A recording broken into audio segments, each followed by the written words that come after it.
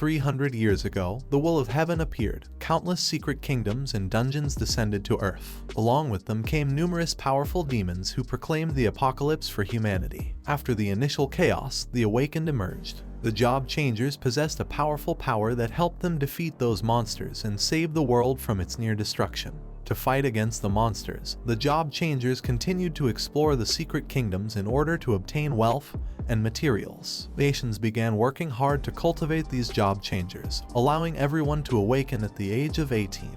The day came to awaken a class for students turning 18. To awaken a class, one had to touch a magical blue crystal. Several students touched the crystal. One student named Wang Wei from the 3rd year of Class 2 failed to awaken a class and was labeled as a student without a class. Another student named Lai Wei from Class 3 of the year successfully awakened the swordsman class. Another student named Wang Hao from Class 3 of the 2nd year successfully awakened the crafter class. The awakenings were usually divided into 3 categories, according to their class: combat, support, and creation. The combat category was the most practical and everyone wanted to obtain it, while on the other hand, no one wanted to obtain the creation category, since in this category were those who couldn't fight and were considered the weakest and despised by everyone. Several more students touched the crystal and a student with purple hair became happy as he awakened the combat category called Magic Swordsman. On the other hand, another student became sad and started crying because he had awakened the creation category. He began to wonder why he had managed to awaken this class that was not good for combat. After the awakening ceremony was completed, the class range was also divided, usually into 4 categories: common, secret, and divine. Among them, a divine rank was the rarest. This rank could only be seen once every 100 years. It was our protagonist's turn, Jiang Chen, to touch the crystal and awaken a class. He touched the crystal and it began emitting a powerful light. Upon seeing this, the other students were astonished. A brown-haired boy pointed his finger at Jiang Chen and told everyone that he was the prodigy of the academy. Another student informed the others that this was a sign of an awakening. While Jiang Chen was touching the crystal, it began to emit a powerful light that started advancing rapidly towards the sky. The students began to wonder what rank this class was. Several thought it could be a divine class, as Jiang City hadn't produced a divine talent in hundreds of years. In a matter of seconds, the crystal started emitting a powerful light that formed a giant tree in the sky, visible from every corner of the city. It was said that every time a divine rank class awakens, a phenomenon occurs that can shake the heavens and the earth. Several seconds later, the awakening of the class was successful, and while Jiang Chen was touching the crystal with one hand, he put his other hand in his pants pocket and simply stared at the sky. At that moment, Director Wang appeared. He approached Jiang Chen and congratulated him for being the pride of the school. Although he knew that Jiang Chen could awaken a combat class, he did not expect him to awaken a divine class. After saying this, Director Wang asked Jiang Chen which class he had awakened. Jiang Chen turned his head slightly towards the director and was somewhat surprised. With a smile, he explained to Director Wang that the class he had awakened was not a combat class. Upon hearing this, Director Wang was shocked. With a surprised look on his face, he started looking at Jiang Chen. Seeing that Jiang hadn't awakened a combat class, he asked him if he had then awakened a support class. Jiang Chen turned his body towards Director Wang, extended his hands to the sides, and plants made of spirits appeared in the palms of his hands. He revealed to everyone that he had awakened the creation class of divine rank called Spiritual Master. He also added that this talent was meant to assist with the growth of plantations and small creatures. Upon hearing this, both the director and others were shocked. With a surprised look, he began to stare at Jiang Chen and explained that this was bad because the creation class did not have combat abilities, so even divine rank was considered useless. The professor accompanying Director Wang asked Jiang Chen not to be discouraged since even if he couldn't fight, at least he could be safe. He explained that spiritual masters were quite popular in the field of research. He also added that the recommendation he had promised was no longer possible. He advised Jiang Chen to enter the research field as a professor could get him a letter of recommendation.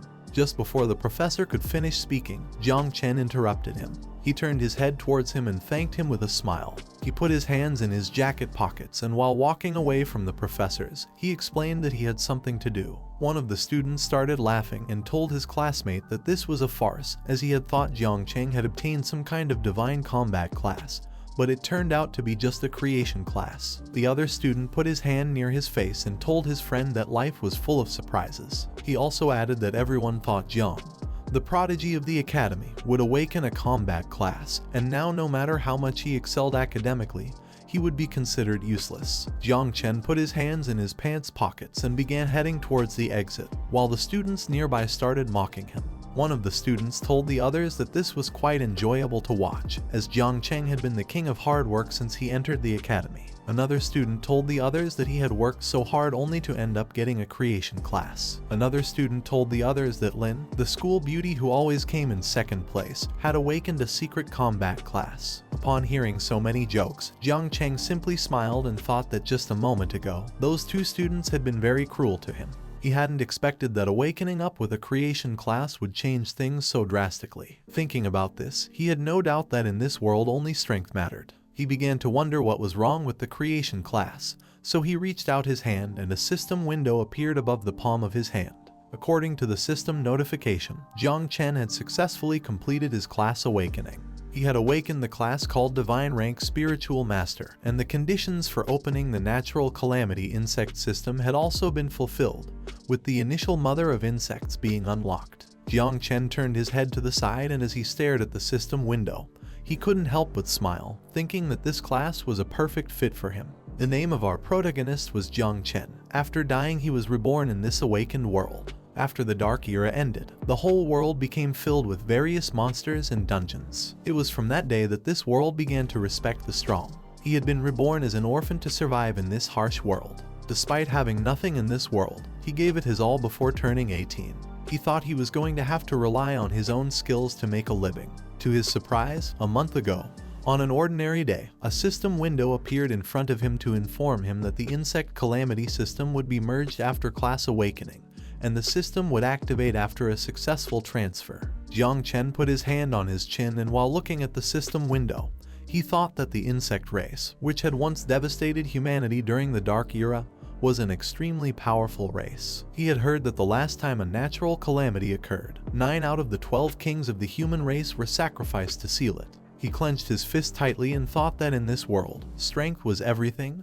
There was nothing to doubt. He began to stare fixedly at the system window, and while his body emitted a powerful energy, he thought that as long as he could use the strength of the insect race for himself, the insect race would have no chance against him. Without thinking any further, Jiang Chen activated the system, and by doing so, he was teleported inside the system. He started looking around and became somewhat confused. He began to look ahead. He put his hand near his head to cover his eyes and thought that this was his own sea of consciousness. In front of him there was a great spiritual tree. Upon seeing this, Jiang Chen began to wonder if this was his talent. He had not expected it to be a tree. More system windows appeared. Jiang Chen had several class talents. These talents were evolutions of all things, and sacrifice was required. They could be used once every 10 days and were limited to 1 use per target. The first talent was called Fruits of All Things. Through sacrifice, Jiang Chen could advance the growth progress of fruits, and a special fruit could randomly fall. The second talent was called Improved Growth. This ability allowed him to increase the growth rate of living beings. Currently, this ability increased the growth rate by 10%. By using this ability, Jiang could accelerate the growth of all living beings, and the duration of cooldown was 8 hours. Jiang Chen put his hand on his chin, and while he was looking at the system window, he thought that this system was good since it had even proactively analyzed his talent. Although these talents seemed to lack combat ability, each one could be applied to his system. While he was distracted, a system window appeared asking him if he would like to start summoning the mother insect. Without hesitation, Jiang Chen asked the system to summon the mother insect. At that moment, an evil energy began to emerge from the ground, and a system notification window appeared to inform him that the mother insect was being summoned. As Jiang stared at the energy, he thought that the mother insect had a strong presence. Several seconds later, another system window appeared to inform him that the summoning of the natural calamity rank mother insect called 9 Wings of Miasma had been successfully completed. The mother of the insects was a gigantic creature. She began to stare at Jiang Chen, who took several steps back and was amazed. The status window of the mother of the insects appeared. She was called 9 Miasma Wing. From the abyss she was known as the Sovereign of Death. Once as a calamity, she caused a catastrophe as great as a natural disaster and then disappeared during the Third Era. The current devouring value of her was 0%. Jiang had a 100% affinity with the insect mother. Jiang had to proceed with the devouring and start breeding the next generation of insects to unlock abilities. The insect mother approached Jiang, who was amazed and began wondering why she was so enormous. The insect mother began to stare at Jiang and addressed him as a master. She introduced herself as Little Nine and explained that she was very hungry and wanted to devour fierce beasts. Another system window appeared to inform him that the growth rate of the insect mother had increased by 10%.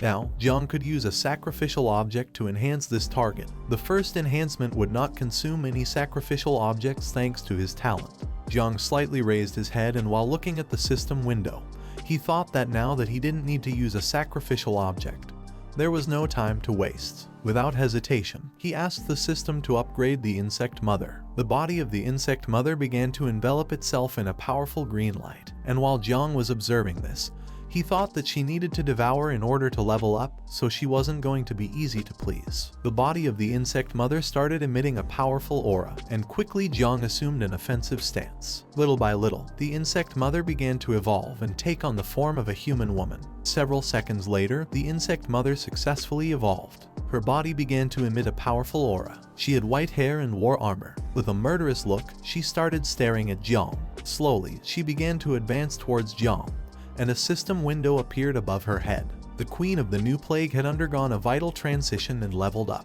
Along with leveling up, she gained new abilities. The first ability was called Nurture. With this ability, she could share the experience 10 times with the host. The second ability was called Poisonous Mist. With this ability, she could transform into deadly miasma, corroding everything. The third and final ability was called Communion. This ability allowed her to enhance all of the host's abilities by 20%.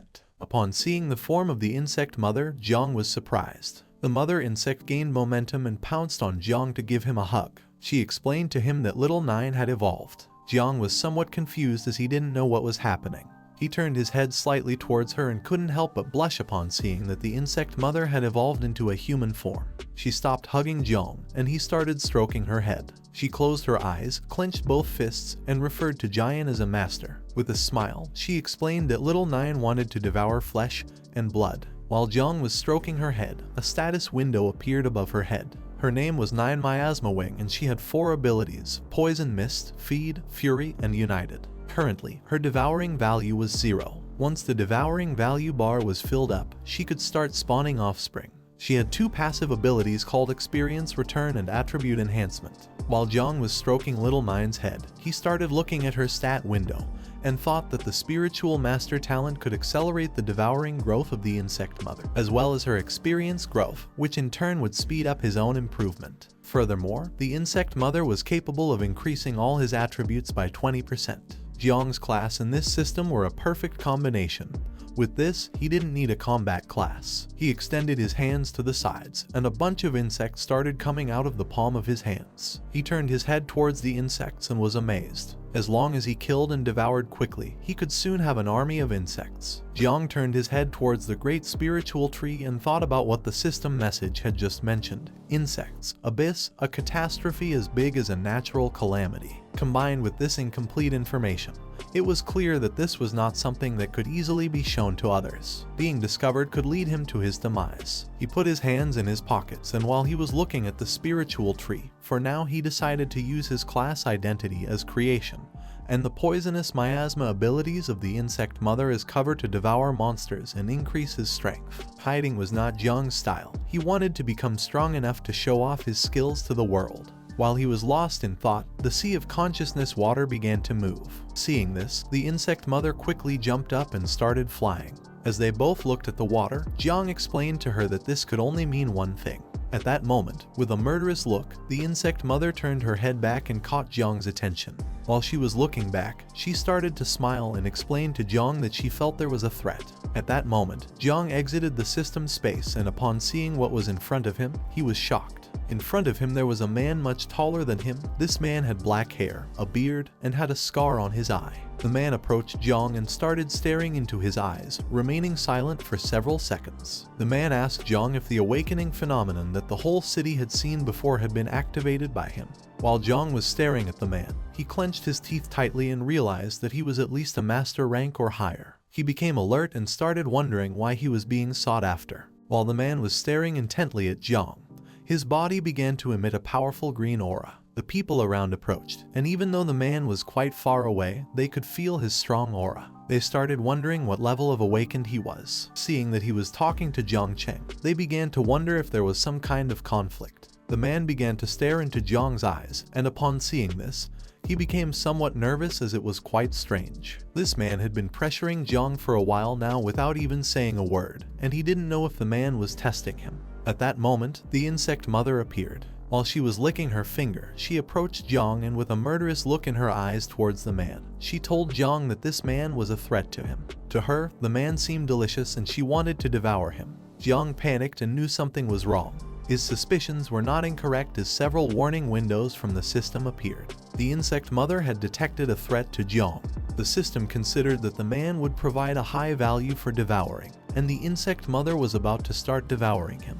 Jiang's body began to emit a powerful aura, which started spreading in all directions. He quickly realized something was wrong because now Little Nine had detected a threat, and she was going to start attacking. Jiang's powerful aura reached the students who were previously mocking him. They began covering their faces with their arms and wondering why Jiang had such a cold and sinister aura. Jiang became furious. With a murderous look, he began to stare into the man's eyes. He realized that when the devouring value was low, the aggressiveness of the insect mother increased. To prevent this from happening, he needed to find some monsters for Little Nine to devour as soon as possible. Seeing the powerful aura emanating from Jiang, the man simply started smiling. And upon seeing the man's smile, Jiang quickly realized that he wanted to test his strength, but unintentionally activated the insect mother. The good thing was that Jiang was still able to suppress the insect mother. Without hesitation, Jiang suppressed the insect mother and a system window appeared. He had temporarily suppressed the insect mother and her devouring value was low, so that this would not happen again.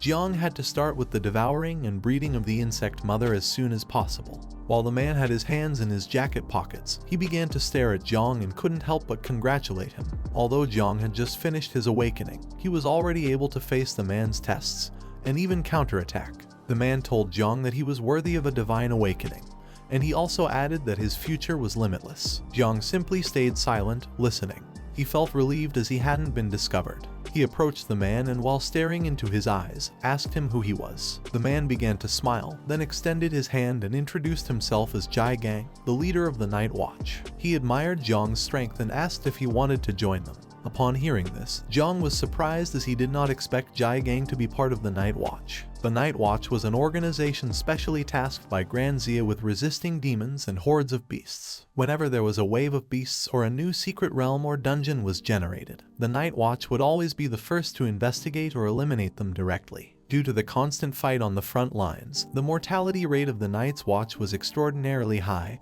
and most people avoided it, but for Jiang it was different. The insect mother needed to continuously devour the flesh and blood of monsters to accumulate devouring value and produce offspring. Currently, Jiang needed an opportunity to confront large monsters, and once the devouring value was complete, the insect mother would start reproducing, and no one knew how much commotion she would cause. For this reason, the wild nature was a good place for breeding the insect mother. As long as Jiang joined the Night Watch, whether by devouring or reproducing, the risks they presented could be easily dealt with. While Jiang was looking at Jai Gang's hand, he couldn't help but smile since the Night Watch organization was perfect for him.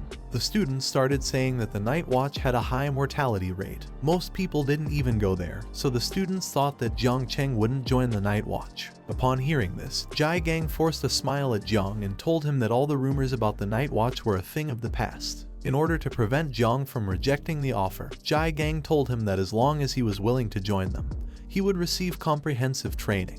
Due to his divine rank, his resources were very valuable to the Night Watch. Without thinking twice, Jiang shook hands with Jai Gang and called him leader, telling him that there was no need for further explanation.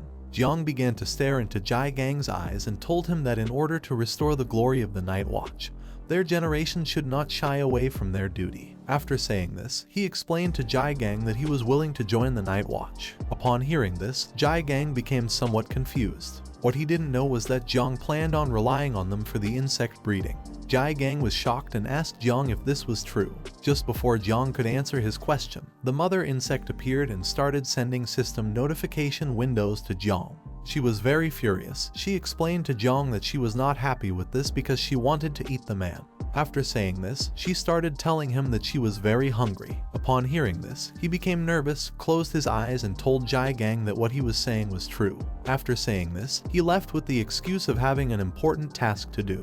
He began to distance himself from Jiang, slightly turned his head towards him, waved goodbye and told him that in 3 days he would be punctually present at the Night Watch headquarters. Jiang simply turned his head towards him and remained silent. He may have thought that this was going to be more complicated. He hadn't expected it to be so simple. He had forgotten to ask Jiang what hidden profession he had. At that moment, 2 men fell from the sky and landed near Jiang. One of them was the 8th elder of the Martial Arts Academy. Jiang turned his head towards them and told the elder that if he was here to snatch people from the Night Watch, then he had arrived too late. The elder asked Jiang where the guy who awakened a divine rank creation class was. Upon hearing this, Jiang became somewhat confused. He turned his head towards the old man and asked him what he was talking about. The old man approached him and, while looking into his eyes with a surprised expression, asked if he was planning to let a divine ranked awakened from the creation category join the Night Watch just to die. Upon hearing this, Jiang realized that Jiang had the divine rank creation class. At the same time, Jiang went to the city. A man named Uncle Wang asked him if he had been the one who caused the phenomenon in the main city. Jiang replied yes. A woman with purple hair approached Uncle Wang. She put her hand on her waist and asked him to lower his voice or he could die if someone looking for trouble came.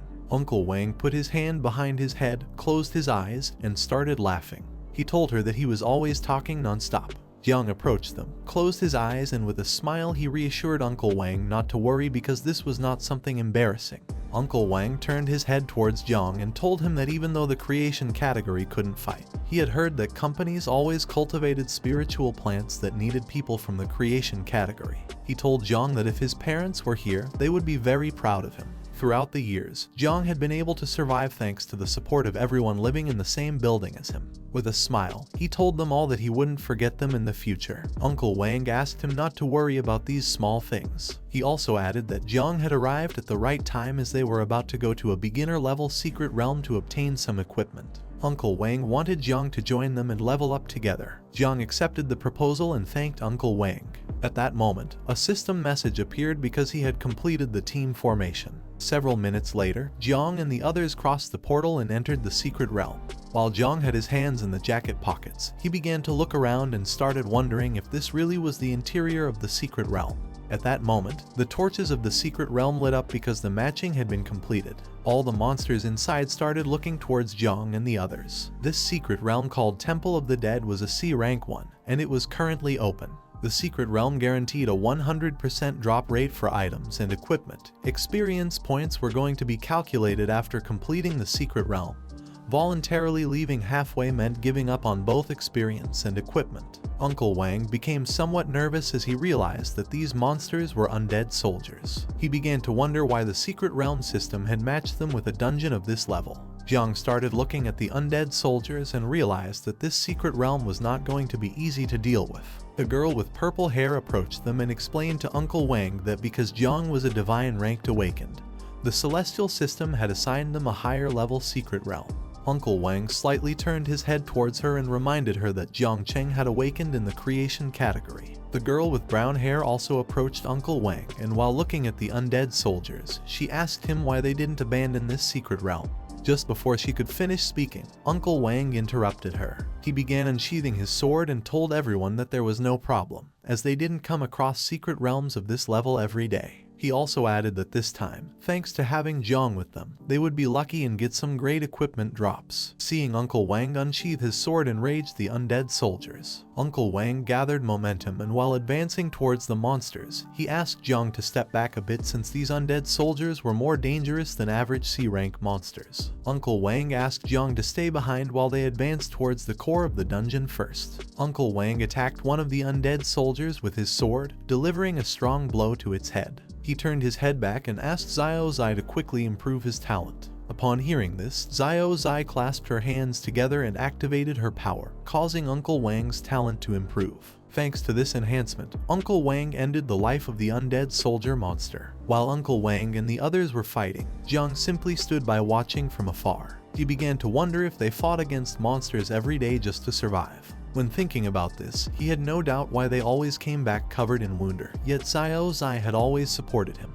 He had heard that she became an adventurer because she was forced to heal her brother's eyes. While he was staring at Uncle Wang and the others, he thought about becoming stronger quickly, and when he earned money, properly thanking them. While he was distracted, the insect mother began to manifest herself. She put her hand under her chin, and while looking at the undead soldier's corpse, she told Jiang that there were many monsters and blood here, and she wanted to devour them. While Jiang had his hands in his pants pocket, he turned his body towards the undead soldier's corpse and started smiling. He thought that Little Nine had already detected the corpse. Given this situation, Jiang decided to first test Little Nine's abilities. He reached out his hand to the side and used the level 1 poison barrier skill called Corrosion. A fog of poison appeared in his palm, and he ordered Little Nine to devour the undead soldier's corpse. She thanked him, and the poison fog began to advance towards the corpses and slowly started to devour them. In a matter of seconds, the monster corpses began to disappear. Jiang realized that the monster corpses corroded as soon as they made contact with the poisonous fog. After seeing this, Jiang had no doubt that Little Nine's poisonous fog was very powerful. After Little Nine devoured the corpse, the devouring value rose to 10 points. The level of the monsters was too low, causing the growth rate to be slow, so Little Nine needed to devour more monsters. While Jiang had one hand in his pocket, he slightly turned his head back and thought that Uncle Wang and the other two were truly partners who had been working together for years. In such a short time, they had already advanced to the depths of the dungeon. Since the poisonous mist was an area skill and Jiang still couldn't control it accurately, there could still be accidental injuries. To avoid this, Jiang decided to follow Uncle Wang and the others from behind and take care of the monsters' corpses. At that moment, Little Nine caught his attention. She told Jiang that she felt something. Jiang turned his head to the side and saw more monsters starting to emerge from the ground. Little Nine told him that she sensed freshness and blood in that direction. These monsters were level 10 shadow lurkers. They had a strength of 20 points, agility of 15 points, defense of 10 points, and stamina of 5 points. These monsters were lurking in the shadows to hunt down the weaker stragglers. While Jiang was staring at the shadow lurker monster, he began to wonder if its name was in red because its level was much higher than his. However, in terms of attributes, these monsters were completely inferior to Jiang, who had the skill enhancement united. A statistics window of Jiang appeared. He had a devouring value of level 1. His identity was the Lord of Insects. His occupation was Divine Rank Spiritual Master, and he had 3 level 1 talents called Growth of All Things, Divine Evolution, and Ancestral Tree of All Things. Jiang possessed the insect mother named Little Nine, or better known as Nine Miasma Wing. She had a natural calamity level. He didn't have any equipment. He had 35 points in strength, 31 in agility, 27 in endurance, and 20 in constitution. His combat power score was 41 stars. Currently, he had 2 active passive abilities called Experience Return and Attribute Enhancement. The current devouring value was 100 and the current experience was 0. Jiang decided to test his skills. He reached out to one side and gave Little Nine the command to transform into a poisonous mist and follow him. She listened to him and transformed into a poisonous mist, which began to stick to the ground. At that moment, the monsters called shadow lurkers started advancing rapidly towards Jiang. He brought his hand close to his face, and while his hand was releasing the poisonous mist from Little Nine, he started staring at the monsters. Several seconds later, he began running towards them. Upon seeing this, the monsters tried to attack Jiang, but he dodged their attacks and in the process touched their bodies with his hand, infecting them with the poisonous mist. The monsters began to look towards the body part where Jiang had touched them, and upon seeing poisonous mist, they became confused. While Jiang was staring at the monsters, he extended his hand towards them, then clenched his fist tightly and started smiling. At that moment, Little Nine's poisonous mist grew thicker and slowly began to corrode the bodies of the monsters, gradually destroying them. Jiang simply turned his head towards the monsters and remained silently watching. At that moment, several system windows appeared, and he gained 200 special price. While Jiang was looking at the corpses of the monsters, he thought that they were no match for him. He began to smile as he saw that the devouring value was also increasing rapidly. As he was lost in his thoughts, Little Nine appeared and informed him that more blood food had appeared. Behind them, more shadow lurker monsters began to appear. Jiang simply put his hands in his pockets and remained silent without making any movement. Then he turned his head towards the monsters, and while staring at them intently, he felt worried about Uncle Wang and the others as he realized that there were actually many hidden monsters in this dungeon. He decided to quickly finish off these monsters to go check on how Uncle Wang and the others were doing. He asked Little Nine if she would be able to deal with the monsters. Little by little, she began to manifest herself through the poisonous mist. While staring at the monsters, she reached out her hand towards them and asked Jiang to leave them in her hands. As for her, all these monsters were small prey. Several minutes later, Jiang went to where Uncle Wang and the others were. Upon arrival, he saw that Uncle Wang was quite injured. The two of them were surrounded by monsters. Uncle Wang was holding the sword with both hands and had his back against Zio Yuanwu's back.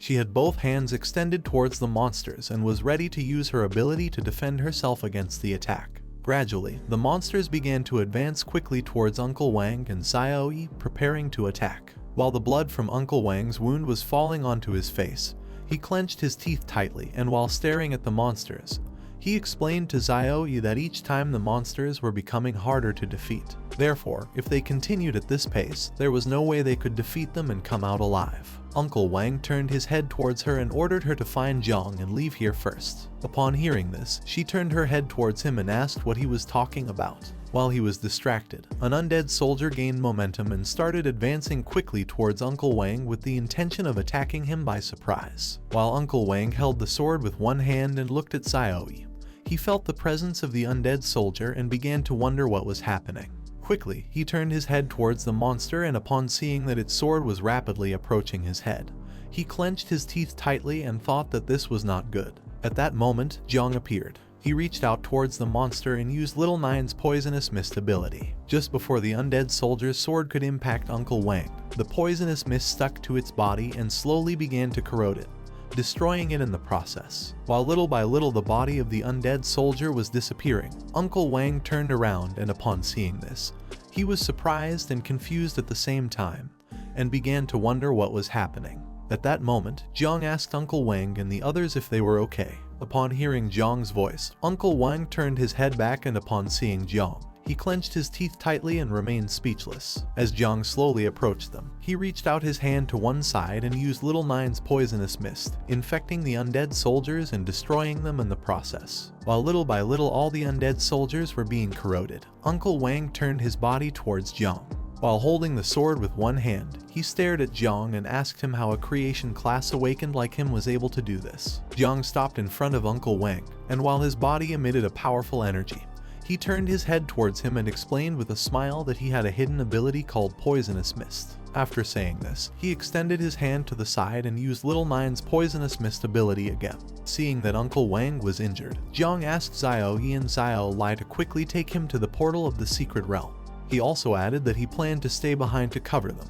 Upon hearing this, everyone was left speechless. With a surprised look, Uncle Wang started to stare at him and told him that even though Jiang possessed a divine class, this was too dangerous. Zio Yuanwu also began to look at Jiang with a surprised expression and asked him to join them instead of staying here fighting against the undead soldiers. While they were talking, Zio Yuanwu simply put her hand near her mouth and remained silent. Jiang turned his back on them, and as his body emitted a powerful energy, he slightly turned his head towards them and reassured Uncle Wang not to worry because he wouldn't have any problems. After saying this, Jiang turned his back on Uncle Wang and the others, and as his body emitted a powerful energy, he slowly began to approach the monsters. At that moment, the system notified everyone that due to the number of people in the last level of the secret realm meeting the requirements, the boss of the secret realm was being summoned. While Uncle Wang was watching Jiang move away from them and advance towards the monsters, he tried to stop him, but just before he could speak, Zio Yuanwu interrupted him.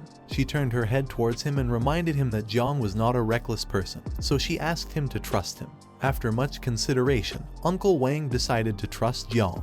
He threw him the sword and asked him not to forget to return it later. Upon hearing this, Jiang reached out and grabbed the sword, assuring Uncle Wang not to worry as he would return it later. This sword was called the Novice Conqueror's Sword. It had 25 speed points, 30 strength points, and a 2% attack speed bonus. It also had a passive ability that was already active. Jiang brought the sword close to his face and stared aggressively at the monsters. For him, this was great because now he could increase the attack range of the poisonous mist with Uncle Wang's sword. He activated the poisonous mist, causing it to slowly emerge on the blade of his sword. The undead soldiers gained momentum and attempted to attack Jiang, but in the blink of an eye, he evaded their attacks and using Uncle Wang's sword, cut the monsters into pieces, infecting them with the poisonous mist in the process. These monsters were no match for Jiang, as he was the best swordsman in the entire school. While Jiang was distracted fighting against the undead soldiers, a much stronger monster gained momentum and began to advance towards him at high speed. The monster unsheathed its sword, and as it slowly approached Jiang, it prepared to attack him by surprise. Although Jiang didn't initially feel the presence of the attack,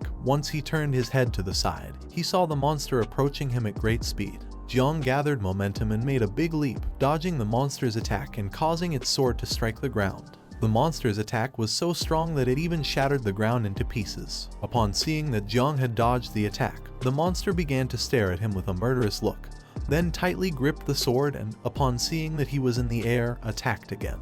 Luckily, Jiang managed to block the attack in time using Uncle Wang's sword. However, due to the difference in strength, the sword that Uncle Wang had lent him broke in half, causing Jiang to be thrown backwards. Quickly, Jiang stepped on the ground and managed to stop his body in motion. Then he turned his head to the side and, upon seeing that Uncle Wang's sword had broken, he was surprised. This boss was stronger than he had imagined. Jiang was more worried about the sword than the boss, as he didn't know how to explain to Uncle Wang that his sword had broken. The boss of the secret realm was called Undead King and was level 15. The Undead King stood up and, while holding the sword in one hand, started staring at Jiang with a murderous look. At that moment, the body of the Undead King began to vibrate, and in the blink of an eye, it appeared behind Jiang and prepared to attack. Upon realizing the presence of the Undead King, Jiang became terrified and started wondering how the boss had moved at such a high speed. Jiang turned his head towards the Undead King, and while looking at it with an aggressive gaze, he called for Little Nine. Just before the Undead King's sword could strike Jiang,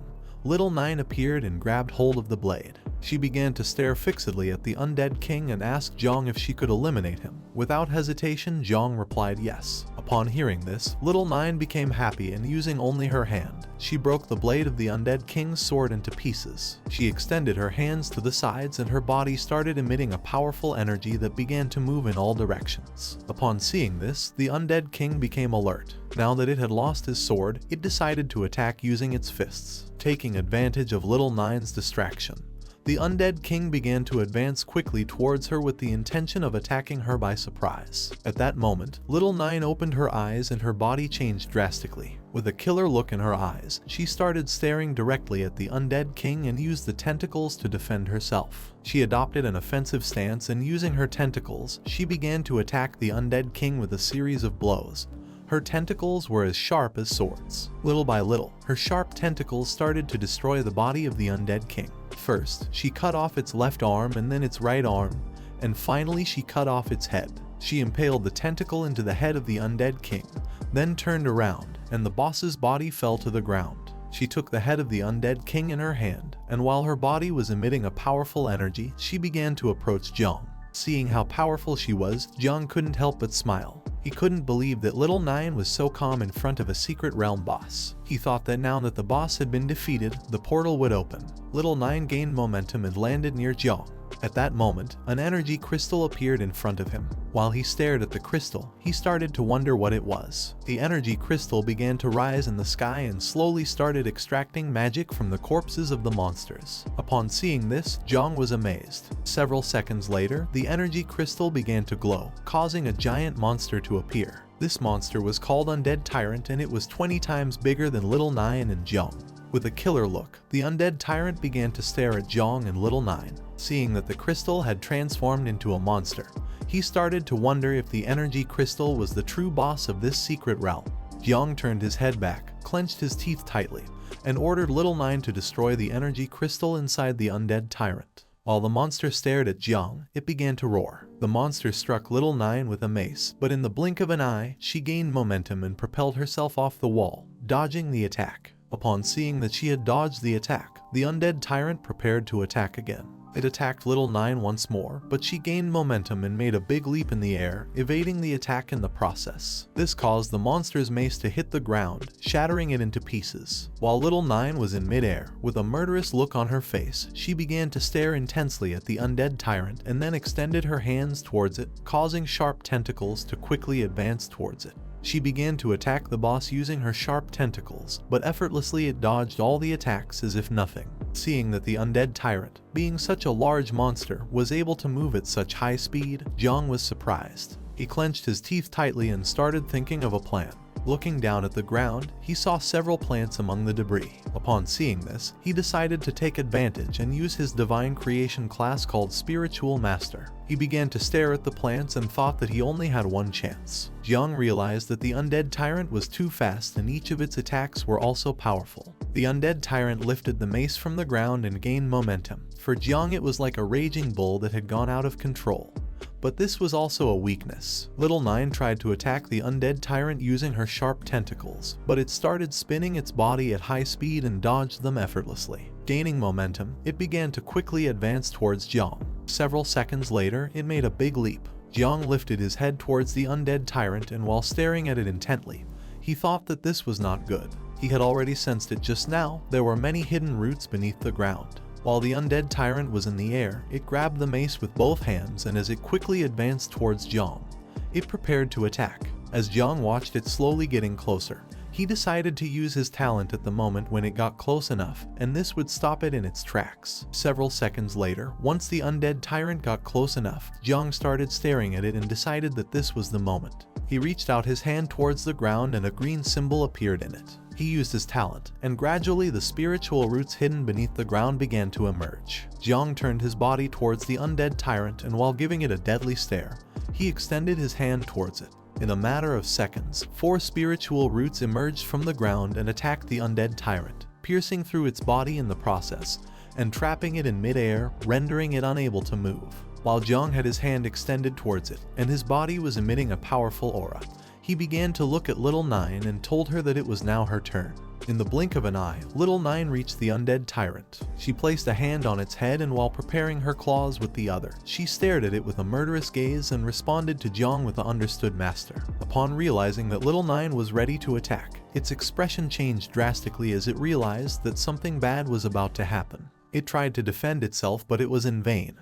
Just before it could make a move, Little Nine gained momentum, and using her sharp claws and tentacles, she attacked it, piercing its body in half and destroying the spiritual roots in the process. In a matter of seconds, the undead tyrant's corpse fell to the ground, while Jiang had his hand extended towards the sky and was controlling the spiritual roots. He began to stare at the undead tyrant's corpse and couldn't help but feel proud. He had managed to defeat the undead tyrant. Jiang's ability was secure enough, so as long as he used his skills properly, he could still play a great role in battles. While he was lost in his thoughts, a system notification appeared to inform him that the growth acceleration was on cooldown for 8 hours. Because of this, slowly but surely, the spiritual roots began to disappear. Several seconds later, the core emerged from the undead tyrant's corpse. Upon seeing this, Jiang decided to break it immediately. Just before the core could fly away, Jiang approached and grabbed it with his hand. He then clenched his fist tightly, shattering the core into pieces. As the fragments of the core gradually fell to the ground, Jiang started staring at his fist with an aggressive look and thought that this was the end.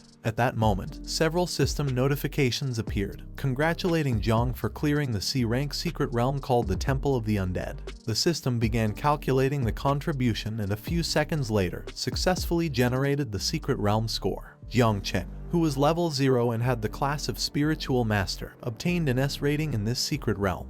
Wang Yi, who was level 12 and had the class of Swordsman, obtained a B rating. Liu Ying, who was level 11 and had the class of Warlock, obtained an A rating.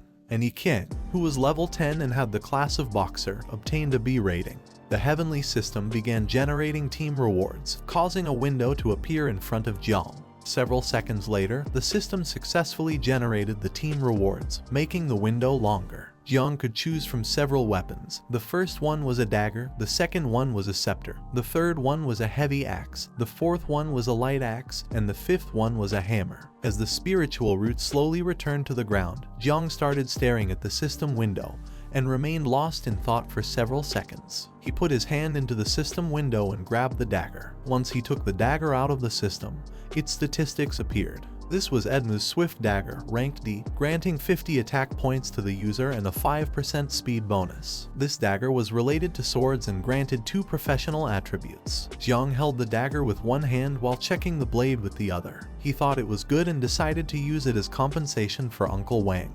He turned his head to one side and while looking at the system window, he thought there was a lot of equipment. It didn't take him long to realize that all of the equipment was geared towards combat. He wasn't sure if there was anything suitable for the creation classes. He approached the system window, put his hand inside the system, and decided to take a look at the attributes of each equipment. He grabbed the hammer from the system window, and once he pulled it out, the hammer hit the ground because it was very heavy. This hammer was called Call of the King, granting 100 strength points to the user and deducting 100 agility points due to its weight. The attribute of this weapon was that the user had a 10% chance to trigger 5 times more critical damage. While Jiang was trying to lift the hammer from the ground, he began to feel a new sensation. A notification window appeared to inform him that the experience was being rewarded. Upon seeing this, he quickly realized that the system was giving him the experience points he had obtained from this secret realm. Although the hammer was very heavy, thanks to the experience, Jiang gradually became able to lift it. In a matter of seconds, he was able to lift the hammer as if it were nothing. Another notification of the system appeared to inform him that the United ability was in effect. Now all of Jiang's attributes had increased by 20%. While his body was surrounded by a powerful energy, and with one hand he was lifting the hammer, he put the other hand in his pants pocket and turned his head towards the hammer. Under the passive ability of the Insect Mother, he had reached level 6. In this way, the effect of United was also more prominent. He also realized that the physical combat ability increased along with the level. While he was lost in his thoughts, Little Nine approached him. She grabbed his shirt and got his attention. Upon hearing her voice, Jiang snapped out of his trance. She turned her head towards him and while pointing at the system window with her finger, she asked if she could eat all this as a reward. He put the hammer on the ground, turned his head towards her and while looking into her eyes, he pondered for several seconds. He turned his head towards her and told her that Little Nine couldn't eat the equipment, as it was for Uncle Wang and the others to exchange for money. He also added that if Little Nine ate it, then she would have a stomachache. Upon hearing this, she placed one hand behind her back and while touching her lips with the other, she began to look at Jiang with a sad expression. Then, she turned her body towards the undead tyrant's corpse and asked Jiang if she could devour it. He had completely forgotten about the remains of the boss. The devouring value was precious and could not be lost. While his body was surrounded by a powerful aura, he turned his head towards the corpse of the undead tyrant and gave Little Nine permission to devour it since it belonged to her. Without hesitation for a second, Little Nine approached the corpse of the undead tyrant, which was gigantic. While Jiang was looking at its corpse, he began to wonder if this boss wasn't a bit too big. Due to its large size, if Little Nine used the poisonous mist to corrode it, then it might take her some time. Little Nine extended her hands to the sides, closed her eyes, opened her mouth and told Jiang that she was digging.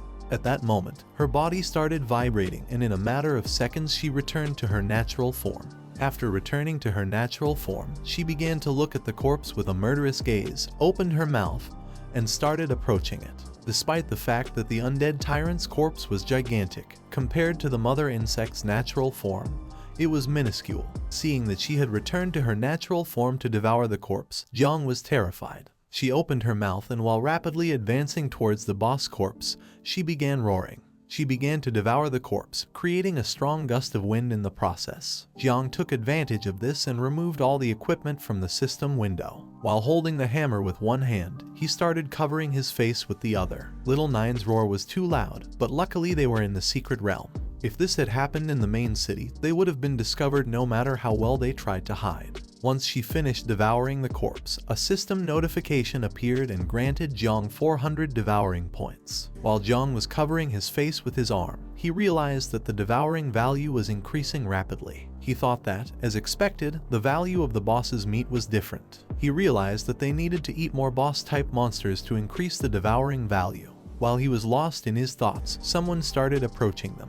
Upon hearing the sounds of footsteps, he quickly turned his head back and clenched his teeth tightly as he realized that Uncle Wang and the others were coming because they had heard the noise Little Nine had made. The current devouring value was 8876 points. He approached Little Nine and asked her to quickly return to the other form. Upon hearing his order, she started smiling and replied with a understood master. For Jiang, this was a pity as the devouring value was so close to being filled. Several seconds later, Uncle Wang and the others arrived. Upon seeing the equipment on the floor, he realized that Jiang had indeed passed the level. Jiang explained to Uncle Wang that he had broken his sword, but in exchange, he gave him the dagger. Without hesitation, Uncle Wang took the dagger, and upon seeing that it was a rare item, he told Jiang that he would not pursue the matter of Jiang damaging his equipment. Zio approached Jiang and explained that this necklace was also a rare item which could be sold for a lot of money. Yiqiang asked him how the hell he had defeated the boss alone.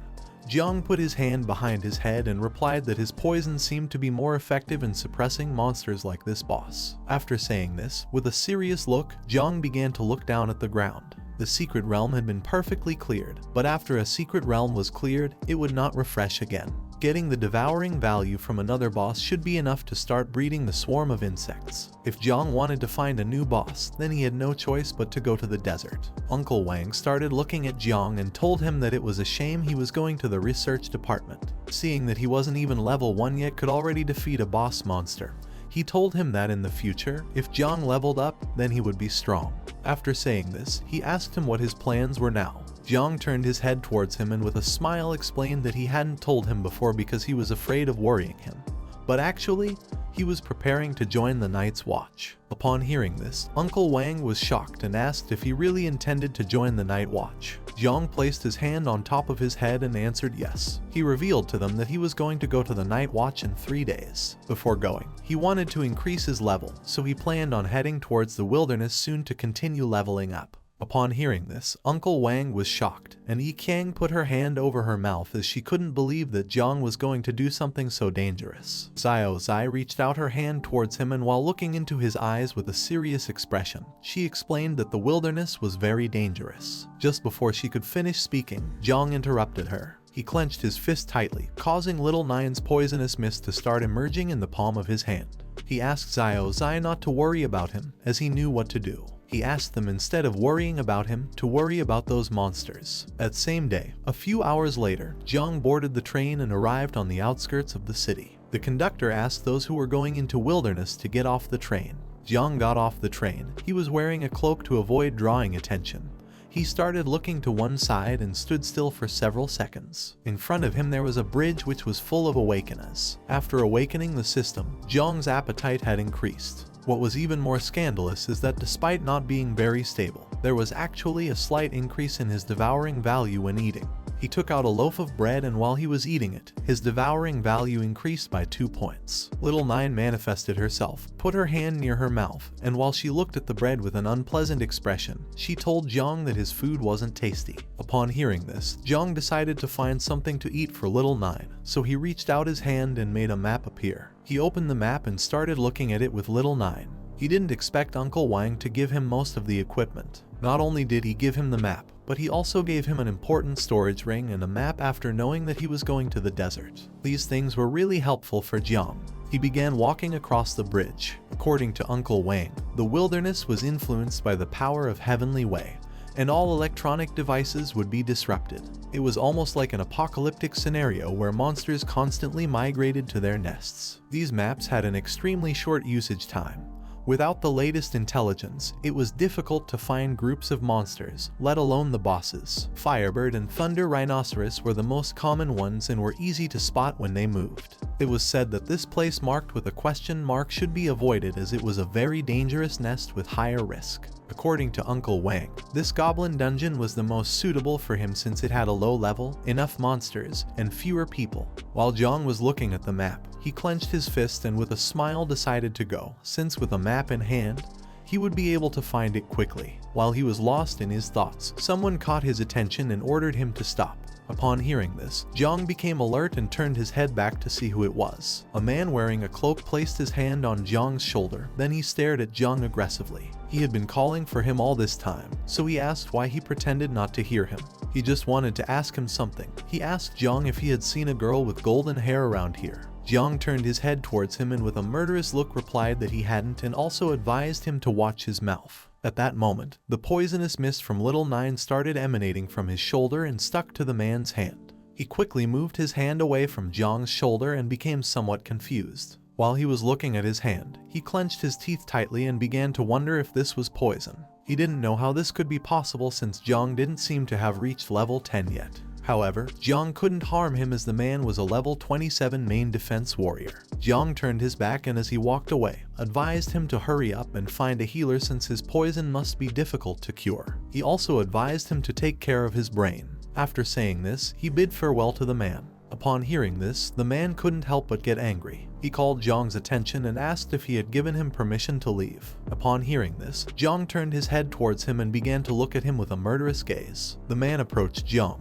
and while his body was emitting a powerful aura, he stared at him with a killer look and asked how dare he lay a hand on the Zio family. Upon hearing this, Jiang began to wonder if he was referring to the Zio family and the Battle of Heaven. Upon hearing the man's words, Jiang began to stare into his eyes and soon realized what was about to happen. His suspicions were correct. The man attempted to strike him with all his strength, but to his misfortune, Jiang had already anticipated it. He simply gathered momentum and leaped to the side, evading the attack, causing the man's fist to impact against the ground, shattering it into pieces. While Jiang was in the air and moving away from the man, he put his hand in front of his face and with an aggressive look, began to stare at the man and wonder what the Zio family was. Seeing the man's attitude, Jiang realized that he wasn't normal. The man was very angry. He clenched his teeth tightly and while staring at Jiang with a murderous look, he began to approach him at high speed. He unsheathed his sword and couldn't help but praise him for being quite fast. Upon seeing that things had reached this point, Jiang removed his hood and extended his hand to the side, causing Little Nine's poisonous mist to appear. He began staring at the man intently and told Little Nine that it was no longer necessary to hold back. Upon hearing this, she manifested herself through the poisonous mist and while staring at the man with a murderous look, responded with an understood. Upon seeing the poisonous mist, the man became even more aggressive.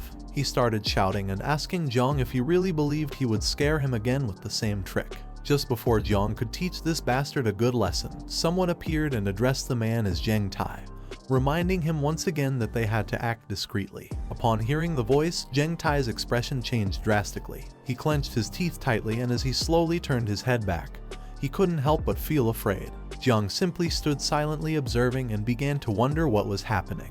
A man with blue hair wearing a hood appeared behind Zheng Tai. He was quite angry. He started staring at him with a murderous look and asked him what he was doing here. When he had asked him to search for someone, Zheng Tai was scared shitless. He clenched his teeth tightly, and as he slowly turned his head back, he began to tremble and tried to give an explanation. But just before he could speak, the man interrupted him, turned around, slightly turned his head towards him, and with a disappointing look called him trash that only caused problems. Upon hearing this, poor Zheng Tai became even more scared shitless, and just before he could utter a word, the man delivered a strong punch under his chin, causing him to start bleeding from his nose. This man was part of the Zio family. While his body emitted a powerful energy, he turned his head towards Zheng Tai and with a murderous look reminded him once again that he was nothing but a dog of the Zio family who had no right to use the name of the Zio family. Immediately, Zheng Tai fell to his knees on the ground, bowed his head before him, and apologized, explaining that he would not forget it in the future. Now that there was going to be no action,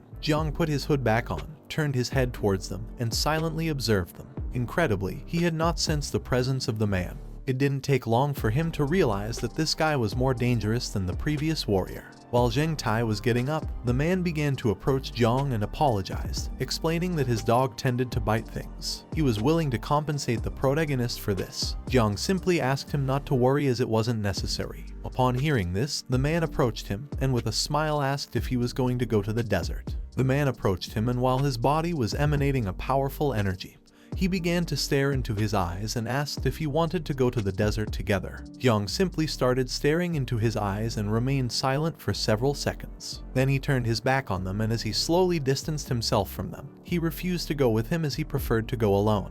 Upon hearing this, the man simply watched as Jiang walked away and remained silent. He thought that he was quite an interesting person. He knew that Jiang had awakened the divine class of creation called Spiritual Master. Once Jiang had distanced himself enough from them, Zhang Tai stood up, approached the man, and asked him if he should continue searching for the person he had been entrusted with.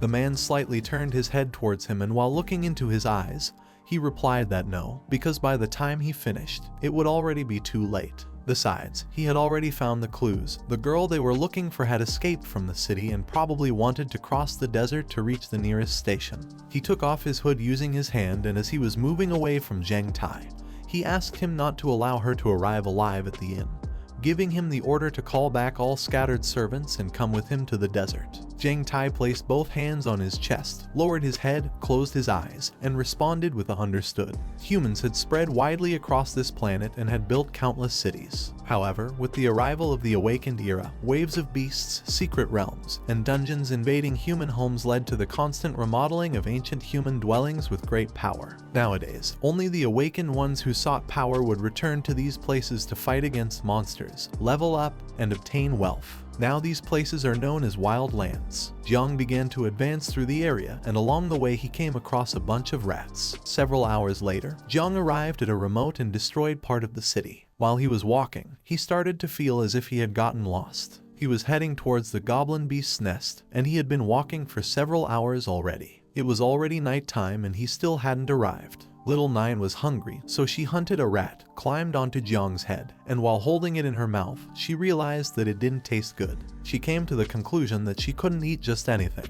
Along the way, Jiang had seen many monsters, but now that he had reached this area, he couldn't even spot a strong monster. These monsters granted a very low devouring value if Jiang didn't find a beast boss nest, considering the time it would take him to return.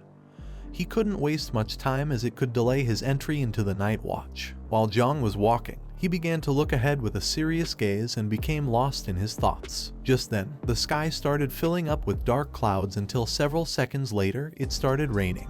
At that moment, a giant spider lurking in the area noticed Jiang's presence, and as it slowly descended towards him, it began to stare at him with a murderous gaze. Jiang reached out his hand to the side, and as raindrops fell onto his hand, he realized that this rain was a magical fluctuation, which meant he had entered an area where some beast lairs were located. He couldn't help but feel joy because even though they had made a mistake in searching for the beast's nest, luckily they had found it. Now the only thing left was to quickly find the monster in order to completely fill the devouring bar for the first time. Several seconds later, Jiang turned his head back and saw the monster slowly approaching him. Both started to stare into each other's eyes and remained silent for several seconds. Little Nine manifested, and while she was staring intently at the monster, she asked Jiang if he wanted her to intervene. Jiang slightly raised his head, and while looking at the monster, he replied to her that it was not necessary since the level of this monster was not high and it only seemed to have a slightly larger body size than the other monsters. Taking advantage of this, the monster descended to the ground and began preparing its sharp legs to attack him.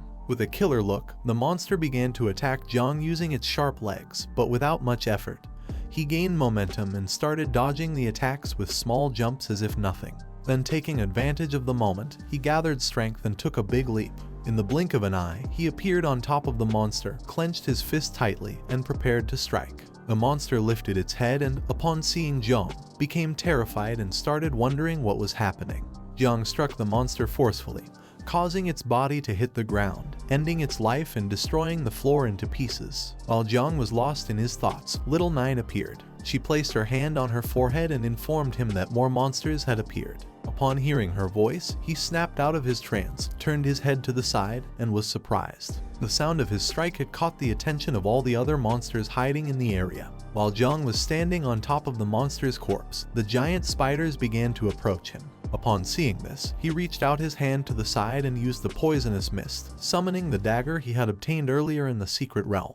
While he and Little Nine were staring at the giant spiders, he told her that it was time to enjoy a good meal. Both of them started staring at the giant spiders with a killer look, and he asked her if she was ready, to which she responded without hesitation that she was. Jiang activated Little Nine's poisonous mist, gained momentum, and in the blink of an eye, attacked the spiders using his dagger, cutting their bodies into pieces and infecting them with the poisonous mist in the process. As they advanced, their levels also increased rapidly. If they kept fighting monsters on the way back, they could at least level up 2 more times. In a matter of seconds, the monsters began to die. Those who had not received a mortal wound died due to the poisonous mist, which started corroding their bodies. In the blink of an eye, all the monsters died, forming a pile of corpses. Jiang approached and asked Little Nine to devour the remains of all these monsters. She became quite happy, extended her hands to the sides, and thanked him. At that moment, she started looking to one side and informed him that something big, powerful,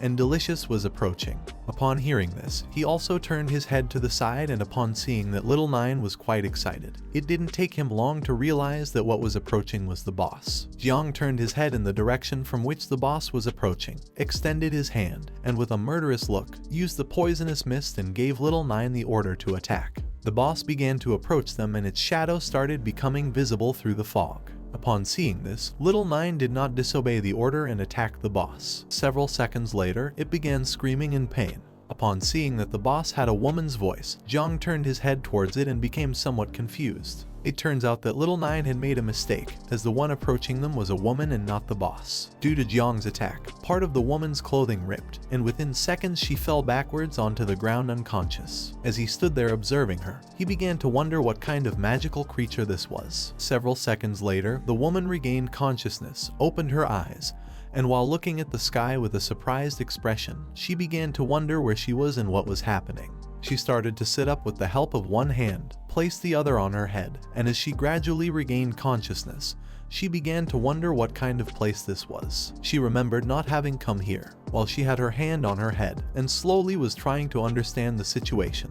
Jiang approached her, sat down next to her, rested his elbows on his knees, closed his eyes, and with a pleasant smile, asked if she was awake. Upon hearing Jiang's voice, she became alert and began to wonder who he was. Without wasting a second, she stood up and hopped away from him. She adopted an offensive stance, and while looking at Jiang, she asked him who he was and also requested that he not approach her. He stood up, turned his body towards her, and with a calm voice, he asked her not to worry since he was just a job changer who had come to the desert to fight monsters. He also added that he hadn't come to harm her. Upon looking more closely, she remembered who Jiang was. She placed a hand on her chest, began pointing at Jiang with the other, and while staring at him intently, she told him that she knew he was the one who had attacked her before. Upon hearing this, Jiang became somewhat nervous, closed his eyes, and with a smile apologized to her, explaining that he had mistaken her for a monster. Upon seeing that Jiang was quite attractive, she couldn't help but blush. She turned her head towards him and asked how anyone could say that beautiful girls like her resembled monsters. She couldn't help but call him presumptuous. She entered into panic. Quickly she started touching her head and face to see if her nose and ears were still where they should be. Jiang simply stayed silently observing her. He had used all his strength when he attacked her. Now, seeing that she still had so much vitality, and was as if nothing happened, he began to wonder who she was and how she could withstand his attack. Several seconds later, after checking that she had no injuries, she calmed down. Then, she reached out to the side and the golden ring on her finger began to shine and emit a green energy. This ring was like a kind of clock which started projecting the time. Upon seeing the time, she realized that she had wasted too much time. She turned her back on Jiang and while walking away from him, decided to leave quickly before they caught her. While she was slowly moving away, Jiang simply remained silent. He began to stare at her intently and started wondering why she was running away and who were the people chasing her. The woman moved away from him a little, but suddenly stopped abruptly. She put her hand on her mouth and started biting her nails. Jiang didn't take long to realize that something was wrong.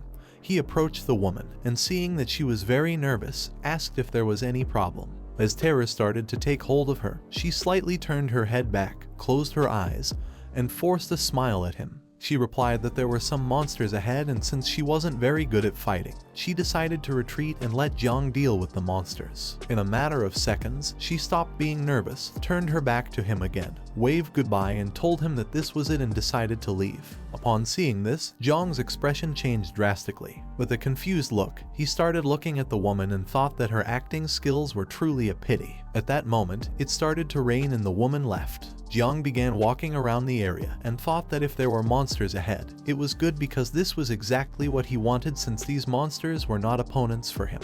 Although they gave him devouring points, there was a problem. Jiang slightly turned his head to one side and with a serious look, he thought that dealing with other job changers was going to be difficult. The desert had always been a lawless place where many people dedicated themselves to killing and stealing goods. He began to question whether it was a good idea to capture the woman from before and ask her again. While Jiang was lost in his thoughts, little Nine appeared. She started pointing ahead with her finger, and with a serious look she informed him that there were many monsters approaching from that side. Far from being scared or running away, Jiang was happy. He turned his head slightly towards her, and upon hearing that there were many monsters, he told her that this was great. His happiness didn't last long. He turned his head to the side, and upon seeing what was in front of him, he was shocked. In front of him, hundreds of giant spiders appeared, just like the ones he had just defeated. Among them was one even bigger than the rest, which started to look at him with a murderous gaze. As Jiang's body was surrounded by powerful energy, he began to look at the spiders and thought that this wasn't good for him. Fighting against some of them wouldn't be a problem, but now that there were so many spiders, he wouldn't be able to confront them. While little by little the giant spiders were getting closer to him. With a serious look, he began to stare at them fixedly and thought that the woman was not lying. Despite being surrounded by monsters, he felt relieved. He preferred to fight against these monsters rather than against the job changers. The giant spiders became enraged, and with a murderous look, they gained momentum and began to advance quickly towards him. Upon seeing this, Jiang couldn't help but feel happy, as he had no reason not to want the devouring value that was approaching him. Jiang unsheathed the two daggers, and as his body emitted a powerful and suffocating energy, he began to stare fixedly at the monsters, giving little Nine the command to activate the poisonous mist. She did not disobey the order and responded with a understood. At that moment, her poisonous mist began to emerge from the daggers he was holding. In the blink of an eye, the giant spiders approached him, opened their mouths, and prepared to attack. While Jiang's body was surrounded by poisonous mist, he stood still for several seconds. One of the giant spiders tried to attack him, but Jiang moved at an incredible speed, and using the daggers and little Nine's poisonous mist, he gained momentum and in the blink of an eye, pierced its body, splitting it in half and infecting it with the poisonous mist in the process. While he was in the air, he slightly turned his head back, and while staring fiercely at the monsters with a killer look, he thought this was strange because he didn't know why these monsters had become much faster than before. While Jiang was distracted, another giant spider gained momentum and began to advance towards him at a high speed. As it slowly approached him, it started staring at him with a murderous look and prepared to attack. Jiang didn't take long to feel the presence of the giant spider. Quickly, he slightly turned his head back, and upon seeing that it was trying to attack by surprise, he was somewhat surprised. But for the giant spider's bad luck, Jiang was not going to stand idly by.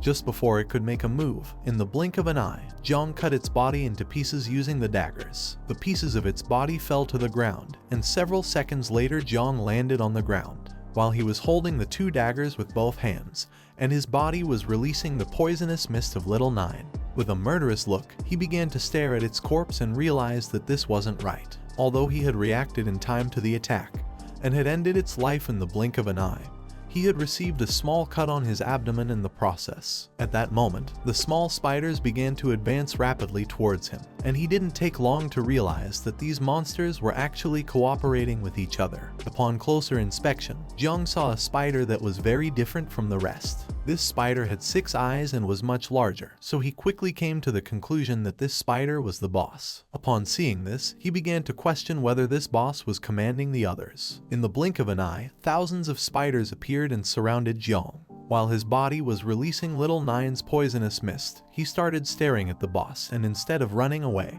he simply stood still. Jiang finally understood that the thousands of monsters living in this area had the same strategy, both in numbers and tactics, so it was not surprising that no one came here. With a serious look, Jiang began to stare at the boss and thought that the only way to defeat these small monsters was by killing the boss. Upon seeing the number of monsters present, he thought this was going to be a bit difficult. While he was lost in his thoughts, little Nine emerged through the poisonous mist and placed her hand on his shoulder, getting his attention. As she slowly manifested herself, with a serious look on her face, she began to stare directly at the boss and explained to Jiang that she was able to understand the situation. She revealed that these monsters were trying to challenge their master. Upon hearing this, Jiang became somewhat confused. He turned his head slightly towards her and asked what she was talking about. Little Nine thought that these monsters were really arrogant. She extended her hands to the sides, started looking up at the sky, opened her mouth, and let out a loud roar. Upon hearing little Nine's roar, the spiders finally realized that she was the insect mother, and without a second thought,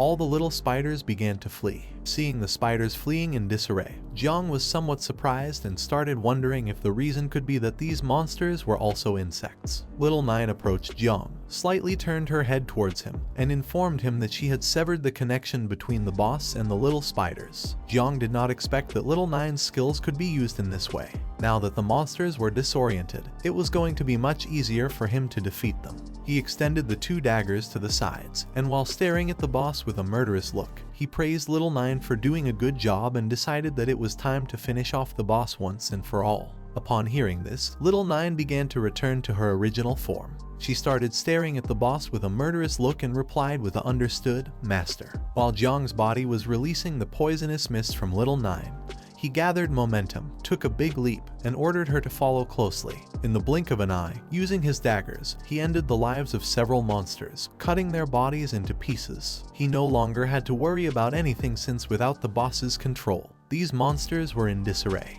Jiang began to move at a high speed towards the monsters, and using his daggers, he started cutting their bodies into pieces. Now that the monsters were scattered and disorganized, they no longer posed a threat to him, so he didn't need to waste any more time.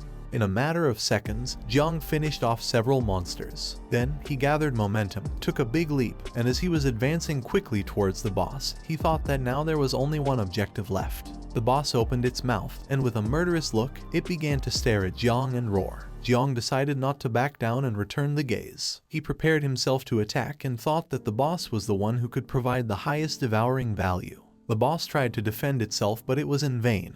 Just before it could make a move, Jiang descended upon it and swiftly attacked its head with both daggers, infecting it with Little Nine's poisonous mist in the process. Despite the difference in size, within seconds, it lost its life and fell to the ground. Jiang landed on top of the boss's corpse. As he held both daggers in his hands, his body began to emit the venomous mist of Little Nine.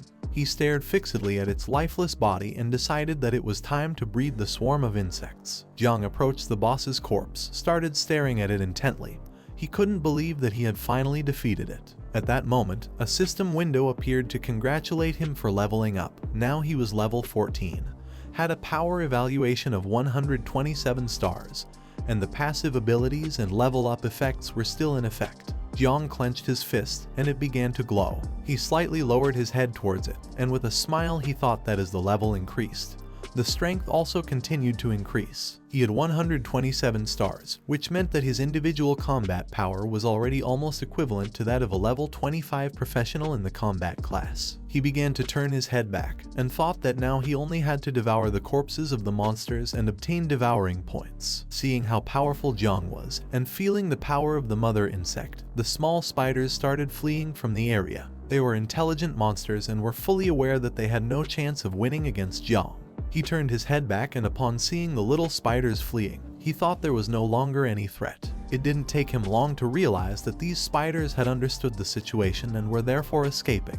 Despite wanting to kill these monsters to earn points, he decided not to do so, as the most important thing now was to start breeding insects. He began walking towards the corpses of the monsters, and little by little, Little Nine started manifesting through the poisonous mist. With a killer look, Jiang began to stare at the boss's corpse, clenched his fist tightly, extended the other one towards the sky, and told Little Nine that now it belonged to her. Upon hearing this, she thanked him and then returned to her natural form. She then opened her mouth, took a leap, and started moving towards the boss's corpse. She began to devour the corpse, and a system window appeared to grant him 600 devouring points. While Little Nine was enjoying her meal, Jiang turned his body to the side, and with a serious look, he thought that elite monsters like this boss were different from the others since they could provide a high devouring value. He didn't take long to come to the conclusion that hunting and quickly breeding the swarm of insects was a good way to become stronger and hunt more elite monsters. Several seconds later, another system window appeared in front of him to inform him that the devouring value was full. The system asked him if he wanted to start the insect breeding. Jiang began to look at the system window, and upon seeing how quickly the devouring value had filled up, he was amazed. He soon realized that elite monsters gave much more points than normal monsters. Several seconds later, Little Nine returned to her human form, knelt before him, placing one hand on her knee and the other on the ground. Then she bowed her head before him and informed him that Little Nine was already ready to reproduce. She asked him to allow her to continue following him with a much stronger power. While Jiang's body was emanating a powerful aura, He turned his head to the side and remained silent for several seconds, lost in his thoughts. He slightly turned his head towards her, and with a smile, he decided it was time to start breeding the insects. At that moment, a system window appeared to inform him that Little Nine had already started the first generation of mass insect breeding. Jiang's body and Little Nine's body began to emit a wave of energy, and the system informed him that the accelerated growth of talents and the blessing of the growth of all things were in effect. With a serious look, Jiang started to gaze at Little Nine,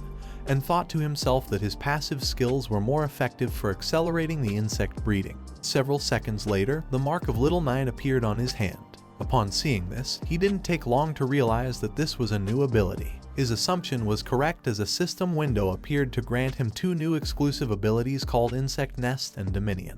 Then, another system window appeared to inform him that the insect breeding had been accelerated, and there were 8 seconds remaining. Seeing this, Jiang thought that the insect breeding was almost complete. Jiang lifted his head towards the sky, and upon seeing what was in front of him, he was shocked. He couldn't help but be amazed and wonder if this was a colony of insects. In front of him stood Little Nine, with both hands extended to the sides and reproducing itself. In the blink of an eye, thousands of insects appeared and started flying around them. The system congratulated Jiang for successfully completing the breeding of the first swarm of insects. According to the system, there were a total of 2,300 insects. Jiang turned his head to one side, and while he was observing the insects, he started to smile and thought that the quantity was truly impressive. He couldn't believe that the first breeding cycle of the insects could reach over 2,000 offspring. This was only the first generation. He didn't know what would happen in the 3rd or 4th generation.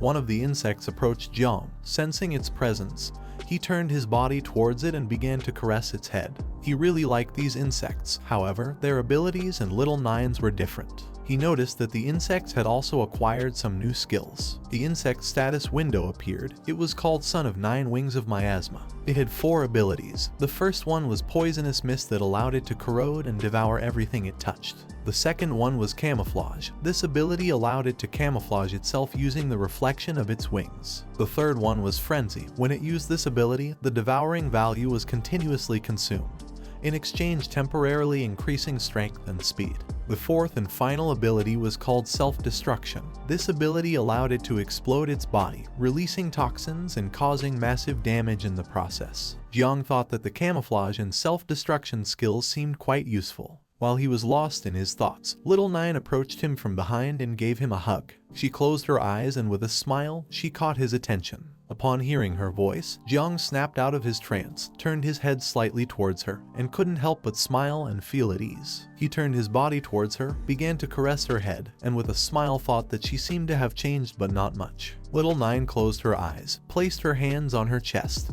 and with a joyful smile informed him that she had finished the process of breeding the insects. Then, she took Jiang's arm with both hands and told him that she wanted to rest. Upon hearing this, he asked her what she meant by resting. At that moment, her body began to disappear. Jiang slightly turned his head towards his hand, and upon seeing this, he became somewhat confused. He started wondering where she had gone. And at that moment, a system window appeared to inform him that Little Nine had returned to the insect nest. Jiang started looking at his hand and couldn't help but smile and feel relieved. The system space was incredible. It was a space that could accommodate swarms of insects. Now it didn't matter how many swarms there were. They could all hide within the system, so Jiang would no longer be afraid of being discovered by anyone. The insect nest was a new ability that he had acquired. It was an ability that was granted at maximum level, which meant that it couldn't be leveled up. Jiang activated Little Nine's mark, started looking at his hand and saw that she was sleeping peacefully. He realized that after reproduction, insects needed to sleep. Jiang remembered that he had just acquired a new ability called Dominion, so he decided to test it out and see how it worked. He extended his hand to the side and activated the skill. As he did this, his body began to emit a powerful and suffocating energy, and his eyes started to shine. Once Jiang activated the ability, the insects that were by his side turned their heads towards him and started looking at him with a murderous gaze. Jiang turned his head towards them, and with a murderous look, he realized how this ability worked. He extended his hand towards the sky and it began to absorb the insects. This new ability allowed Jiang to control the swarm of insects. He turned his head towards his hand and thought that using this skill was as easy as moving an arm. While Jiang's eyes were shining, he started looking ahead and was amazed. By using this ability, he could also use the senses of the insects. Now Jiang could perceive the world in the same way insects did. As he looked around, he saw that this place was filled with monsters, hidden and ready to stalk their prey. Jiang turned his head to one side, and upon seeing the behavior of the insects, he couldn't help but smile. He realized that they were also excited. With a killer look, Jiang and the insects began to stare at the monsters. While his body was surrounded by Little Nine's poisonous mist, he gave them the order to attack as it was time to test their new abilities. Upon hearing his command, thousands of insects destroyed a nearby building into pieces to attract the attention of all the monsters in the area. Their plan worked, as all the monsters near the area turned their heads towards where they were and slowly started approaching to see what was happening. Jiang decided not to wait any longer and go after the monsters. While his body was releasing Little Nine's poisonous mist, he began to approach the monsters, who soon realized what was about to happen. They tried to escape, but it was already too late. Just before they could make a move, the poisonous mist started rapidly approaching them. In a matter of seconds, the poisonous mist stuck to the monsters and slowly began to corrode their bodies, causing them to feel immense pain. Not long after, all the monsters that had been affected by it lost their lives and fell to the ground. Now that they were dead, the poisonous mist slowly started devouring them. Jiang approached the corpses and began to stare at them intently. With the swarm of insects, there was almost no need for him to take action. Now, the reach of the poisonous mist was much larger and it devoured its targets faster and more extensively. Additionally, he now had shared vision with the ability called Dominion. Common monsters could no longer hide from the swarm of insects. Jiang turned his head to one side, and as he watched Little Nine's poisonous mist slowly devouring the monster corpses, he started to smile and thought that soon he would be able to breed more insects. He remembered that he hadn't looked carefully at how much devouring value was needed for the next insect breeding. Thinking about this, he opened the system window. Upon seeing what had appeared on the system interface, Jiang was shocked and began to wonder what was happening and what this was. At the same time, a man arrived at an abandoned warehouse that was near where Jiang was and informed his leader that he had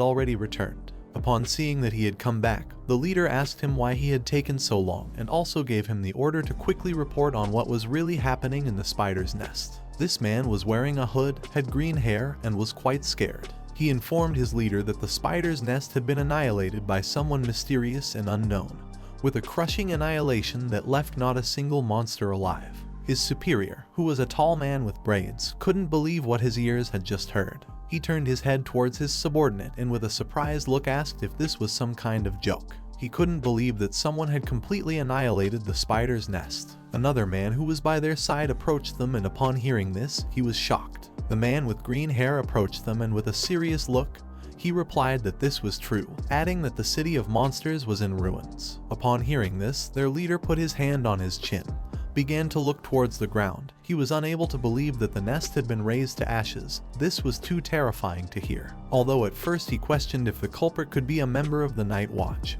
he later dismissed this idea as it was not the style of the Night Watch. He came to the conclusion that the responsible party must be some secret operation from a hidden family or a powerful assault group. He decided that it was best for them to retreat now. For them, this was a shame.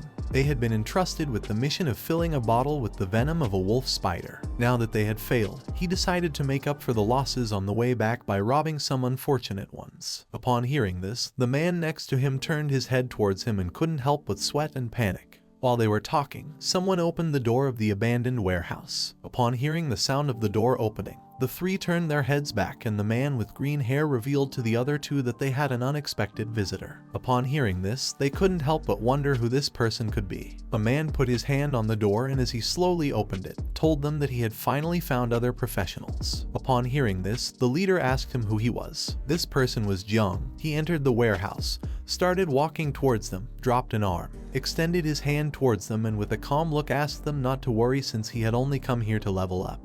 He also added that he had come to exchange some food with them. Upon hearing this, their leader felt relieved as Jiang had come alone. He turned his head towards him, started looking into his eyes and with a smile agreed to exchange some food with him, adding that food in the desert wasn't cheap. After saying this, he asked Jiang what he wanted to exchange. The expression of the man next to him changed drastically. He adopted an offensive stance and began to stare at Jiang. Jiang approached the leader, started looking into his eyes and with a smile asked him not to worry, adding that he had some very good items to exchange. Upon hearing this, the man's expression changed drastically once again. He began to look at Jiang and couldn't help but smile and feel curious about what he wanted to exchange. The leader ordered Jiang to show him what objects he had. At that moment, the two men surrounded Jiang and with a smile, they started unsheathing their swords. He simply turned his head slightly towards them and couldn't help but smile. From the beginning, he knew he couldn't trust them, so without thinking twice, he activated the ring and extended his hand towards them. In the blink of an eye, several spiders came out of the ring and with a piercing gaze they started looking at the men. Jiang turned his back on them and with a mocking voice asked if his products were good. Upon seeing the spiders, the men sheathed their swords again, took a few steps back, and went on high alert. The men began to look at the spiders and couldn't help but sweat and feel fear. They were aware that these were wolf spiders. They started to question if they had not been annihilated along with the spider nest. Thinking this, they began to wonder if Jiang was the person who had killed all the spiders. The current level of Jiang Chen was 17. He slightly turned his head towards them, started looking at them with an overwhelming gaze, and with a smile, he asked them not to think that he didn't know what they wanted to do. After saying this, Jiang sat on a rock, slightly turned his head towards them and calmly revealed that he was very angry now. So he advised them to grab their weapons and leave right away from here. Upon hearing this, the three men grabbed their belongings, turned their backs to Jiang, started running, and apologized for bothering him, adding that they were leaving right away. Several minutes later, once the men had fled from the warehouse, Jiang extended his hand to the side, releasing Little Nine's poisonous mist. He gave the order for the insects to come out. While Jiang was sitting on the rock, with one arm resting on his knee, he reached up and used the poisonous mist to release two insects. They began flying around him, with a murderous look in their eyes, searching for any hidden threat. Jiang began to drink a little bit of soup that the men had left. He was getting hungrier and thought he should have known better when he first obtained Little Nine. He didn't expect leading the swarm of insects to have such side effects. When drinking the soup, a system window appeared and Jiang's devouring value increased. Now he had 2768 points out of 1 million. The system advised him to increase the value as soon as possible. Originally, he had thought that the devouring value would increase faster after the insect swarm doubled, but he did not expect that the devouring value of the next reproduction would also double. This complicated things a lot for Jiang, since now the devouring value that a boss could provide was just a drop in the bucket. Even if he eliminated all the beast nests outside the city, it wouldn't be enough to fill up the devouring value for the next reproduction. Jiang started looking down at the ground and sank into his thoughts. He had heard that the beast nests and secret realms controlled by Nightwatch were not going to be made public, which meant that if he wanted to increase his swarm's devouring value, then he had to join the Nightwatch as soon as possible. He began to look at his hand and saw that Little Nine had not yet woken up. Upon seeing this, he quickly came to the conclusion that the burden of reproduction was not small. At that moment, Jiang started to feel someone's presence. Immediately, his expression changed drastically as he turned his head to one side and wondered what this person was doing here. He stood up, clenched his fist tightly, slightly turned his head to one side, and assumed an offensive stance. He could smell the scent of battle and how there were a lot of people chasing after her. He didn't know what was happening here and why she was being pursued. Several seconds later, a girl who was using an invisibility spell entered the warehouse, bumped into Jiang, and fell to the ground. She was the same girl as before. She supported herself with one hand on the floor and began touching her head with the other because it hurt. Jiang turned his head towards her and with a confused look, began to wonder why he had encountered her again. While the girl was lying on the ground, she placed one hand on the floor, put the other on her chest, lifted her head towards Jiang and immediately recognized him as the boy from the spider's nest. She started looking at him with a frightened gaze and asked him not to tell anyone that he had seen her here. Upon hearing this, Jiang couldn't help but be shocked. He turned his head towards her and couldn't help but look at her with a surprised expression. She had been so close to him and he hadn't even been able to sense her presence. It didn't take him long to come to the conclusion that the person the man with blue hair was chasing was her. He decided to take the girl somewhere safe, but at that moment he felt someone's presence. Quickly, he turned his head towards the warehouse entrance, and with a serious look, he thought it was already too late to leave. Several seconds later, several people entered the warehouse. Among them were Zheng Tai and the man with blue hair who was part of the Zio family. They began to walk towards Jiang, and Zheng Tai didn't take long to recognize him. He couldn't help but feel fear and chills. He pointed at Jiang with his finger and informed his leader that he was the same guy they had encountered before. The man with blue hair put his hand in his pants pocket, started staring at Jiang, and with a smile praised his subordinate for having a good sense of smell. Jiang sat back down on the rock, rested his hands on his knees, and remained silent. Upon looking more closely, the man realized that this place was empty and Jiang was actually camping alone. With a gaze filled with anger, Zheng Tai began to look at Jiang and asked him if a girl had entered the warehouse a moment ago. He ordered him to respond immediately or else this time he was going to kill him. The man with blue hair started looking at Jiang, put his hand in front of Zheng Tai, and with a smile asked him to wait. He approached him, began to sit on the rock in front of Jiang. He knew that he was from the spiritual master class. He noticed that Jiang had leveled up very quickly. It had been less than a day since they last saw each other, and he was already level 16. The man became more and more interested in Jiang. He decided to set this topic aside and explained that he now had something urgent to do. While he was sitting on the rock, Jiang simply remained silent. He sat on the rock, rested an arm on his knee, drew his sword, began aiming at Jiang's neck, and with a serious look asked him if he had seen a girl with black hair around here. His subordinates approached, stood behind him, and remained silent. Jiang simply remained calm, started looking into the man's eyes and quickly concluded that based on the aura emanating from his body, his level was very high, surpassing level 30. Seeing that he could accurately detect his class and level, he thought this man must have some detection equipment with him. Jiang turned his head to the side, began pointing towards the back door of the warehouse with his finger, and explained to the man that he had just seen someone's shadow going in that direction.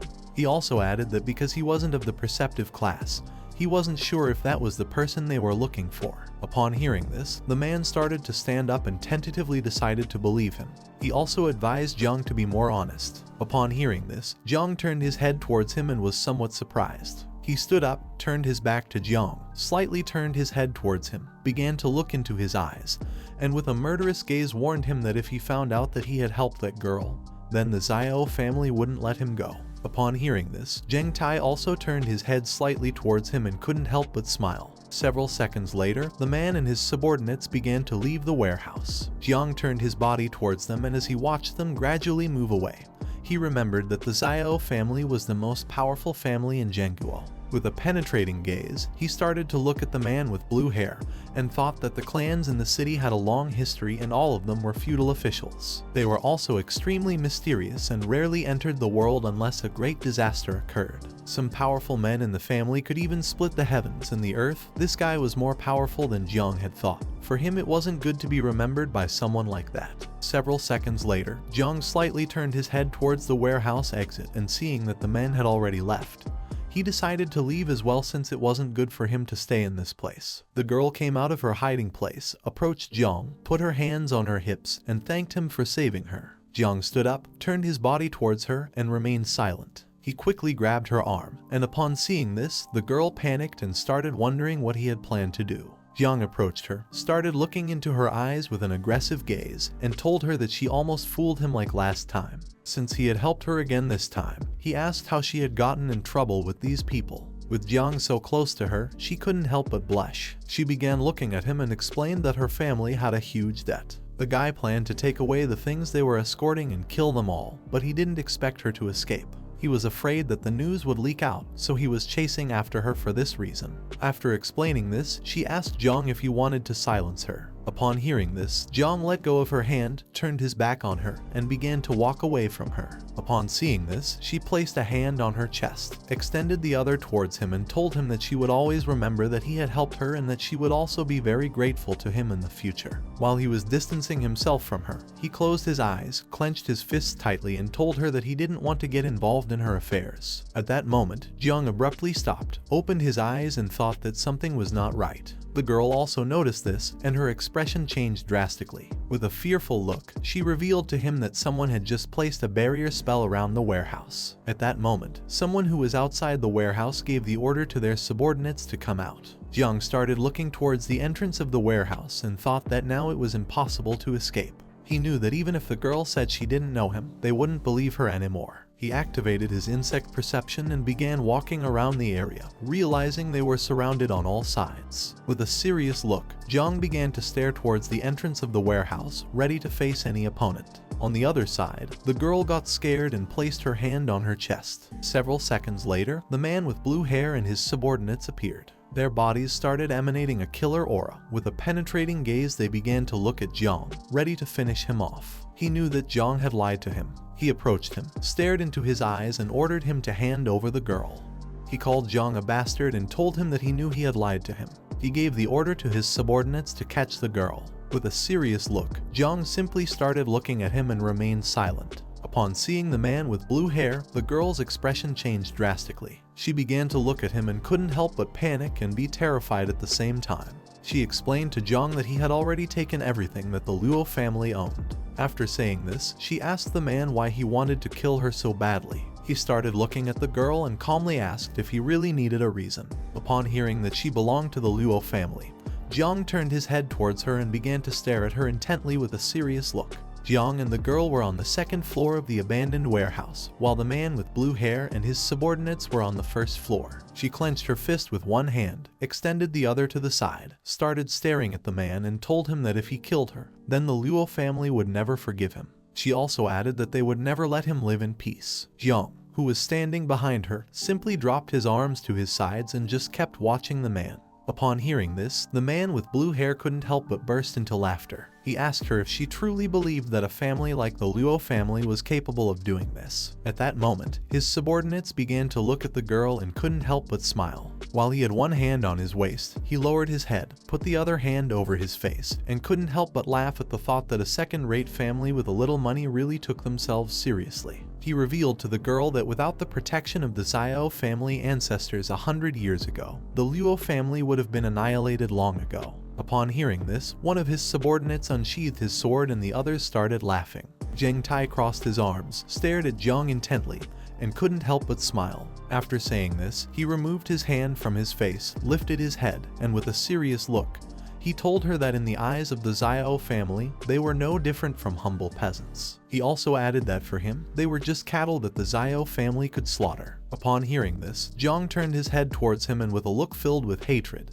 began to stare at him intently. He couldn't help but become enraged. He couldn't believe that a person could be so arrogant. The man extended his hand forward and his palm started emitting a powerful red energy which began to rise towards the sky. Then, he looked at the girl and with a smile asked her what could the Zio family investigate if there was nothing to find. Several seconds later, the energy he had released began to create a powerful barrier around the abandoned warehouse. This ability was called the Dragon Prison Formation of the Zio family. The girl looked up at the sky, placed a hand on her chest, clenched her fist, and couldn't help but be astonished and panic as she now didn't know how she was going to escape from here. Jiang lifted his head and upon seeing the barrier, he couldn't help but be amazed. To him, the man with blue hair was someone very interesting.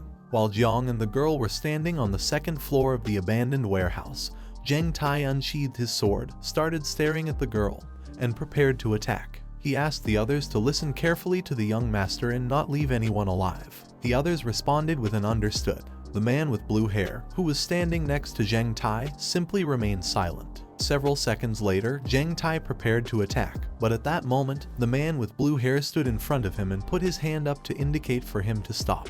Then, he began staring at Jiang and with a smile told him that the girl from the Luo family must die today. He remained interested in Jiang as he was fully aware that he possessed the divine rank creation class. After saying this, while he was still looking at Jiang, he explained to Jiang Chen that the creation class called Spiritual Master was a very rare profession. He wasn't like other people who didn't know what it was. Then, he reached out his hand to the side and with a smile decided to give Jiang the opportunity to obtain everything under the sky today. He extended his hand towards Jiang and gave him the order to capture the girl, in exchange for sparing his life so that he could serve the Zio family. After saying this, he asked Jiang what he thought. Upon hearing this, the girl who had her hands on her waist couldn't help but be shocked. On the other hand, Jiang dropped his arms to his sides and remained silent for several seconds. Jiang began to look down at the ground and couldn't help but smile and praise him, as the bastards of the Zio family were really good at making suggestions. The girl turned her head towards him and upon seeing this, she couldn't help but panic, wondering if Jiang was really going to accept his proposal. With a murderous look, Jiang stared at the man with blue hair and rejected his offer, mocking him by telling him that the Zio family could go to hell. After saying this, he tightly clenched his fists, and while his body was releasing the poisonous mist of Little Nine, with a serious look he told him that he refused. He also asked him if he could come for him if he was looking for a fight. The girl turned her body towards Jiang, brought her hands close to her chest, and upon seeing that his body was surrounded by the poisonous mist, she couldn't help but take a few steps back and become terrified. She began to wonder what was happening. Upon hearing that Jiang had rejected his proposal, the man with blue hair couldn't help but become enraged, as this was a dishonor to him. He gave the order to his subordinates to finish him off. Upon hearing the order, they unsheathed their swords, gained momentum, took a big leap, and began advancing quickly towards Jiang. While in midair, Zheng Tai started looking at him and asked the others to be careful, as Jiang wasn't easy. While little by little they were getting closer, Jiang simply stayed silently observing them without making any movement. Several seconds later, they approached the second floor, and Zheng Tai, upon seeing that Jiang's body was surrounded by poisonous mist, revealed to the others that he could use poison and advised them not to attack directly. Upon seeing that they were ready to attack, the girl hid behind Jiang.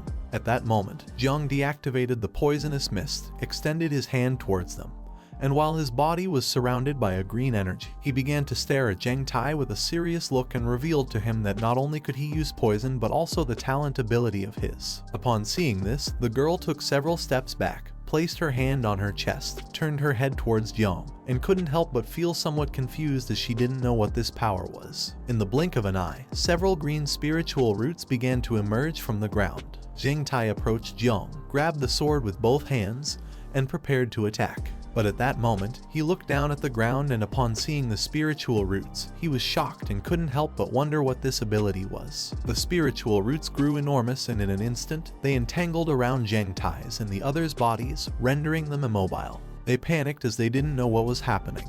Jiang, who had his hand extended towards them, revealed that his ability was the evolution of all things. Little by little, the spiritual roots began to tighten Zheng Tai's body. He quickly grabbed the roots with his hands and started looking at Jiang, unable to help but wonder what was happening. Seeing how strong the roots were, he realized that his class was of divine rank. He was also confused because he remembered that Jiang could use poison as well. He decided not to stand idly by, unsheathed his sword, held it with both hands, and used all his strength to cut the roots around his body into pieces. Upon seeing this, the others also began doing the same as him. He advised them to attack the roots since they were very fragile. The spiritual roots began to fall to the ground near the man with blue hair, who started to push them away using his hands. He didn't take long to realize what was happening.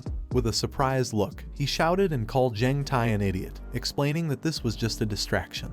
He also added that Jiang was ready to attack. Jiang took advantage of Zheng Tai and the others being distracted to release the insects, which began to look at them with a penetrating gaze. While his body was surrounded by poisonous mist, he reached out his hand to the side, stared at him intently, and explained that it was already too late. The girl sat on the floor, resting her hand on it, lifted her head, and upon seeing the insects, she was surprised. While Zheng Tai's subordinates were busy cutting the roots, the insects began to approach them. He turned his head to one side, and upon seeing the insects, his expression changed drastically. He couldn't help but sweat and be shocked, wondering what these things were. The insects began to move at a high speed and started attacking them. Zheng Tai blocked the attack using his sword, but unfortunately for him, the insects were so strong that in a matter of seconds, they destroyed his sword. Upon seeing this, he was in shock, unable to believe that Jiang had actually destroyed his weapon. Upon closer inspection, he realized that it wasn't poisonous mist at all, but rather summoned monsters. At that moment, an insect began to approach him from behind and it prepared to attack. He lifted his head, and upon seeing this, he was surprised. He started screaming and revealed to the others that this poisonous mist actually came from the monsters. He came to the conclusion that he couldn't dodge the attack. Jiang, who had his hand extended towards him and was controlling the insect, began to look at him with a murderous gaze, and couldn't help but smile as he had finally caught him. Just before the insect could attack Zheng Tai, someone approached him and put their foot on his shoulder, called him trash, and asked him get lost. He turned his head to the side, and upon seeing this, he became somewhat confused. Upon seeing this, Jiang also became somewhat confused and amazed at the same time. This person was none other than the man with blue hair. He unsheathed his sword, grabbed it with one hand, gained momentum, took a big leap, and as he slowly advanced towards Jiang, he used the first form of Kongning's 9 forms. By doing this, his body began to emit an orange aura. While Jiang's body was surrounded by Little Nine's poisonous mist, he simply remained silent. The girl who was sitting on the ground next to him put her hand in front of her mouth and became terrified. Jiang lifted his head towards him, and upon seeing that he was faster than the poisonous mist, he couldn't help but clench his teeth tightly and sweat.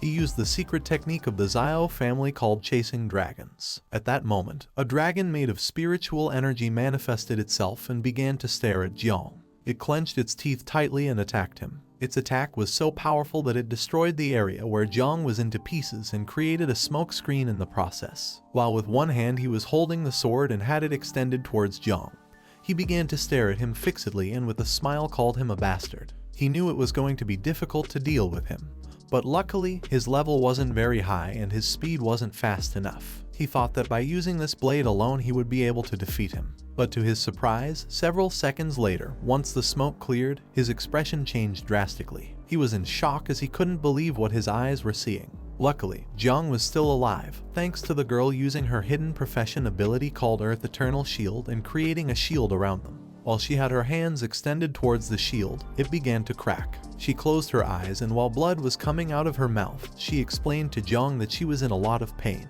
Jiang, who was standing behind her, began to look at her with a surprised and dumbfounded expression.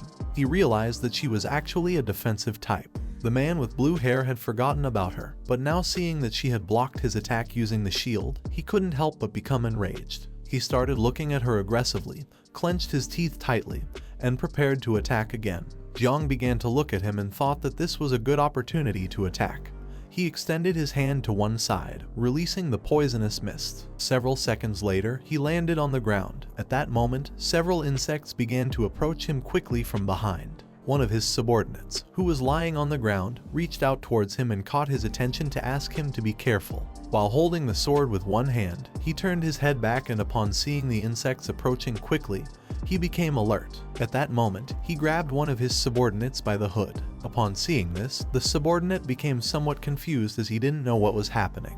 While with one hand he was holding the sword, with the other he grabbed his subordinate by the hood and placed him in front of himself to use him as a shield. Since the insects were not very smart, they attacked his subordinate instead of him. The insect's attack was so powerful that their bodies were thrown backwards. His subordinate was seriously injured. While his body lay beside him, he placed a knee on the ground, leaned the sword against the ground, rested his arm on the other knee, and began to look down at the ground and cough. Jiang came down from the second floor, started approaching him and couldn't help but think that he was a nasty bastard for using one of his own men to block the attack. The insect's attack pierced the man's chest who was lying on the ground. Even though he was badly injured and bleeding from his mouth, he was still alive. He began to cough and caught his master's attention.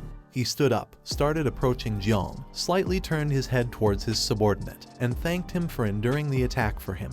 He thought that he had not educated him in vain, and upon seeing that he was still alive, he couldn't help but praise him and think that he was truly strong. Jiang, who was standing in front of him, simply remained silent. He took out a dragon yuan pill from his pocket with his hand, opened his mouth and ate it. He couldn't believe that he was being forced to use the dragon yuan pill. In a matter of seconds, his subordinate lost his life. He began to approach Jiang, dragging the sword on the ground, causing small rocks to slowly float. Upon seeing this, Jiang assumed an offensive stance, while on the other side, the girl sitting next to him and covering the wound on her arm with her hand remained still. He tightly gripped the sword, pointing it towards Jiang, and with a murderous look, he warned that his next attack would slice his head into pieces. Jiang simply remained calm, calmly looking at the man in silence, ready to face any attack. Once the dragon yuan pill took effect, the elemental energy dragon grew enormous and appeared behind him. Its eyes began to shine, indicating to him that it was ready to attack. He assumed an offensive stance, stomped forcefully on the ground, breaking it into pieces. Then he tightly gripped his sword and stared fiercely at Jiang, determined this time to finish him off. His energy was so strong that the rocks around him began to float. Jiang started looking at the dragon and couldn't help but be terrified. He didn't know if he would be able to withstand the attack. The man with blue hair began unsheathing his sword and prepared to attack. This time he decided to use technique number 2 of the 9 Kongning styles. At that moment, he used the ability called the Descending Dragon's Cut and launched a powerful attack towards Jiang. In doing so, his body began to emit a powerful energy, and in the blink of an eye, the elemental energy dragon started advancing quickly towards him. It opened its mouth and prepared to finish him off. At that moment, the girl stood in front of Jiang. She extended her hands towards the attack and with a determined look, used the Earth Eternal Shield once again.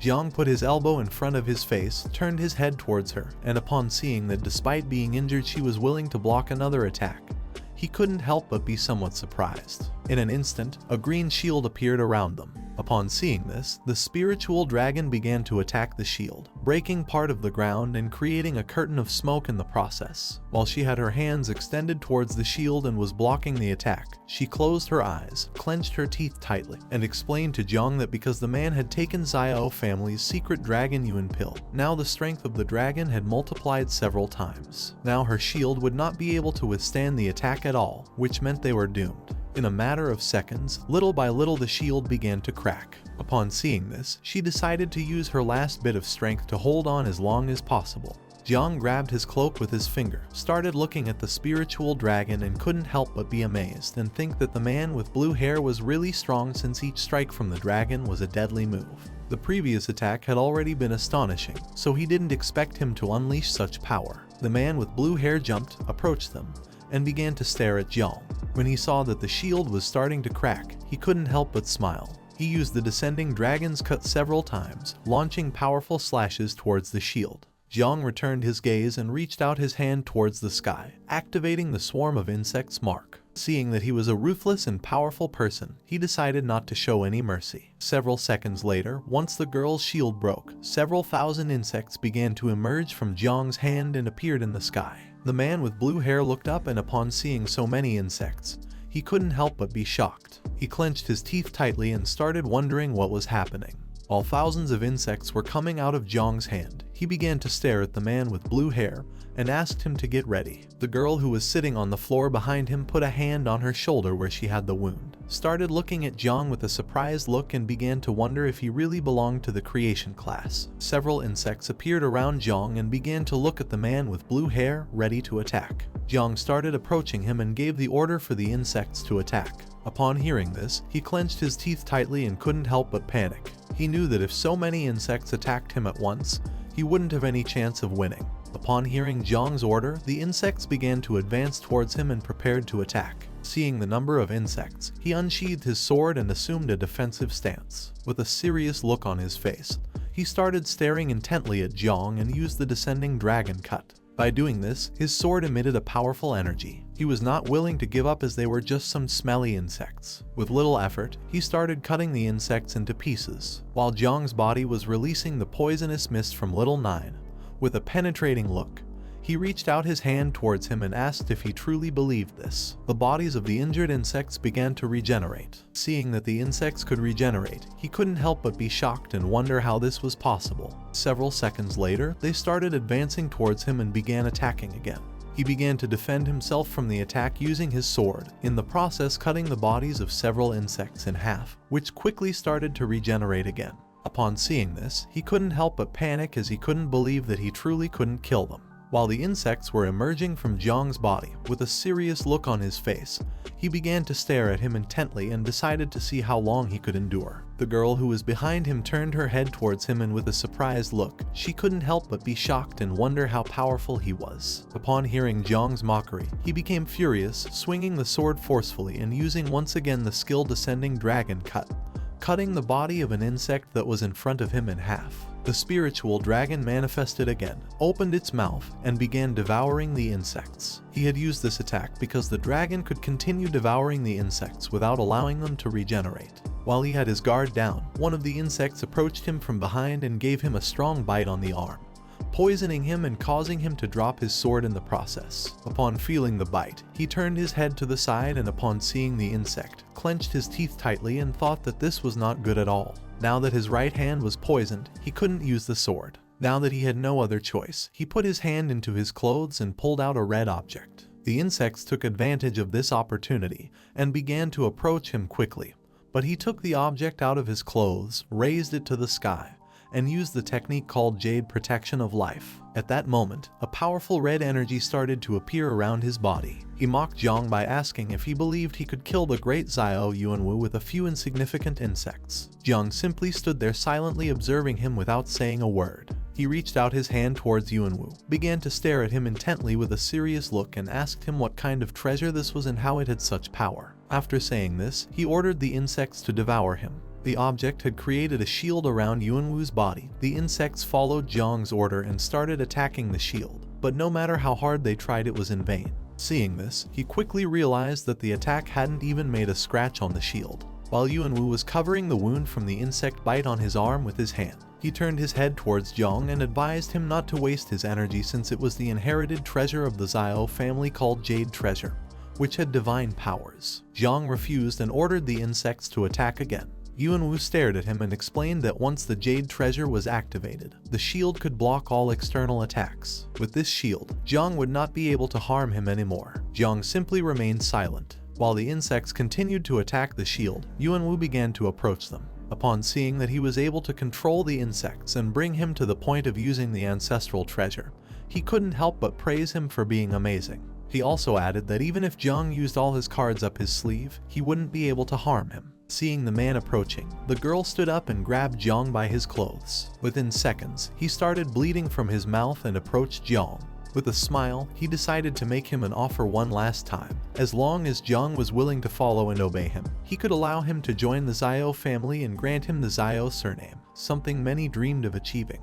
After saying this, he asked Jiang to think it over carefully and not miss out on this opportunity. Jiang began to look at him with a calm gaze and remained silent, thinking for several seconds. He started to stare fixedly at Yuanwu and couldn't help but get angry when he saw that he had become accustomed to being conceited, to the point where he couldn't even see the situation he was in.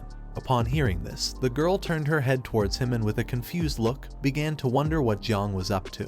He approached Jiang, extended his hand to the side, and with a smile asked him to stop bragging. It didn't matter to him if Jiang accepted or not because even if he couldn't kill him today, he could do it any other day. With the influence of the Zio family throughout the country, he wouldn't be able to hide or confront them. Jiang began to stare at Yuanwu intently and with a smile, he reminded him of his own words that one couldn't investigate if there was nothing to find.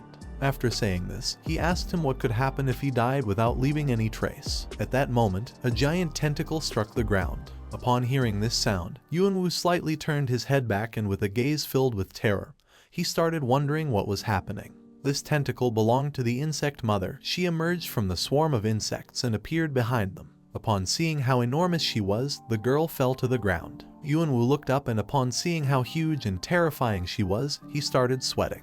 At that moment, Jiang gave her the order to devour him. Upon hearing his command, Little Nine began to approach Yuanwu and thanked Jiang as she was very hungry. Upon hearing this, Yuanwu's expression changed drastically. He started feeling a fear that he had never felt before in his life. Little Nine began to smile and using her tentacle, she attacked Yuanwu's shield. Due to her enormous strength, his body was sent flying and crashed into the wall, breaking it into pieces. He started screaming in agony, unable to believe that a monster like Little Nine actually existed. He asked Jiang what kind of monster she was. With a calm look, Jiang explained to him that Little Nine had just finished reproducing herself, so he and the jade were exactly what she needed to satisfy her hunger. Little Nine began to repeatedly hit Yuanwu using her tentacle, creating a large curtain of smoke in the process. In a matter of seconds, the shield started breaking into pieces. He opened his mouth and started screaming in pain, questioning why the shield had broken so easily. He began to bleed from his mouth and fell to the ground. He couldn't believe that this was happening. Now the fate of the Zio family and the jade were going to disappear. Now that the shield had been broken, Little Nine started to stare at him intently. She began to bring her tentacle closer to him and decided to deliver the final blow. With a cold expression, Jiang remained silently observing this. Little Nine attacked Yuanwu, destroying the ground into pieces in the process. Her attack had been so powerful that all that was left of Yuanwu was a pool of blood. She began to lift the tentacle from the ground, and Jiang thought that no one should find out about this since Yuanwu was now dead. He started walking, reached his hand towards the sky, activated the swarm mark, and gave Little Nine the order to transform. Several seconds later, Little Nine transformed, returned to human form, and hugged him. Then, she closed her eyes and with a smile explained that Yuanwu was delicious. She thanked him and also added that she was the one who loved him the most. The girl who was sitting on the floor turned her head to the side and upon seeing Little Nine, she couldn't help but feel somewhat confused and scared. Jiang turned his back on her, started to walk away, and decided to take a look at the Zio family. At that moment, he turned his head towards her and decided to take care of her. The girl who was sitting on the floor panicked and couldn't help but sweat. She remembered that she now knew his secret, and thinking about this, she couldn't help but wonder if he was going to kill her to keep her silent. Jiang began to stare at the girl with a serious look and started wondering what he should do with her. At that moment, his body started emitting Little Nine's poisonous mist, and several insects appeared behind him, staring at the girl, ready to attack. He approached her, started looking at the ground and asked her to give him a good reason not to kill her. Upon seeing this, she panicked, quickly knelt before him, took out some gold coins, bowed her head before him and explained that this was all the money she had on her. It was worth millions, practically her life. She was willing to give it to him in exchange for sparing her life. Jiang picked up a gold coin with his hand, started looking at the girl and thought that she had some sincerity.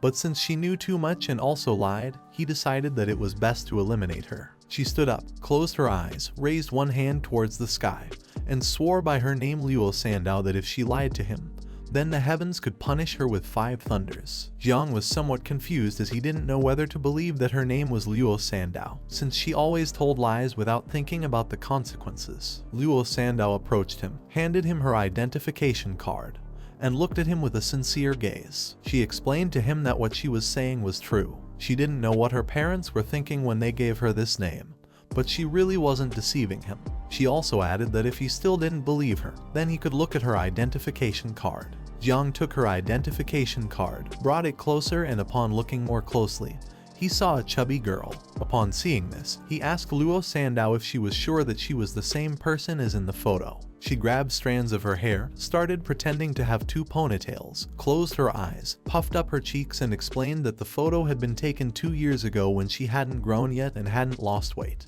Upon seeing the expression on her face, Jiang turned his head back and started laughing out loud. Upon witnessing this, the insects flying behind him became somewhat confused. Then, he turned his head towards her and with an intense gaze, explained to her that he still couldn't trust her and didn't know if she would be able to keep the secret since, after all, this was something only the dead could do. Just before he could finish his sentence, she jumped, used the storage ring causing a portal to appear. While she had one hand in the portal, with the other she took out a scroll, and started approaching Jiang.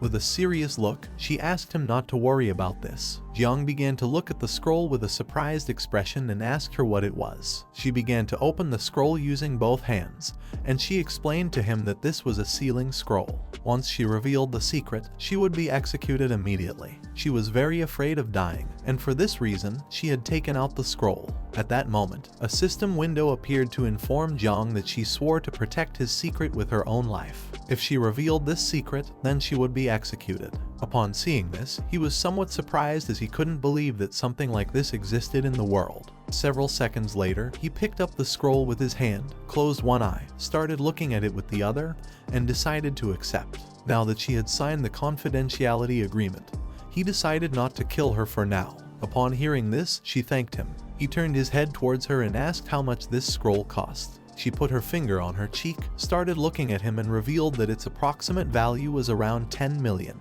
Jiang tightly gripped the scroll, began to approach her, and with a furious look, he thought that this meant she had just used the only valuable thing she had in the storage ring. She thought she was going to die, so she started shaking her hands and told him that if he accompanied her home, then her parents would treat him well and give him even more rewards. Jiang turned his back on her, started to walk away, and explained that tomorrow morning he had to go to the night watch, so he couldn't waste any more time.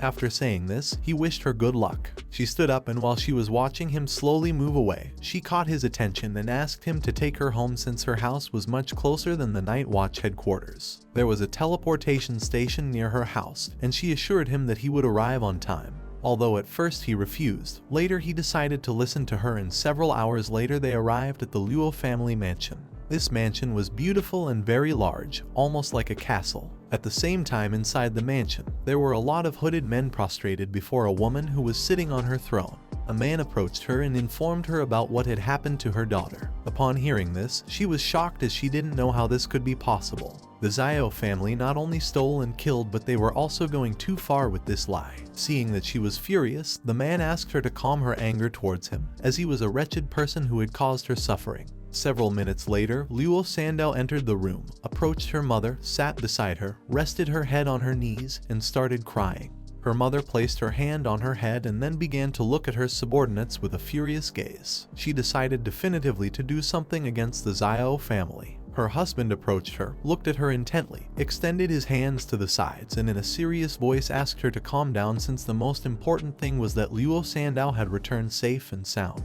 He also added that the Zio family was a powerful family in the country, and they couldn't mess with them being simple merchants. Jiang stayed silently observing and thought that her real name was Luo Sandow.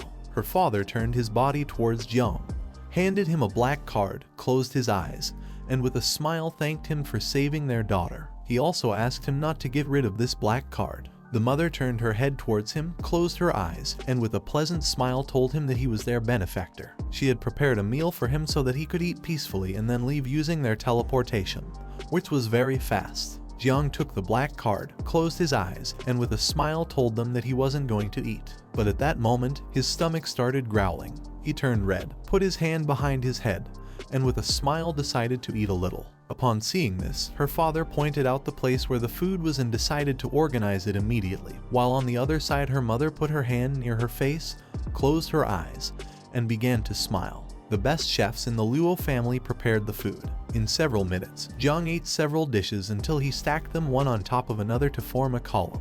One of the waiters who was bringing another dish approached him and upon seeing this, became somewhat confused and surprised at the same time. While Jiang had one hand resting on the table and with the other was holding a piece of meat thigh, he thought that as the number of insects increased, his appetite also became greater. Beside him, Luo Sandao was sitting. She turned her head towards him and with a smile asked him not to rush and eat slowly. Next to her were seated her mother and father, who simply closed their eyes and with a joyful smile, silently watched Jiang. Jiang started eating even more. She began to look at him and couldn't help but blush and be somewhat surprised. Her mother, who was enjoying a cup of tea, explained to her father that their daughter said Jiang belonged to the creation class and had divine rank. For her, he was very strange because she didn't know how he had been able to save their daughter from the hands of the Zio family. Her father put his hand under his chin, started looking at Jiang, and explained to her that although their daughter didn't want to say it, he was sure that Jiang had hidden abilities and wasn't as useless as he seemed. He also added that he was handsome. Both began to look into each other's eyes and with a smile, they thought that if he could help them fight against the Zio family and protect their daughter for her entire life, then he could be the perfect person. Her mother approached Jiang and with a pleasant smile asked him if he had a girlfriend. She also added that in their family, Sandao also didn't have a boyfriend. Her hidden profession was also quite good. Besides being an expert in business, she could also be a financial manager. Her father stood behind him, gave him a thumbs up, and explained that Sandao's body was also very sexy because she had measurements of 36, 24, 36. He also added that they made a perfect couple, and he had even thought of names for their future children. Jiang, who was drinking a glass of water, left it on the table, spit out the water, and was shocked. Upon hearing her parents' proposal, she began to blush like a tomato and wonder what was happening. Without thinking for a second, Jiang ran out and thanked them for their hospitality. He left with the excuse that he was full and still had something urgent to do. Seeing this, her father asked him to wait a little longer as they wanted to talk to him. Sandao approached her father, put her hand over his mouth, and asked him to be quiet. Her mother turned her head towards her and started looking at her with a disappointed look. She sat on the chair. Her father approached her and said that their son-in-law had left. He also added that as his wife, she should go say goodbye to him. Her mother approached them and asked her not to worry since her father had the location of the black card. Wherever he went, they would follow him. Upon hearing this, she grabbed her knees with both hands, closed her eyes, and with a scream asked them to be quiet. She began to look down and started imagining Jiang. She thought that although he was handsome and strong, he was also terrifying.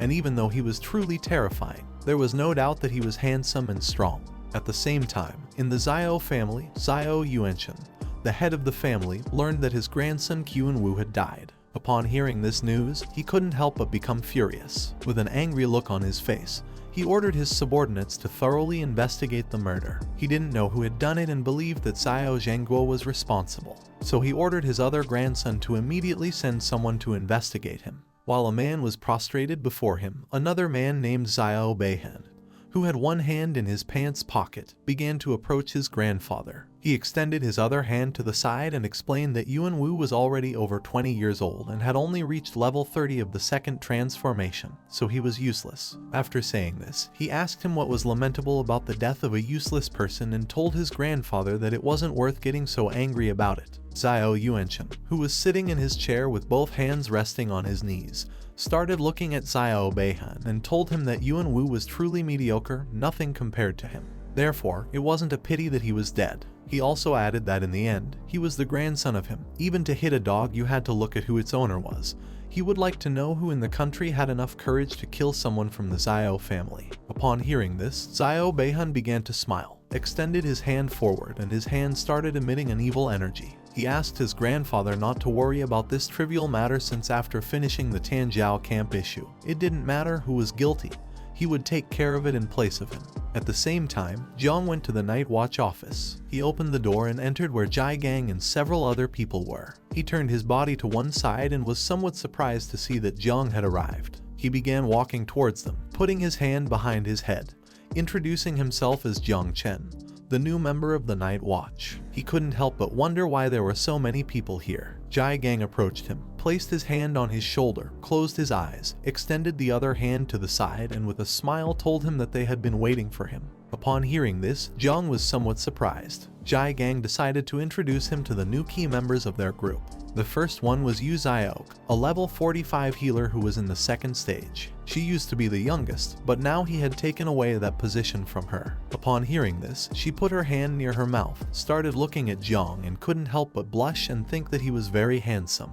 This was the first time she had worked with someone so good looking. The second member was Duan Feng, a level 49 archer who was also in the second stage. He didn't talk much but was quite conceited. He put his hand on his hip, placed the other one near his forehead, and with a smile told him that he was delighted to meet him. The third member was Chu Bueling, a level 49 warrior. Although his body was small, he was strong and a great talker. He approached Jiang, stood in front of him, closed his eyes, and with a smile explained to him that having a professional member of divine level was an achievement enough to boast about for a lifetime. The fourth member was a woman named Jane Tang, a master who was in the third stage. She was level 61 and belonged to the fire class. She was also a sub-commander. She approached them, placed her hands on Chu Bueling and Jiang's heads, began to caress them, and with a pleasant smile asked them to call her Aunt Tang in the future. She assured them that they would have meat to eat every day. With a pleasant smile, Jiang introduced himself as a humble awakened from the creation class. He asked how he could deserve so much enthusiasm from them. Deep down, he knew that even if it was clear, even if it was of divine level, the spiritual master's creation class was not well regarded by people. Jai Gang put one hand in his pocket, extended the other to the side, and told him that there was nothing wrong with being of the divine level spiritual master creation class. He asked him not to pay attention to idiots who had no good eye and only said nonsense. They all trusted him. Jane Tang put her hands on her hips, turned her head towards him, and with a smile told him that he was special because he had chosen to be one of them. The Night Watch. From now on, this would be his home. Jai Gang approached him, put his arm on his shoulder, and decided to talk about the main issue. He extended his hand to one side and with a serious look, explained that if he wanted to enroll in the Tianjiao training camp, he had to have a level higher than 20. He didn't know if Jiang was. With a calm look, Jiang revealed to him that now he was level 17. Upon hearing this, he couldn't help but be somewhat surprised to see that he had changed job just 3 days ago and was already level 17. He grabbed Jiang by the shoulders, closed his eyes, started laughing out loud, and thought that he had not made a mistake in choosing him. He believed that Jiang truly had divine talent and it wouldn't be difficult for him to advance 3 levels in 3 days. He decided to enroll him in the Tianjiao Genius Camp right away. Jai Gang opened his eyes, turned his head to the side, and saw everyone else staring at him with a serious expression. He put his hand in his pocket, turned his body towards Jiang, and with a serious look asked him if he had gotten into trouble with someone very dangerous in the last 3 days, as there was an unknown 3rd grade master investigating his whereabouts using their divine class. He turned his head to the side, started looking at the ground, and upon hearing that a 3rd grade master was investigating him, he couldn't help but wonder if it could be a member of the Zio family. Jai Gang crossed his arms and told Yu Zio that he was leaving the rest in her hands. Upon hearing this, she responded with a understood. Then, she raised her hands towards the sky, causing a green energy to emanate and form a barrier. She turned her head to the side and explained to everyone that she had placed a protective barrier against espionage around the headquarters so that they could all speak freely without worrying about being spied on. Jiang simply stood still, began to look at her, and couldn't help but wonder what kind of power this was. In a matter of seconds, her power started expanding in all directions, causing the protective barrier to become increasingly larger. Jai Gang approached Jiang, placed his hand on his shoulder, closed his eyes, and with a pleasant smile asked him if there was something he was hiding, adding that they were all here to help him. The others listened attentively in silence. Jiang lowered his head, began to touch his head with his hand, and with a sad look revealed to everyone that yesterday he had killed Zio Yuanwu from the Zio family. Although he had completely eliminated the traces and the body of him, he wasn't sure if the Zio family had other methods of investigation and tracking. Upon hearing this, everyone was shocked. Jane Tang began to look at Jiang with a terrified expression and asked him if he had really eliminated a member of the Zio family. Jai Gang reached out his hand towards him, started looking at him with a surprised expression and asked him if he had killed Zio Yuanchen's grandson, the cultivator who was in the 8th stage of Zhenguo. Chu Buling couldn't help but be shocked and started wondering how strong Jiang was to have killed a member of the Zio family. Jiang, who was touching his head with his hand, upon seeing their expressions, thought that he had now caused problems for everyone. Jai Gang began to look at Jiang and explain to everyone that it was well known that the Zio family had committed many evil acts. The young members of the Zio family had caused many problems in recent years. He couldn't help but praise him for doing good by protecting people. He crossed his arms and with a serious look, he remembered that the power of the 8th transformation was undoubtedly terrifying. But according to what he knew, his last grandson was Zio Yuanwu, the most incompetent and least favorite of him. That being said, it was possible that old Zio Yuanchen would not personally intervene. Jane Tang, who had one hand on her waist, extended the other towards him and started looking at him with a determined gaze. She asked him not to worry because if the Zio family sent someone, they, the Night Watch, would protect him since they were not weak. Jiang began to look at Jai Gang with a pleasant gaze and couldn't help but smile and feel happy. He was an orphan, and even though he had had neighbors who had helped him since he was little, this was the first time he felt like having a home. Jai Gang turned his back on him, started to walk away, slightly turned his head towards him and thought that even if Zio Yuanwu was useless, he probably had already reached the 2nd level of cultivation. He quickly approached Jiang, grabbed him by the shoulders, started looking into his eyes, and with a surprised look asked him how he had managed to kill someone of level 30 in the combat class, being an awakened person of level 17 in the creation class. Jiang became somewhat nervous, started sweating, extended his hand towards him and asked him not to get too excited because actually, at that moment, someone had helped him. Upon hearing this, Jai Gang asked him who had helped him. Jiang put his hand behind his head, closed his eyes, and with a forced smile, he revealed that the 3rd daughter of the Luo family who lived in Jiangnan had been the person who had helped him. He also added that she had awakened a hidden defense class. Upon hearing this, everyone started looking at Jiang with a surprised look and couldn't help but wonder if he was talking about Luo Sandao, the daughter of the wealthiest merchant family in Jiangnan, the Luo family. Jai Gang approached Jiang, grabbed him by the shoulders again, started shaking him, closed his eyes and with a pleasant smile, praised him because even though the Luo family was not a family of warriors, it couldn't be denied that they were rich. So if someday Jiang found himself in trouble, then the Luo family wouldn't just stand idly by. He began to look at Jai Gang and couldn't help but sweat and wonder what he was doing. At that moment, Jiang's body began to emit a powerful purple energy. Several seconds later, once Jai Gang opened his eyes, he saw that Jiang's body was surrounded by a powerful energy. Quickly, he removed his hands from his shoulder, and upon seeing this, he couldn't help but be shocked. As sweat was dripping from his face, he began to look at him with a surprised expression and remembered that Luo Sandao had awakened the defense class, so she didn't have much attacking power, which meant that the person who had killed Yuanwu had been Jiang. Jiang extended his hand forward, and the poisonous mist of Little Nine appeared in his palm. He began to stare at it, revealing to everyone that he was actually an awakened person specialized in 2 classes. He revealed to everyone that his other hidden class was poison.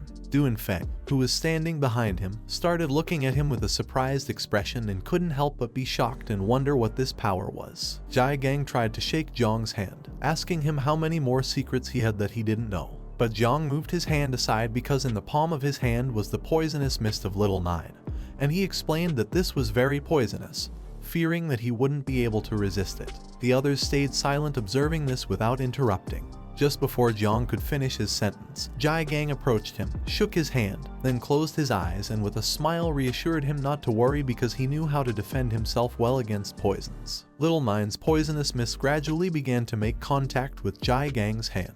Jane Tang started to stare at their hands, and upon seeing this, she couldn't help but wonder what this strange poison was. Several seconds later, once Jai Gang stopped shaking his hand and pulled it back, he saw that his hand had already been poisoned. Upon seeing this, he realized that this was not good. Jiang put his hand on his shoulder, closed his eyes, and told him that this time he had gone too far. Gradually, the poisonous mist began to spread over his hand. He grabbed his wrist with the other hand, stared at Jiang aggressively, and asked him to stop talking nonsense since he hadn't even tried to defend himself against the poison from the beginning. Upon hearing this, Jiang Chen, who was standing behind him, closed her eyes and started laughing. Meanwhile, on the other side, Chu Buling sat near Jai Gang's hand and began staring at it intently while wondering what this poison was. Quickly, Jai Gang turned his head back to where Zio Qi was and asked her to come quickly and help him get rid of the poison. Zio Qi, who had one hand extended to the side, deactivated the barrier, causing the energy to slowly disappear. She put her other hand near her mouth, closed her eyes, and while laughing she responded to him with a yes. Jiang reminded him again that he had told him that this poison was very strong. He sat on the couch, and while he had one hand resting on his knee, he extended the other where he had the poison to the side. Zio Qi approached him, closed her eyes, and with a smile, she placed both hands near his hand and using her power, began to heal him.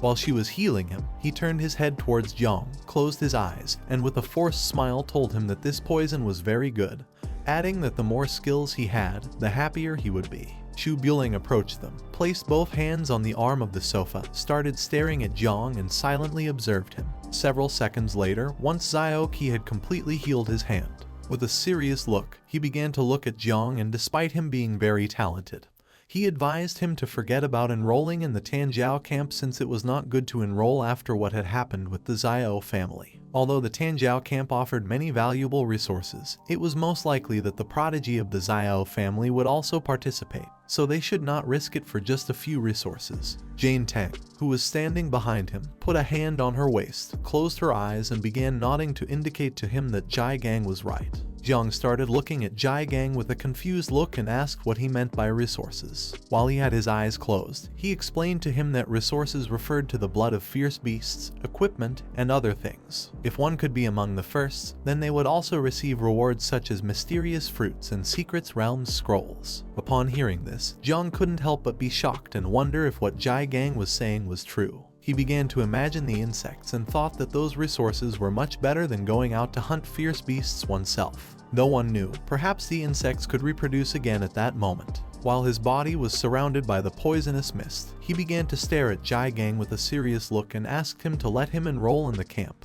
as he was not afraid of danger. He had confidence and knew that he would be able to protect himself. Upon hearing this, Jai Gang asked him to wait as he needed to think about it. At the same time, somewhere on the west lake belonging to the Zio family, there was a temple in the middle of the lake. Someone entered the water and using their power moved it aside, creating a large crack in the ground. This person started approaching the temple. This person was Zio Jia Tanjiao's son named Zio Beihan.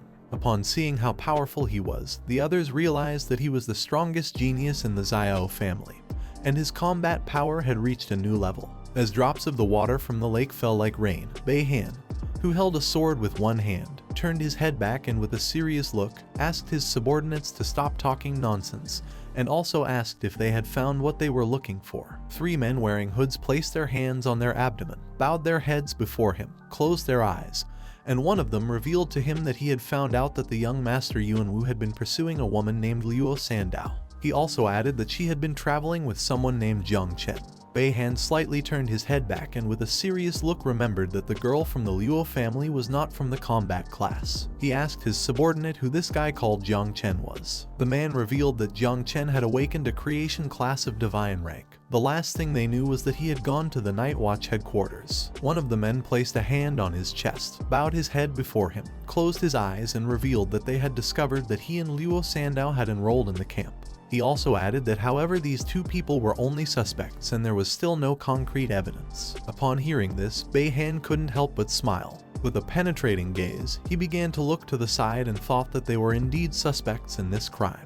A person who had awakened a creation class of divine rank was very interesting to him. Knowing that they had enrolled in the camp, he couldn't help but feel relieved as now he wouldn't have any need to make a special trip and search for them. After 3 days, he simply decided to kill them at the camp. At the same time, at the Night Watch headquarters, Jai Gang and Jiang went to his office and sat on the sofa. Jai Gang, who had one arm resting on his knee, extended his other hand to the side, began staring intently at Jiang, and explained that even though he had already enrolled him in the Tanjiao camp, he was still very worried. He had already found a powerful ally among the people registered for him. This person was the little princess Mu Hankui from the Mu family, who had cultivation at the 7th level of transformation and was known as the Sealing Queen. Before going to camp, Jiang had to accompany her to explore a secret realm, in which he would not only be able to improve his level but also establish relationships with his companions in advance. Jiang, who was sitting in front of him with his elbows resting on the arms of the sofa, simply remained silently listening. Jai Gang approached him, took his hand, started looking at him, and with a smile explained to him that he had heard that Mu Hankui was not only extremely beautiful but also the same age as him. She would be arriving soon, so he asked Jiang to use his charms to win her over. Upon hearing this, Jiang couldn't help but start sweating and become somewhat confused. He forced a smile at Jai Gang and replied that he was going to give it a try. At the same time, someone began knocking on the office door and Jai Gang gave them permission to enter. Mu Hankui and a man opened the door and began to enter inside. She rested her elbow on one hand, supported her head on the other hand, and started looking at Jiang. She told them that Jai Gang had asked her to accompany someone to a secret realm. The man put his hand behind his head, closed his eyes, and started smiling. She asked Jai Gang if he had changed his mind. Jai Gang told her that it was an honor for them to meet her in person. Mu Hankui crossed her arms and began to look at the ground, feeling somewhat confused. The man started touching his head and smiling. Seeing this, Jiang couldn't help but wonder what was happening. Both stood up. Jai Gang rested his arm on Jiang's shoulder, put the other one on his waist, started looking at her and explained that he hadn't answered them yesterday because he was angry with her grandfather. But today he was willing to accept this, but with a special condition. That condition was that she had to take Jiang Chen with her. Upon hearing this, Jiang's expression changed drastically. He couldn't help but be somewhat surprised and start wondering what was happening. Mu Hankui placed her hand on her hip, and as she walked towards them, she told him that she had already given him the level 30 secret realm scroll. After saying this, she asked if he still wanted to impose more conditions. Jai Gang, who had his hand resting on Jiang's shoulder, told her that everyone had their own conditions. Upon hearing this, she thought that he was looking for someone reliable to level up with since Jiang couldn't enter a secret realm lower than level 50. She came to the conclusion that they were looking for her for this reason. The man put his arms behind his back, and with a smile, he began to walk towards them in silence. She approached Jiang, started looking into his eyes, and asked him what level he was and what class he had awakened. He began to look at her, and with a calm voice, he explained that he was level 17 and had awakened the creation class. Upon hearing this, she placed a hand on her waist, started pointing at Jiang with the other hand, looked at him disdainfully, and upon seeing that he was a level 17 novice of the creation class, she called him trash. Jiang couldn't help but get angry and think that she was a spoiled brat. Jai Gang exploded with rage, clenched his fist tightly, and with a hateful look, he prepared to teach her a good lesson. He called her an empty-headed brat and asked her to show more respect since Jiang had awakened a hidden divine rank. Seeing this, the other man grabbed him by the hip, closed his eyes, and with a forced smile asked him to calm down, explaining that Mu Hankui's boyfriend had just left her and that's why she was behaving this way. She turned her head back, and upon seeing this, she couldn't help but start to feel scared. She thought that this time she had gone too far. Jiang turned his head towards Jai Gang, and upon seeing his attitude, he couldn't help but be somewhat surprised and confused at the same time. She became nervous, turned her body towards him, closed her eyes, extended her hands towards him, apologized to him and asked him to calm down. Jiang started touching his head with his hand and thought that this situation was strange. To the secret realm they were going to was called the Village of Light. It was level 30, and the entry requirements were that only a maximum of 5 people below level 50 could enter. The conditions to complete this secret realm were to eliminate all the monsters, kill the boss, or destroy the sacrifice altar. Several hours later, they arrived at the portal. Duan Feng, who had one hand on his waist, turned his head towards them and with a serious look asked everyone to listen carefully. This time he was going to be the leader. He asked everyone to remember that if they accidentally separated or found themselves in danger, then they should immediately return to this teleportation point. Although the probability of this secret realm becoming unstable was low, caution had to be taken. In case of any eventuality, everyone had to return here immediately and leave the secret realm. Mu Hankui, who had her arms crossed, began looking at him with a smile as she silently listened. Chu Buling approached Jiang, reached out his hand towards the portal, closed his eyes, and with a smile told him that a level 30 secret realm scroll cost at least 1 billion. Zio Qi, who was holding onto her elbow with her other hand, also stayed silent listening. Mu Hengui, who had her arms crossed, turned her head back and started looking at Jiang. She called him a newbie and asked him not to start crying like a baby after entering the secret realm because it would only hold them back. Jiang simply started staring at her and remained silent. Everyone entered the portal. Chu Buling turned his head back and with a smile, asked him not to worry as he would take care of protecting him. Jiang began walking towards the portal, and despite this secret realm being only level 30, he had a strange feeling. Several minutes later, everyone entered the secret realm.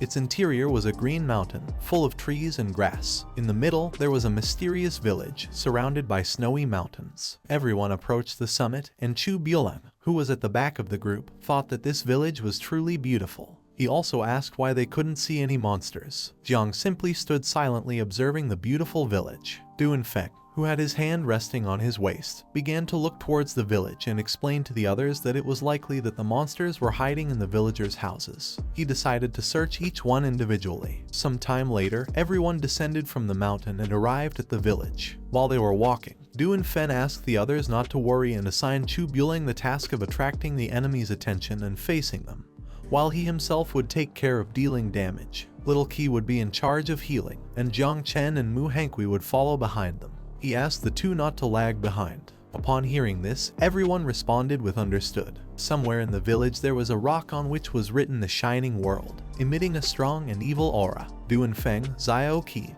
and Jiang approached the stone. Duanfeng raised his hand to the sky, signaling them to stop. He realized that this stone was suspicious, so he asked them to be careful. Zio Qi, who was standing beside him and holding the magical staff with both hands, explained that she disliked the atmosphere of this village a lot. She concluded that it had a dark nature. Jiang simply remained still and didn't say a single word. Zio Qi decided to first apply a purification buff to the village. She closed her eyes, extended her hand towards the sky, and her hand began releasing blue magic. The buff she had applied started spreading throughout the entire village. Jiang brought his hand closer to his face, started looking at the magical dust, and with a surprised look thought that this buff was incredibly powerful since it not only cleared people's minds but also significantly increased their attributes and energy. At that moment, the wind started to blow and a cloud of smoke began to form.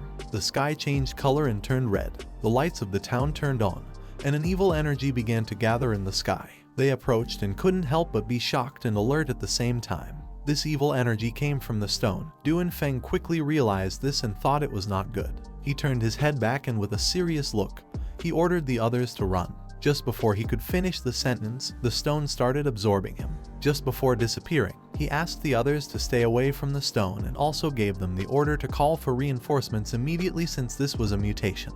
A brilliant light descended to the ground just above the town, creating a magical barrier around it to prevent them from escaping. Several system windows appeared, warning everyone that this secret realm of level 30, called the Beautiful Town, had undergone a mutation and was now called the Village of the Dead. This secret realm was nightmare level, and the conditions to complete it were either to eliminate all the undead in the Village of Light or kill the final boss. The system left them a note: the light fades away, darkness flourishes, and that's when the door to the Kingdom of Death will finally open.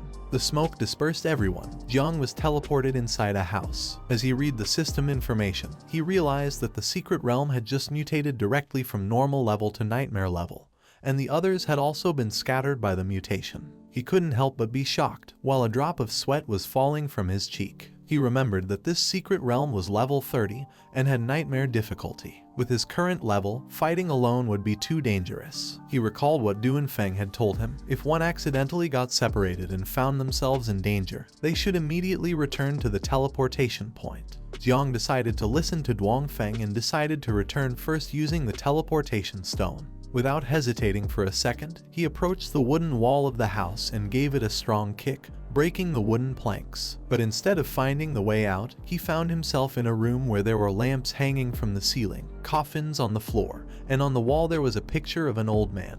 Jiang entered the room and after looking carefully, he realized that there was no way out, only coffins. Upon seeing this, he couldn't help but feel somewhat confused. The old man in the photo began to look at Jiang and started to smile. He started to wonder if this was an illusion. He didn't know why the old man in the photo was smiling at him.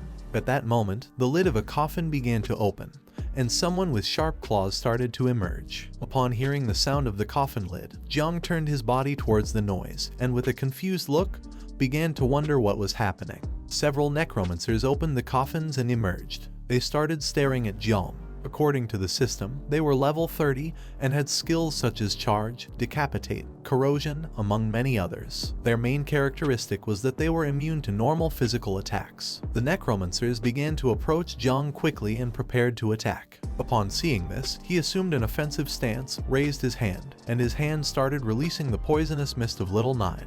While he watched as the necromancers were getting closer little by little, with a serious look on his face, he thought that if normal physical attacks had no effect on them, it was better to use poison. Just before the necromancers could make a move, Jiang moved at an incredible speed, releasing the poisonous mist of Little Nine in the process. Within seconds, it began to spread throughout the room.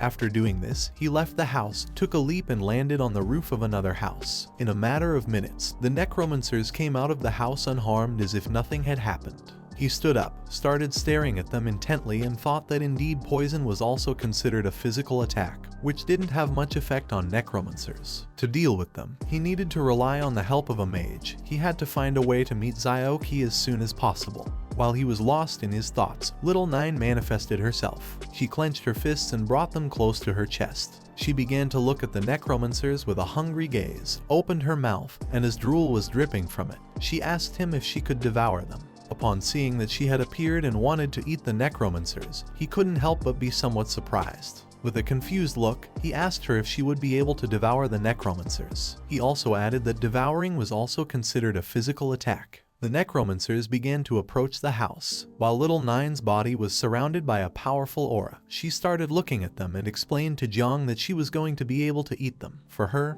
they were delicious. Jiang started looking at the necromancers and gave her permission to go ahead and try eating them. But he also asked her not to push herself too hard.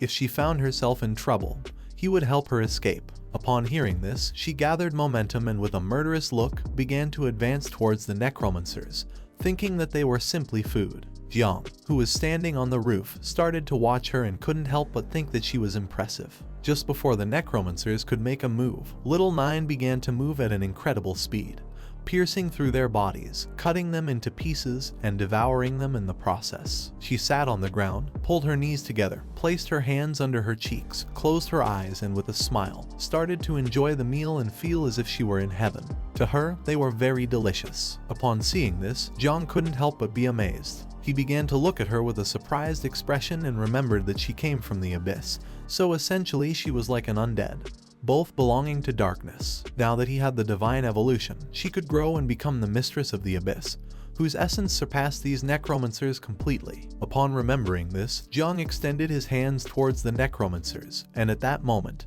his body began to emit Little Nine's poisonous mist. He started looking at her and smiled because she was capable of devouring the necromancers. He decided it was time for the other insects to also come out and enjoy a good meal. Jiang's body began to emit a powerful energy, releasing the swarm of insects. He gave them all the order to separate and also asked them to be careful not to be discovered by his companions. In the blink of an eye, thousands of insects emerged from his body and started attacking the necromancers. The insects began to attack and devour the necromancers. A system window appeared to inform him that his spiritual pets had killed 3 low-level necromancers, granting him 15,021 points. Little Nine also started devouring them, obtaining 4,602 points. As the insects were slowly devouring the necromancers, another system window appeared and congratulated Jiang for leveling up. He went from level 17 to level 18, gaining 1 point in each attribute and 10 potential points. Jiang entered the house again, extended one hand to the side, clenched his other fist, started looking at it and couldn't help but smile when he saw that this was too fast. In just a few seconds, he had obtained over 500,000 experience points and leveled up.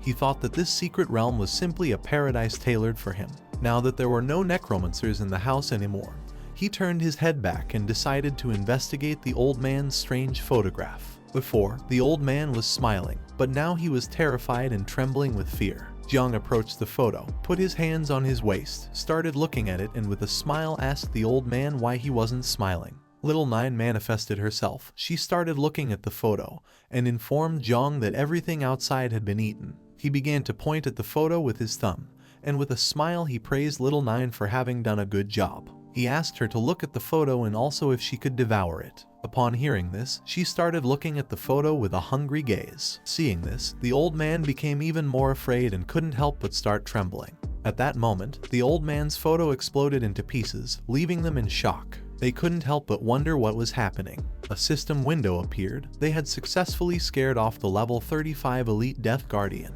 As a reward, the system granted them 8701 experience points. The pieces of the photo fell to the ground. Jiang and Little Nine started looking at the pieces and felt a little depressed. At the same time, somewhere else in the village, someone hit a necromancer in the face with a bow. This person was none other than Duanfeng. Several necromancers surrounded him, but he drew his bow, held it with both hands, clenched his teeth tightly, and with a determined look began to swing it forcefully, hitting one of the necromancers in the process. Another necromancer tried to attack him by surprise, but he reacted in time and using the sharp string of the bow, he cut its hand. He couldn't help but feel fortunate since he had a longbow as a weapon. Otherwise, he wouldn't have been able to deal with these undead creatures. He began to worry about the others, especially Jiang Chen, who was not even level 30. If something really bad were to happen, he didn't know how he would explain it to his boss. While he was lost in his thoughts, a system window appeared in the sky to inform him that his teammate had killed a lower level Spectre and an elite rank Guardian of level 35.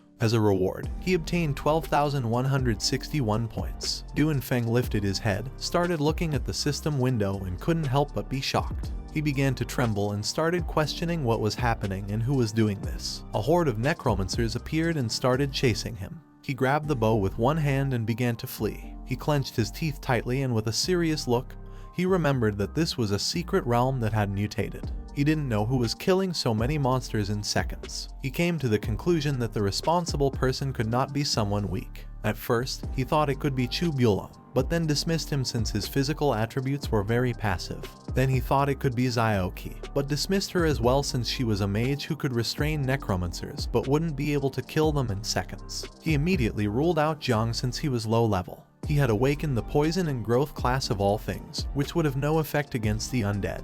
With a surprised look, he began to look ahead and started questioning if the person who was killing the monsters was Mu Hangui. He didn't know if she was that strong. The necromancers slowly started closing in on him. Seeing this, he began to run even faster. Now that there was someone on the team who could defeat the monsters instantly, he thought there was time to save the others. He asked Jiang to hold on a little longer. At the same time, in some other place in the village, someone put their hand on the wound they had on their shoulder. This person was very injured. She was none other than Mu Hangui. Behind her there was a horde of necromancers who were chasing her. She was very injured, with scratches all over her body. While she was holding the wound on her arm with her hand, she opened her mouth and started bleeding. She was very desperate because she didn't want to die. She was the only one who had a hidden profession in her family. She still had to participate in the Young Talents camp and revitalize her family. Her hopes for life slowly began to fade away. Soon, she would run out of energy. She couldn't even use her primary ability called speed properly. She started crying because she wanted to go home and didn't want to die. At that moment, she saw several necromancers running away, and upon seeing this, she began to question whether it was her teammate who had just killed the undead. She started walking even faster, and several seconds later, she reached the end of the alley. At that moment, Little Nine's poisonous mist began to appear from around the corner. Upon seeing this powerful energy, she couldn't help but be somewhat surprised and feel relieved. Thinking that she was saved, she just had to hold on a little longer. But for her bad luck, her strength completely ran out, causing her to fall to the ground. While she had both arms supported on the floor, she closed her eyes, and as blood was dripping from her mouth, she thought this wasn't good. The necromancers began to approach her and prepared to attack. Seeing this, she panicked, extended her hand forward, and with a desperate look started asking for help. At that moment, Jiang appeared, and with a serious look, he began to stare at her. Upon seeing that the person from whom the necromancers were fleeing was Jiang, she couldn't help but be shocked. She started reaching out her hand towards him, and with a surprised look, she couldn't help but wonder what was happening and how it was possible for him to be so strong. The necromancers began to approach her and prepared to finish her off. With her last bit of strength, she reached out her hand towards Jiang and asked him to save her. Jiang turned his head towards her, and with a serious look, he started to gaze at her and remained silent in deep thought. Several necromancers grabbed Mu Hangui's arm, but at that moment, Jiang also grabbed her arm and asked her to flee. She began to look at his arm with a confused expression and couldn't help but wonder what was happening. Using all his strength, Jiang pushed Mu Hangui aside and threw her backwards, saving her from the necromancer's attack. While he had one hand extended backwards, he stared intently at the necromancers and asked her to get away from here and stop interfering. She started running backwards, and then suddenly she tripped and fell to the ground. Several seconds later, while she had one hand on the ground, she began to sit up, started wiping her face with the other hand. And while one eye was closed, she began to look at him with the other and thought that Jiang Chen was crazy. A purple energy appeared, and upon seeing this, her expression changed drastically. She couldn't help but be shocked and started wondering what was happening. Jiang extended his hand towards the necromancers, releasing a swarm of insects that quickly advanced towards them and began attacking, tearing their bodies into pieces. Mu Hangui, who was behind Jiang, couldn't help but think that he was very handsome. In an instant, the insects killed and completely devoured the necromancers. While Jiang's body was releasing little Nine's poisonous mist, he simply remained silent. Mu Hangui placed both hands on the ground, sat down, started looking at Jiang, and couldn't help but wonder if he really was a useless person from the creation class. Jai Gang had told her that he had 2 classes, and she quickly realized that this was his true power. She put her hand over her mouth, started blushing, and looked at Jiang with a loving gaze. Her heart was beating very fast, which meant she was in love. 30 minutes later, the others finally got rid of the necromancers and gathered somewhere in the village. Chu Buling placed both hands on his knees, started breathing heavily, and couldn't help but think that necromancers were very powerful. Duanfeng began touching his head with his hand and with a confused look thought that this was very strange since he hadn't come across another necromancer since he had left that house. Zio Yuanwu, who was holding the magical staff with both hands,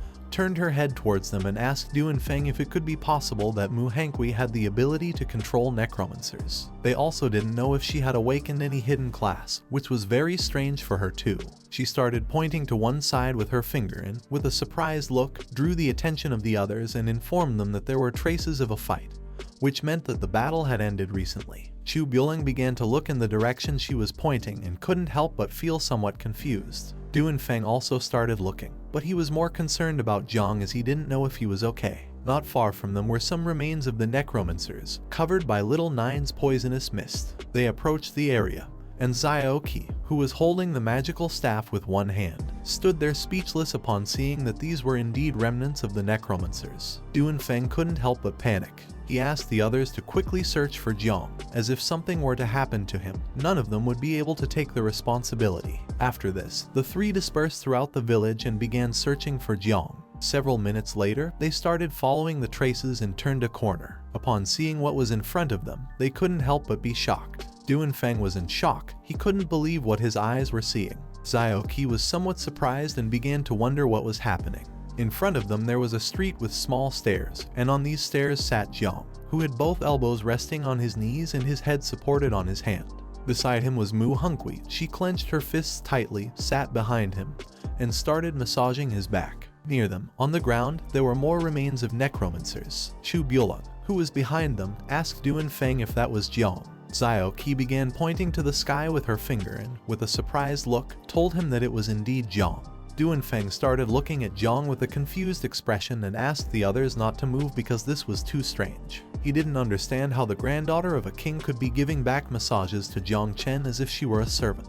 He came to the conclusion that these two were probably illusions created by the boss of this secret realm. Mu Hangui clenched her fists, stood behind Jiang, and started giving him a massage. Both of them looked ahead and saw Duanfeng and the others. Upon seeing that they had arrived, Jiang stood up, pointed to one side with his thumb, and explained to them that the boss was in the backyard of the village. Far from feeling relieved, they adopted an offensive stance. Duanfeng took out his bow and with a serious look ordered them not to move. Chu Buling clenched both fists and prepared to attack. Zio Yuanwu tightly held the magical staff, stared at Jiang, and asked him to answer the question they were going to ask first. Upon hearing this, Jiang and Mu Hangui couldn't help but feel somewhat confused. She stood up, positioned herself in front of him, extended her hands to the sides, looked at them with a serious gaze, and told them that if they wanted to harm Jiang, then they would have to step over her dead body first. He began to look at her with a confused look and couldn't help but wonder what she was doing and why she was behaving this way.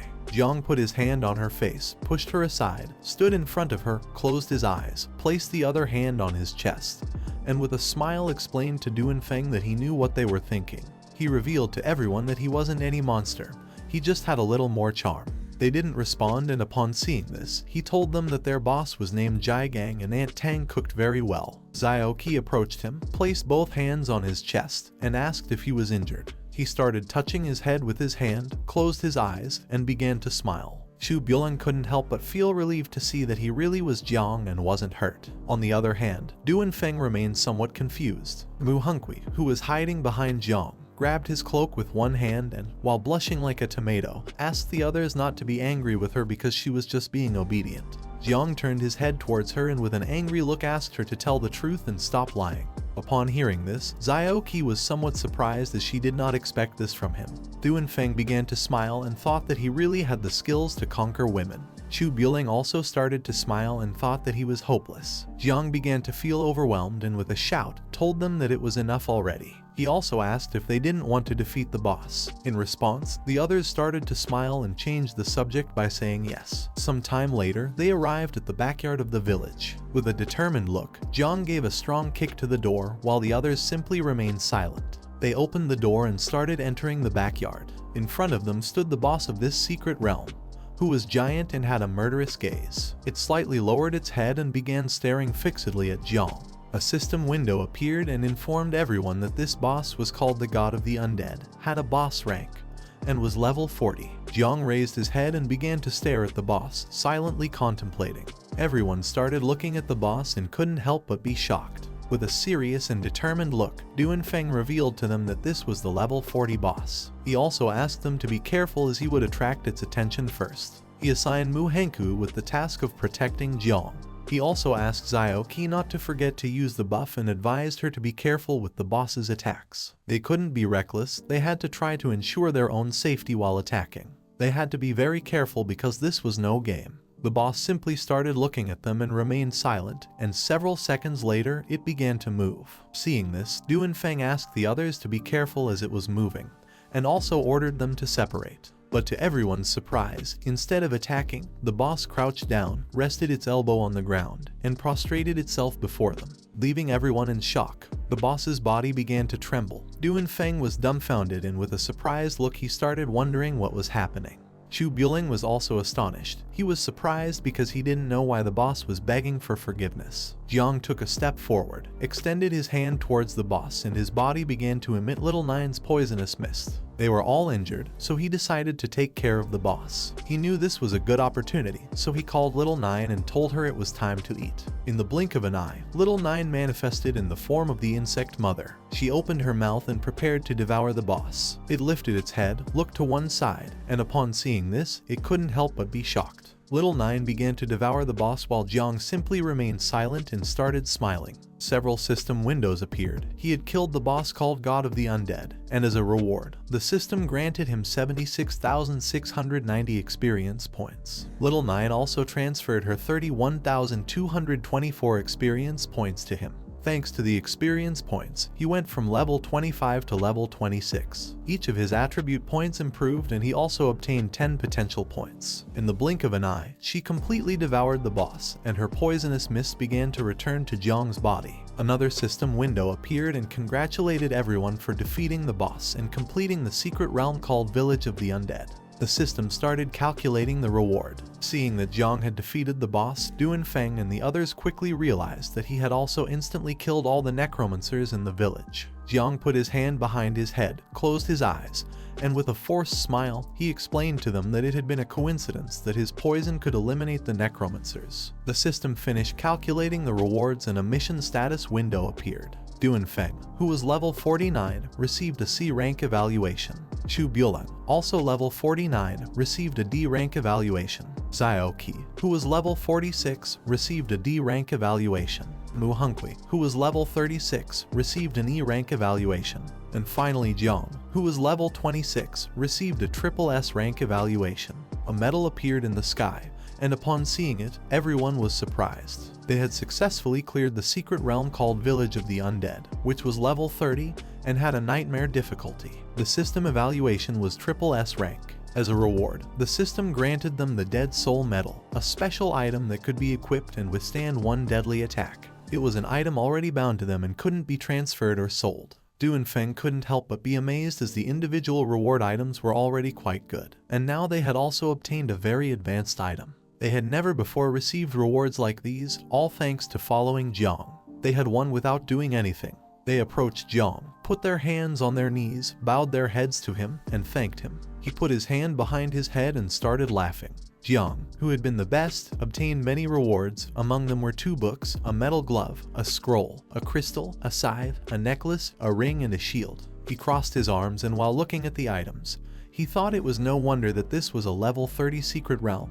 The death rate was too high. He quickly came to the conclusion that these items must be worth billions. Among the items, there was one item that caught his attention quite strongly. This item was called Invisibility Cape. It was of platinum quality and could grant 80 agility points and 50 energy points to the user. By using this cape, one could become invisible for 3 minutes with a cooldown time of 2 hours. Jiang extended his hand towards the invisibility cape, and with a surprised look, he decided to keep it. For him, this cape was practical, useful, and fashionable. The other items were not going to be of much use to him, so he decided to sell them when he returned and buy pure blood for the insects. A portal appeared in the sky, along with a system window. Due to the mutation in the secret realm and having completed the challenge, this secret realm was about to disappear, so the system asked everyone to leave as soon as possible. This time the devour value had increased a lot, so if the insects drank a little more blood, they would be able to reproduce for a second time. Night fell, and they went back to the Night's Watch headquarters. They informed Jiang that the secret realm had mutated. Jiang had conquered Mu Hunkui, and he was also the one who had cleaned up the secret realm.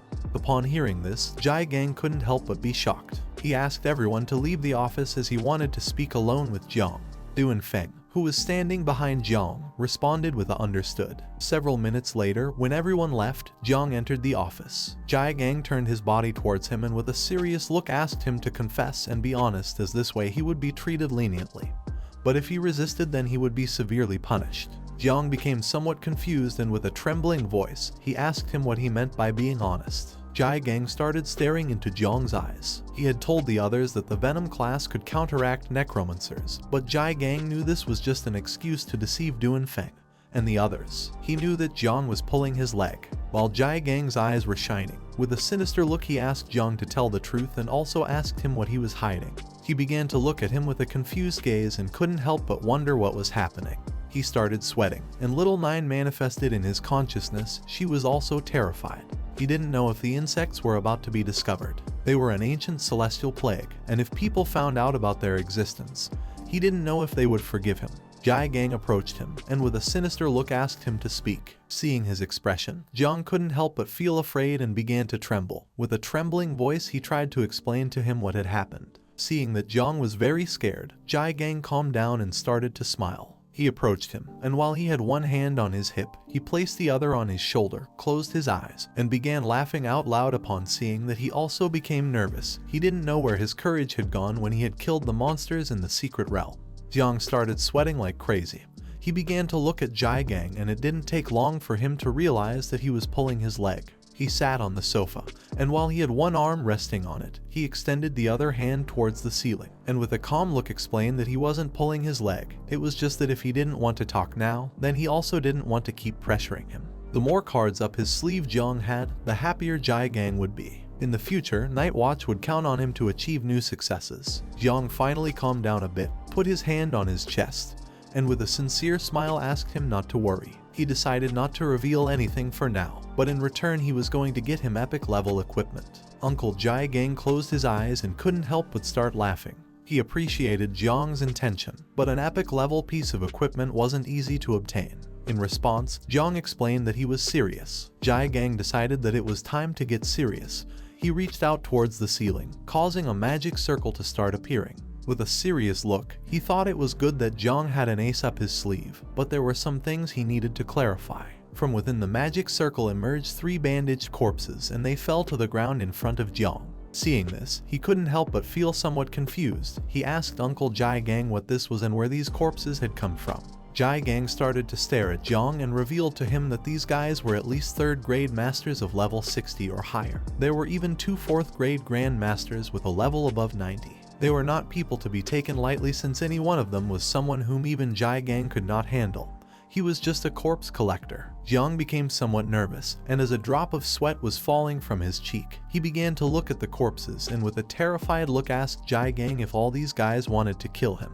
With a calm look, Jai Gang asked him to stop talking nonsense, as these guys had gone to kill Mu Hankyu, but they had all been secretly eliminated by her protectors. Jiang turned towards him and with a confused look asked why these guys wanted to murder Mu Hankyu. In response, he took out a scroll, and while holding it in his hand, asked him to read the content. Jiang took the scroll with both hands, opened it and began to read. This scroll was a great summer hunting classification. The first on the list was someone of level 46 named Ying Zhan, an invincible descendant, who was in the war zone of the capital. Killing him would grant 3 celestial rewards. The second on the list was someone of level 46 named Jiang Xuanwu, an invincible descendant, who was in the Madu war zone called Shanghai. Killing him would grant 3 celestial rewards. The third on the list was someone of level 45 named Jiang Wuxuang, an invincible descendant. He was in the war zone south of the Yangtze River called Jiangnan. Killing him would grant 3 celestial rewards. The 12th on the list was someone of level 41 named Zio Yuanwu, a national defender descendant. He was in the war zone south of the Yangtze River called Jiangnan. Killing him would grant 2 celestial rewards. Jiang did not know what this great summer hunting list was. All were names he had not heard before. Looking a little more closely, he noticed the name Zio Yuanwu. With a surprised look, he asked Jai Gang if this was not a member of the Zio family that protected the country. He began to look at Jiang with a serious expression and responded that yes, all of them were the most outstanding geniuses of his generation's camp, and Zio Yuanwu was one of them. He was also going to participate in the Tanjiao camp of the 8 war zones, and Zio Yuanwu was going to be with Jiang in the Yangtze River Southern War Zone. With a serious look, Jai Gang explained to him that if one was in the 7th transformation, they were considered as king protector. If one was in the 8th transformation, they were considered as country protector, and if one was in the 9th transformation, they were considered invincible. The top 100 prodigies of Great Zia were at least descendants of sealed kings. Mu Hankyu, being one of the 12 descendants of sealed kings in Jiangnan, had only been able to occupy position 77. On the scroll, there was also information about her. She was ranked number 77, a descendant of the sealed king, and she was in the Jiangnan war zone. Killing her would grant a celestial level reward. Jai Gang began to look at Jiang and explained that if the descendants were powerful, then much more so would be the Zio family that ruled the country. Several minutes later, Jiang finished reading the entire scroll, approached Jai Gang and returned it to him. With a serious look, he asked if he had shown this to him so that he wouldn't be too unprepared in the Tanjiao camp. He took the scroll with his hand and replied yes, the greater the power he displayed, the more dangers he would expose himself to. He asked Jiang not to expose himself recklessly unless absolutely necessary. He clenched his fist tightly, started looking at the ground with a lost gaze, and explained that the other geniuses had the backing of great powers. But his uncle, Jai Gang, although he had a good master, had not learned the arts well and so far was only a 3rd level master. He feared he might not be able to protect Jiang adequately. He began to walk and told Jai Gang that he would take this into account and would try not to reveal his power to anyone in the Tanjiao camp. He started looking at the ground again and thought that Uncle Jai Gang not only did not blame him for hiding his power, but was also making great efforts to protect him. He put his hand under his chin, and with a smile, he remembered that they said Jiang's performance in the secret realm had been better than the others. If this got out, then he would definitely be above Mu Hankyu in the rankings. But there was something strange. She hadn't said a single word to anyone since she returned and was keeping his secret. He stood up, and while keeping his hand under his chin, approached Jiang. He started looking into his eyes with an insinuating look, and with a smile asked him to be honest. He asked what he had done to Mu Hankyu. He recalled that in the secret realm there were only necromancers. He thought Jiang's tastes were really strange. Upon hearing this, Jiang began to look at Jai Gang with a confused expression and couldn't help but start sweating. To stop talking about the subject, he quickly turned his back on him, and as he was walking away, he started waving goodbye with his hand and explained that he was going to take a shower and then sleep because he wanted to rest a bit. With a confused look, Jai Gang told him that he had not said this was a bad thing. Several hours later, it began to get dark, and Jiang returned to his apartment. In front of him was a table with a bunch of jars. He placed both hands on the table and with a joyful look started to gaze at the jars. He had bought 33 units of 3rd level blood and 14 units of 4th level blood. He had sold most of the equipment to get this. This should be enough for the insects to reproduce in the 2nd generation.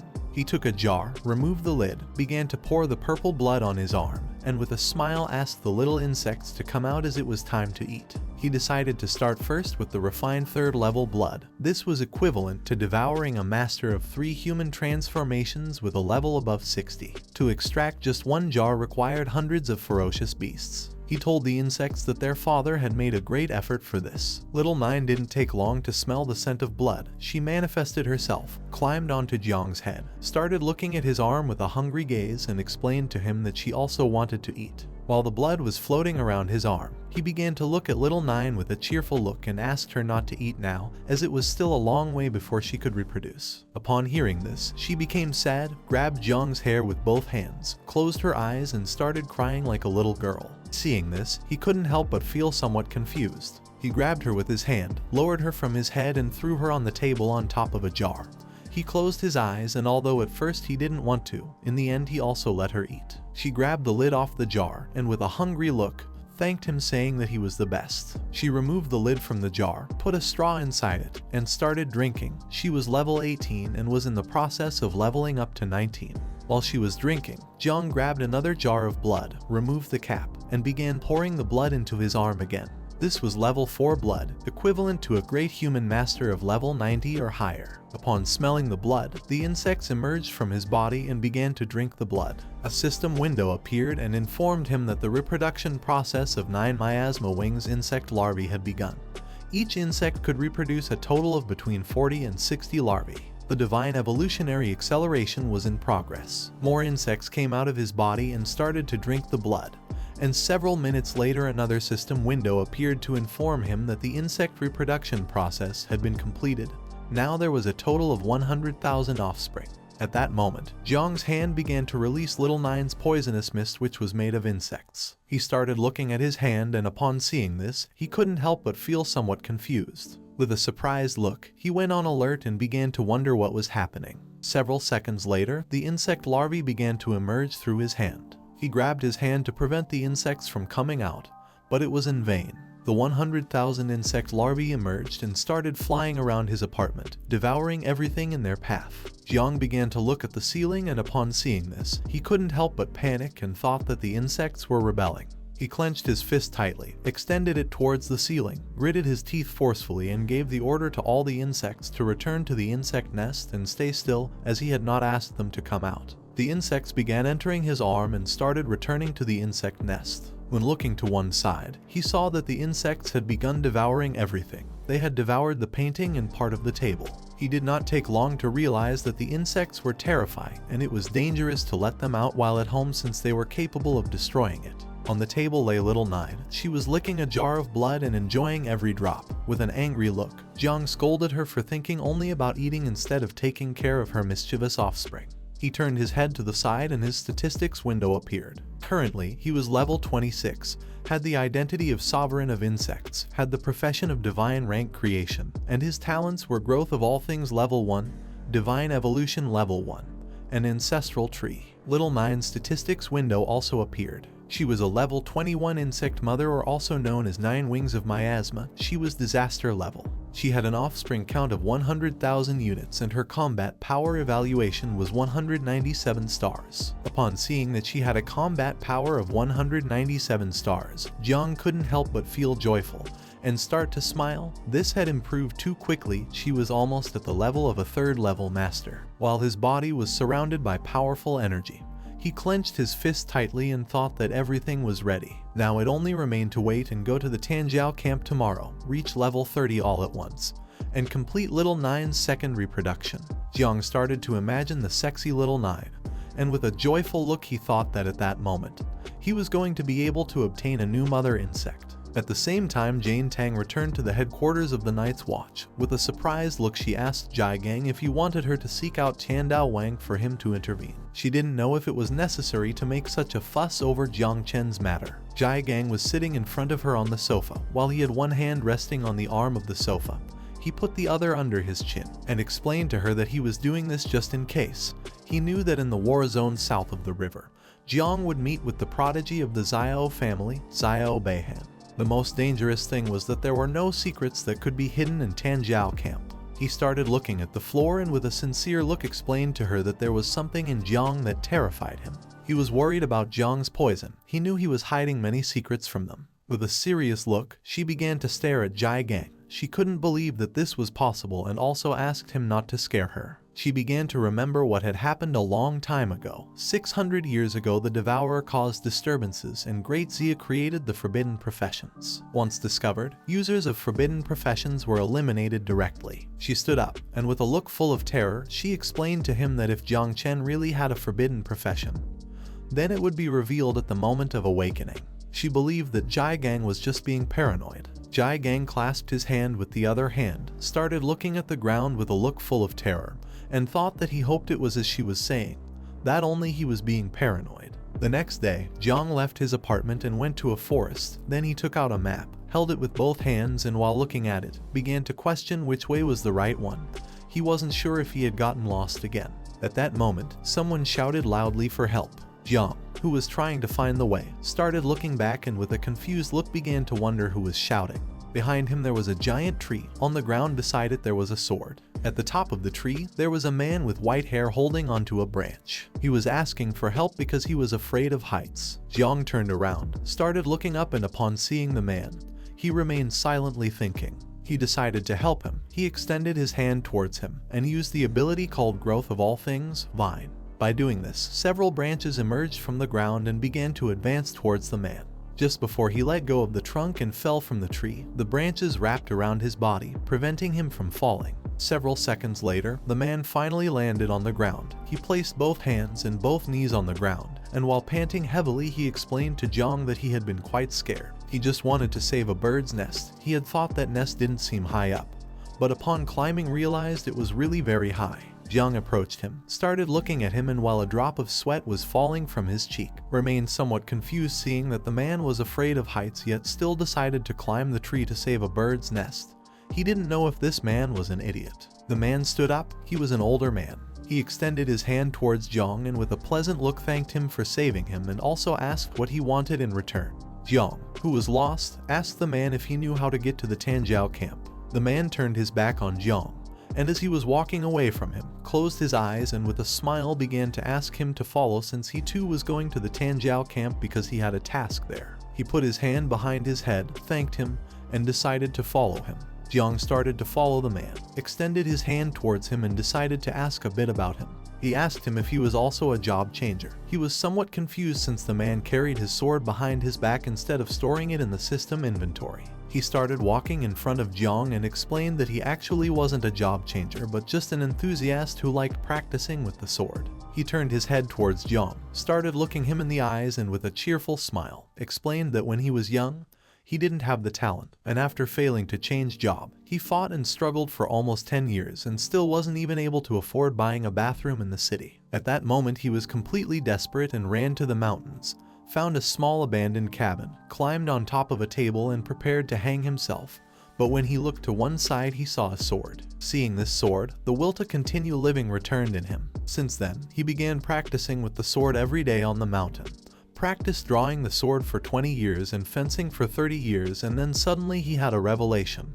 He asked Jiang if it didn't seem incredible. Jiang, who was somewhat confused, responded that it was certainly something incredible. The man grabbed the sword with his hand, started looking at the ground, and asked Jiang if he wanted to learn how to handle the sword. He knew a special move. Just before he could say the name of the special move, Jiang interrupted him and refused. Upon hearing this, he put away the sword, closed his eyes, and with a pleasant smile thought that Jiang was a bit impatient. He decided to wait for the moment when Jiang would want to learn how to handle the sword. Jiang started looking at the sky, and upon seeing what had appeared, he couldn't help but be somewhat surprised. With a cheerful look, he asked the man to look and also asked him if that wasn't the Tanjiao camp. But to everyone's surprise, the man disappeared. Jiang started looking around and noticing that the man was not there. He became somewhat confused and began to wonder where the man was. He also thought that this old man was too strange. At the same time in Tanjiao camp, several helicopters started flying in the sky. At the entrance, there was a receptionist, and in front of the desk there was a huge line of people.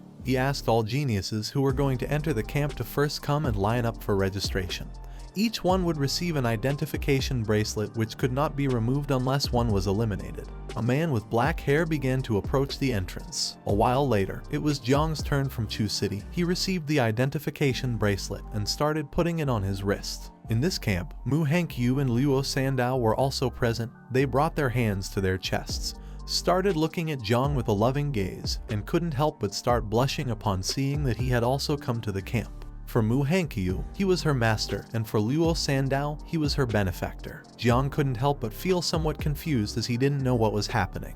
Being a benefactor was fine for him, but being her master wasn't. They too started to fight among themselves. With an aggressive look, they began to insult each other. Luo Sandao did not know why Mu Hankyu was calling Jiang love. She had advised her many times to read fewer romance novels so that she would not fantasize senselessly like men. Mu Hankyu responded that she was right. Now she really knew what true love was. According to her, Luo Sandao was nothing.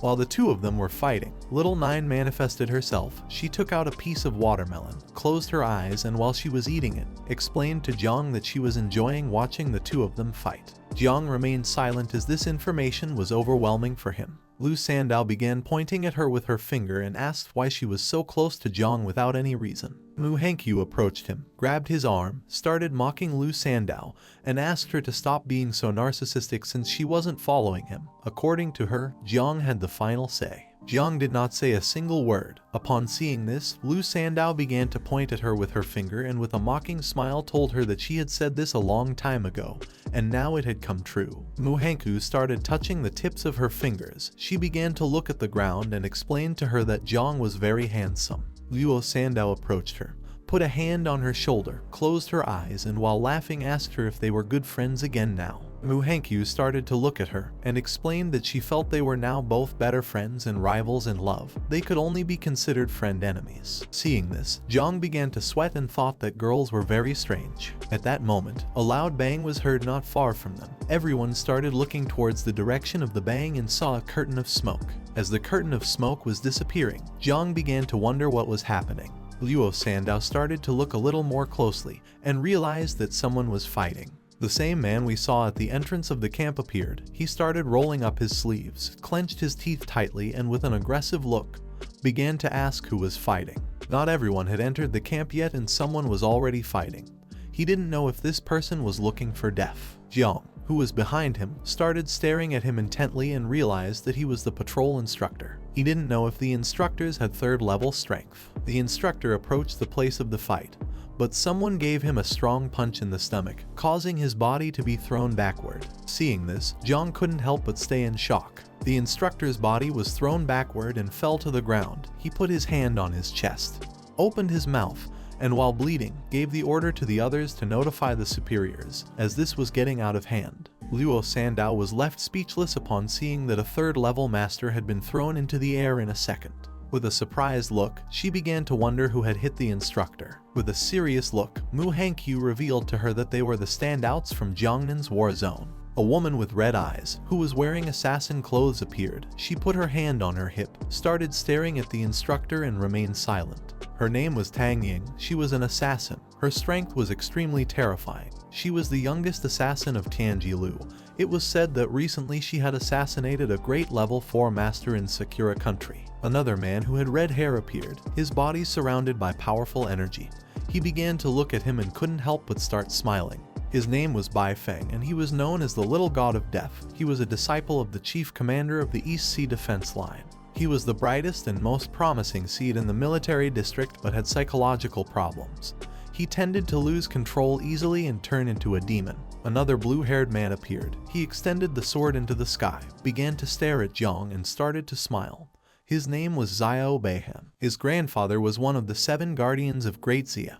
He had the profession of Blue Lotus Immortal Swordsman, comparable to a divine-level profession. Luo Sandao began to look at Zio Yuanwu with a terrified gaze and told Jiang that she knew this damn dog. The epic sword he had in his hand had been stolen from her house. Jiang began to look at him with a calm gaze, and upon seeing that he was Zio Yuanwu, there was no longer any doubt in him that he was a prodigy since his strength far surpassed that of Zio Yuanwu. The people did not know who was being attacked by the 3 together. In the middle of them there was a shirtless man with orange hair. He stood up, adopted an offensive stance and prepared to attack. While the smoke curtain was disappearing, he clenched his fist tightly and decided it was time to counterattack. With a murderous look, he clenched his fist tightly, and using all his strength, gave a strong punch to the ground, breaking it into pieces. He was an invincible descendant. His name was Jiang Chen. It was said that he had 3 professions and all were unique and hidden. He was strangely strong since the 3 together could not defeat him. Mu Hankyu and Luo Sandao started to look at Wu Shuang with a surprised gaze. Even Jiang himself was shocked, as Wu Shuang was 3rd on the summer ranking list. He didn't know if his little insects would be able to face this guy. At that moment, Zio Beihan gathered momentum, jumped up, grabbed the sword with both hands and prepared to attack. Jiang looked up and seeing this, thought it wasn't good. Zio Beihan landed on the ground, gripping the sword forcefully, causing the ground to start cracking. He was very close to Luo Sandao, but luckily Jiang grabbed her by the hip, jumped and dodged his attack. Zio Beihan started staring at Wushwang with a serious look and praised him since his wind fist was very powerful. Jiang started looking at Zio Beihan and caught his attention. Zio Beihan began to sheath the sword, and upon seeing Jiang he was somewhat surprised. He had heard that he had been the one who killed Zio Yuanwu. He drew his sword again, started pointing the tip towards Jiang, and while his body was surrounded by a powerful aura he began to stare intently at Jiang. Despite also despising the useless Zio Yuanwu, today Jiang was going to die. Originally he had planned to deal with Wushwang first and then take care of an ant like Jiang. But since he was here, he decided to start with him. Jiang did not let himself be intimidated. He extended his hand to the side, releasing Little Nine's poisonous mist. With a look full of determination, he told him that although their strength was different, the Zio family was really just as rotten at its core. Zio Beihan extended his sword to one side and began approaching Jiang. Seeing this, Jiang extended both hands to the sides and prepared to attack. Although he had promised Uncle Jai Gang not to show his power, now there was nothing else that could be done in this situation.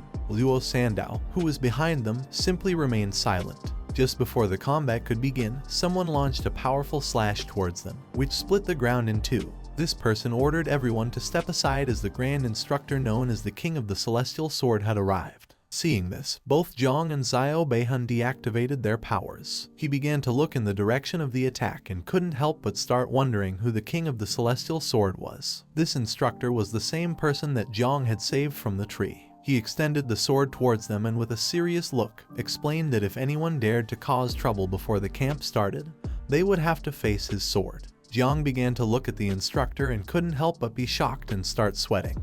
He couldn't believe that the strange old man he had encountered on the road was the chief called King of the Celestial Sword. With just one movement of his sword energy, he had made the 4 great geniuses tremble until they were immobile. He didn't know if his small insects had also been destroyed by his sword's shockwave. After launching the attack, the old man grabbed the sword's hilt with one hand, began to sheath it and started staring intently at Jiang and Zio Beihan.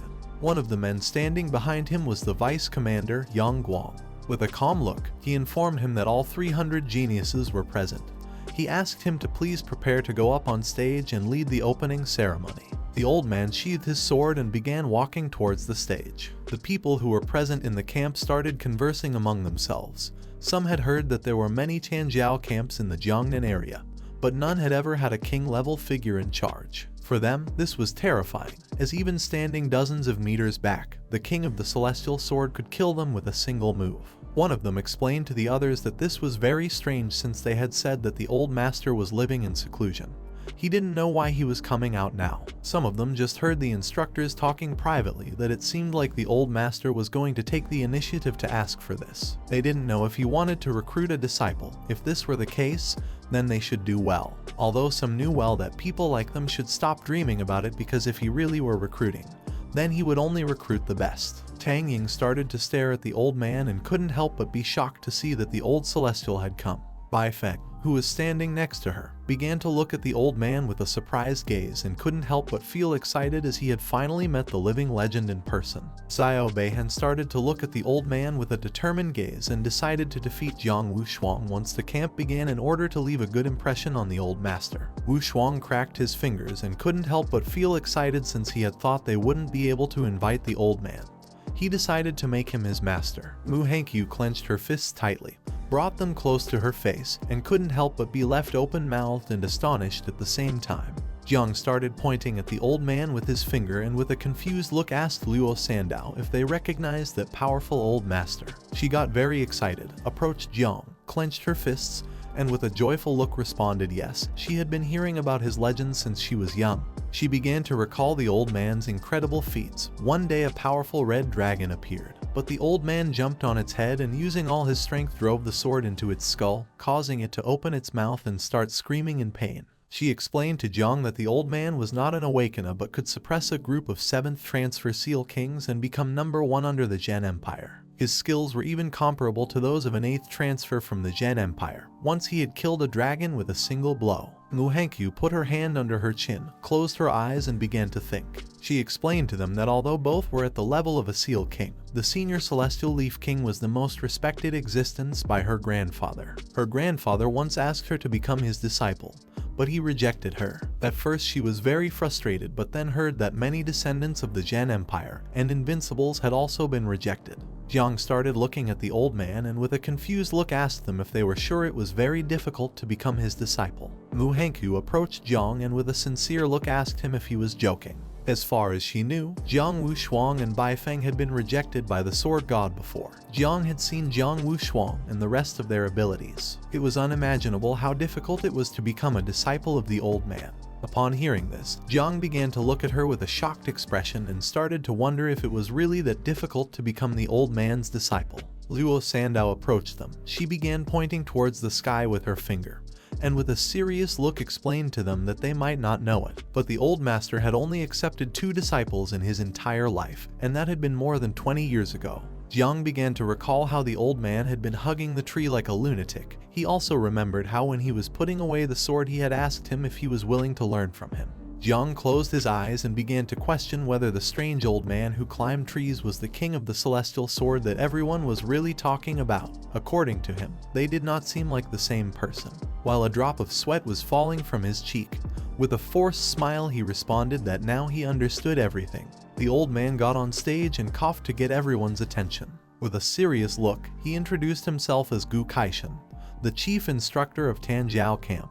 He put both hands on the table and reminded everyone that, as they all already knew, the Tanjiao camp in their Jiangnan area had been performing below average in recent years because the fights here were just a farce. If one did not dare to give it their all here, in a real battlefield with real dangers, they would only end up dead and without burial. He revealed to everyone that there were more and more monsters in this world. He grabbed the microphone tightly and with a smile told them that they needed more capable geniuses. Therefore, to better showcase and unleash their geniuses' abilities and make a better selection.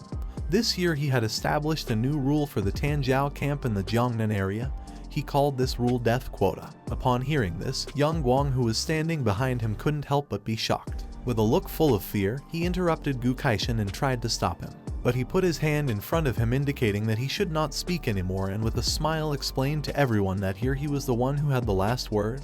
Therefore if something happened, he was going to take all the responsibility. Yang Guang started sweating like crazy and with a confused look began to wonder what death rate Gu Kaishan was talking about.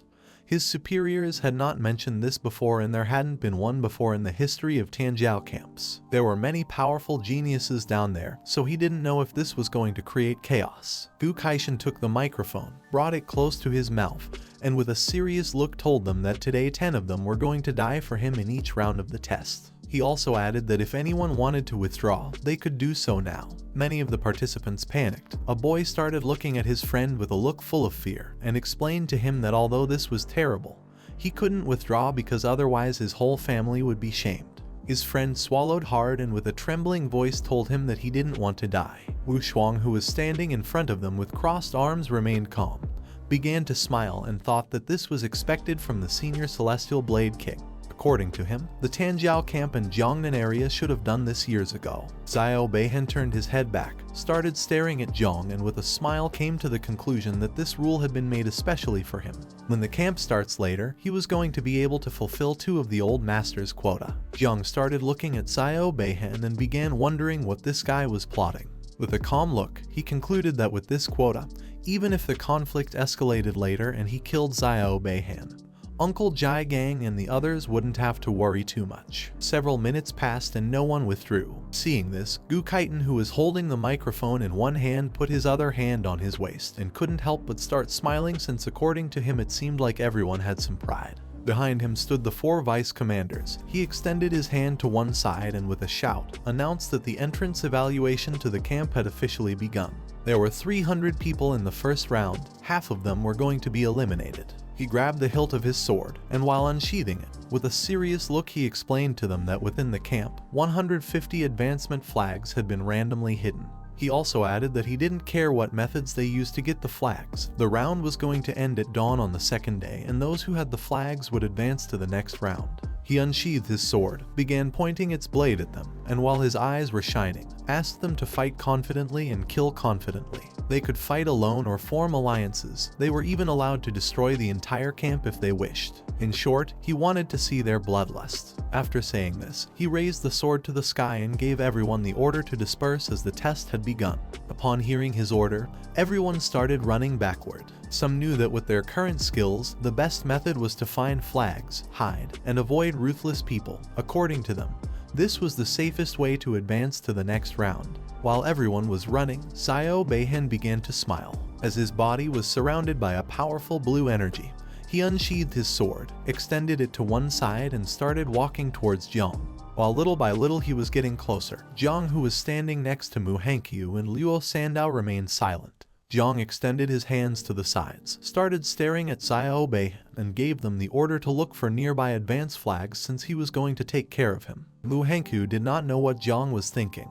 With a panicked look she asked him if he was sure. Just before she could finish the sentence, he extended his hand to one side, adopted a defensive pose, and told her that this was an order. Upon hearing this, Mu Hankyu and Luo Sandao turned their backs on him and started running. While Zio Beihan's body was surrounded by powerful blue mana, he began to laugh and mocked him by asking if a rookie like him who hadn't even made a second transfer wanted to be a hero. Jiang extended his hand to one side, causing it to start releasing the poisonous mist of Little Nine. Although Zio Beihan's sword energy was truly astonishing, it was much inferior compared to Zio Yuanwu's. Even though he was now much stronger than before, he didn't know if it would be possible for him to deal with Zio Beihan using only poison without exposing the existence of the mother insect. With a calm look, he asked him to stop talking nonsense. Zio Beihan listened and decided not to waste more words on a dead corpse. Using all his strength, he launched a powerful slash towards Jiang. While Jiang's body was surrounded by Little Nine's poisonous mist, he prepared himself for defense. But just before Zio Beihan's attack could reach him, someone asked him to stop and threw some small knives at his attack, shattering it into pieces. This person was none other than Tang Ying. While she was holding knives in her hands, she began to stare at Zio Beihan with an angry look. Zio Beihan, who was holding the sword with one hand, began to look at her with a serious expression and asked what she was doing. When looking to the side, Jiang saw Tang Ying with a surprised look. He began to question whether she was the female assassin. Tang Ying put her hands on her hips, approached him, and shouted if he had forgotten their agreement with Bei Feng. They had agreed to kill Wu Shuang once the camp started, yet he constantly went off to deal with insignificant matters. She didn't know if he was using these excuses deliberately because he was actually afraid of Wu Shuang. Zio Beihan clenched his fist tightly and with an angry look asked her who had said that he was afraid. Both turned their backs on Jiang and started walking towards the area where Wu Shuang was. Zio Beihan, who was furious, asked her where he was. He decided to deal with him first since it wasn't too late to handle the trash afterward. Tang Ying began pointing in the direction where Wu Shuang was and explained that he had headed towards the forest and Bai Feng was chasing him now. Jiang deactivated Little Nine's poisonous mist, started looking at them and felt relieved since things had really taken a turn. He didn't know who Tang Ying was but felt that she was intentionally helping him. Once they moved away a bit, Tang Ying turned back, put her finger near her mouth and winked at him. Seeing this, he realized that she was indeed helping him. But he didn't know why since they didn't even know each other. She began to look down with a sad expression. She was the niece of Tang Jin. His aunt had asked her to secretly take care of Jiang Chen in the Tanjiao camp. But with her current abilities, she couldn't fight Zio Beihan directly. She could only use Wu Shuang's name to try to delay his movements. A man with black hair who was carrying a bow on his back and holding several flags in his hands approached them, knelt before him, and explained that his father was the subordinate of his grandfather. These 3 advancement flags he had were a sign of his dedication to him. He was the 6th venerable transfer descendant named Huang Yongchao. Zio Beihan approached him and with a serious look told him that he did not need the flags. He also added that if he really wanted to show his loyalty, then he could help him do something. Tang Ying crossed her arms and remained silent. Huang Yangchao, who was kneeling before him, explained that his subordinate would serve him with the utmost loyalty. Tang Ying began to look at Zio Beihan and thought that this was not good since now Jiang would have to take care of this himself. But she hoped that Mu Hankyu and Luo Sandao could protect him. At the same time, Luo Sandao obtained 2 advancement flags. While she was holding them in her hand, she closed her eyes and with a joyful smile explained to Jiang that she had just found 2 flags. She arrived at the area where Jiang was and placed the flags on the table. Jiang, who had one hand resting on his waist, with a calm voice asked them both to take the flags first since he was going to another place to take a look. She rested both hands on it and told him that they were going to help him find it together, and Mu Hankyu, who was standing next to her, crossed her arms and remained silent. At that moment, someone shot an arrow, which began to move at great speed towards them. Jiang didn't take long to sense this. He put his hand under the table and asked them to be careful. Just before the arrow could get close, Jiang threw the table into the sky with all his strength, causing it to collide directly with the arrow. The attack was so powerful that the table was shattered into pieces. Luo Sandao started looking up, and upon seeing this, she couldn't help but panic and start feeling scared as she didn't know what was happening.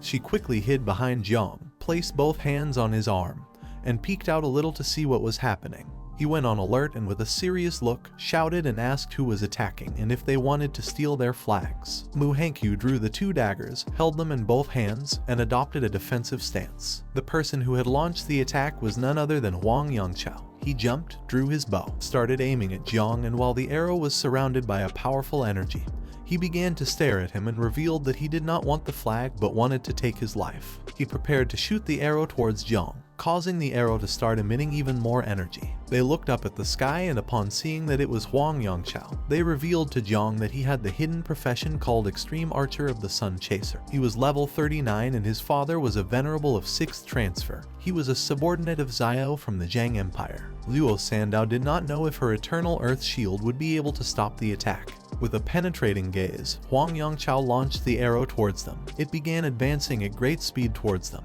The blade grew larger and was covered in energy. As the arrow gradually approached, Jiang decided to do something about it. He asked both of them to step aside. He jumped, and while his eyes were shining, he began to advance towards the attack. He extended his hand, causing the palm to start releasing Little Nine's poisonous mist. With an angry look, he explained to them that he could tolerate everything else, but if they wanted to kill him, then they shouldn't blame him for being ruthless, since after all someone had to fulfill the old master's death quota. Luo Sandao, who was behind Jiang, couldn't help but clutch her chest in fear, and Mu Hankyu, who was holding the 2 daggers, started looking at him with a surprised expression and couldn't help but begin wondering what he planned to do. Jiang launched Little Nine's poisonous mist towards Huang Yangchao, blocking the attack. The mist was so powerful that it not only blocked the attack but also shattered it, and began advancing towards him. While Huang Yangchao was flying in the air, the poisonous mist approached him.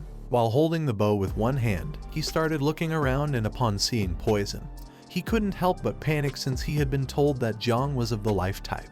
With a look full of fear, he asked others not to hide and to come attack all together. Just before he could finish speaking, Little Nine's poisonous mist reached him and impacted his body, corroding and tearing him into pieces, causing him to start screaming in agony. The poisonous mist grew larger and the insects began to devour his body. His companions turned their backs on him and started to flee out of fear. They did not want to fight against a guy who had awakened the hidden poison class. Now that even long-range shooters like Huang Yangchao had not been able to deal with him, much less would those who had close combat classes be able to. They thought they were lucky since they escaped in time. Otherwise, they would have been cannon fodder. In a matter of seconds, the insects began to devour Huang Yangchao's body. Jiang, who was standing next to him, was controlling the swarm of insects. At the same time, in the observation room were Yang Guang and Gu Kaishan watching everything that was happening in the camp through some cameras. Gu Kaishan started to look at Jiang, and seeing how strong he was, he couldn't help but praise him upon noticing that he not only had the creation class, but also had the poison class. Yang Guang, who was standing behind him, was speechless. With a surprised look, he began to wonder how it was possible that Jiang had killed so quickly a second transformation prodigy. For him, Jiang Chen was incredible. He didn't know why Chuozheng City's Night Watch hadn't reported anything. While he was deep in his thoughts, Gu Kaishan turned his head towards him and with a serious look asked him to go inform the others and also bring some great masters of the spatial system, since this was an emergency moment. They needed transfer at any time to prevent Jiang from killing too many people. Hearing his voice, Yang Guang snapped out of his trance and responded affirmatively, deciding to go in form immediately. He turned his back on him, started running, clenched his teeth tightly, and with a worried look decided to take advantage of the fact that the elder had not changed his mind to leave quickly, because if the prodigies really began a massacre, then the consequences would be unimaginable.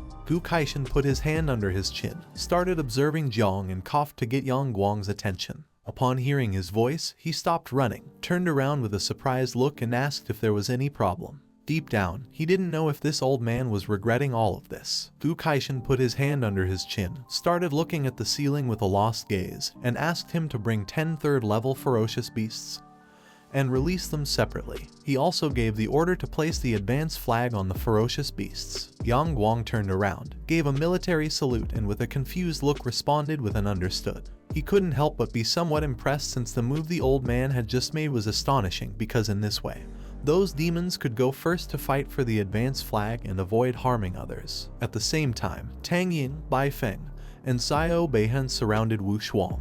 The three drew their weapons and prepared to attack, while on the other side he crossed his arms. Bai Feng had been fighting against him for several minutes and was quite tired. He put his hand on his chest where he had the wound and began to pant heavily. Wu Shuang started looking at him and reminded them again that even if they joined forces, they wouldn't be able to defeat him. He didn't know if they really wanted to die. He mocked them by asking if they would feel proud after winning in a 1-against-3 fight. Zio Beihan gripped the sword tightly, causing the blade to start emitting a powerful blue energy. He began to stare intently at him and explained that although it was dishonorable to win with superior numbers, he couldn't avoid fighting people who weren't boring. At that moment, the loudspeaker started to sound and notified everyone that Huang Yangchao had been eliminated by Jiang Chen. Upon hearing this, everyone was in shock, as they couldn't believe Jiang had made the first kill. Unlike the others, Wu Shuang remained calm. With a worried look, Zio Beihan thought that although Huang Yangchao had average strength, at least he was good and was in the second transformation. In this camp full of geniuses, he was among the top 50. He was much stronger than Zio Yuanwu and yet had been killed in the blink of an eye. Tang Yin, who was holding several knives with her fingers, with a terrified look, she thought that this was not good, since her aunt had told her that Jiang was only level 26 of the creation class. She did not know how he, a person of level 26, could have instantly killed a person of level 39 from the combat class. Not even she, an assassin, could have killed Huang Yangchao so quickly. Bai Feng started looking towards the sky and with a smile came to the conclusion that this time the Tanjiao camp was full of hidden talents. Wu Shuang brought his hand to his face, started looking at them, and with a smile asked if they were not going to face an expert like Jiang. They ignored him and prepared to attack again. But just before they could make a move, the camp notified everyone that 10 third-level fierce beasts were going to be released, and each one was going to have an advancement flag. Everyone who possessed the advancement flag would get an additional score in the ranking. All those who were among the top 10 would receive a reward, with the first place reward being 100 million. Upon hearing this, Zio Beihan and the others jumped and moved away from the area. Wu Shuang, who had his arms crossed, began to smile. Once everyone left, he stood still and thought that the King of Celestial Sword had given them new toys. He thought this was fine and decided to compete for and seize the blue flag. At the same time, Jiang started to look to one side and couldn't help but be surprised when he remembered that they had just entered the camp and the first place was already going to receive a reward of 100 million. For him, this prodigy camp was too generous. If he took first place and obtained the rewards and resources, the insects would be able to reproduce faster again.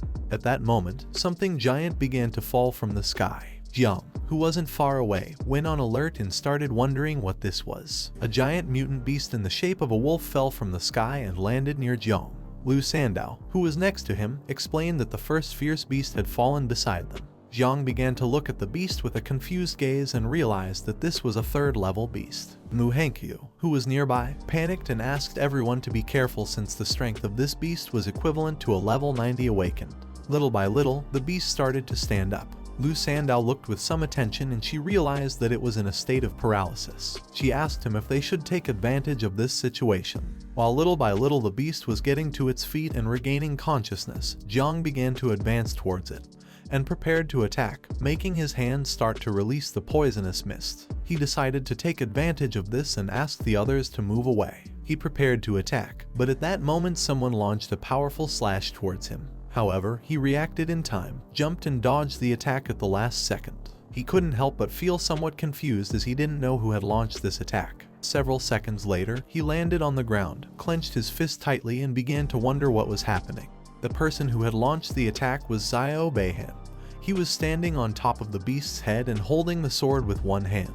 He began to stare at Jiang and with a smile thought that not only had he killed Huang Yongchao in a second, but now he dared to steal the advance flag.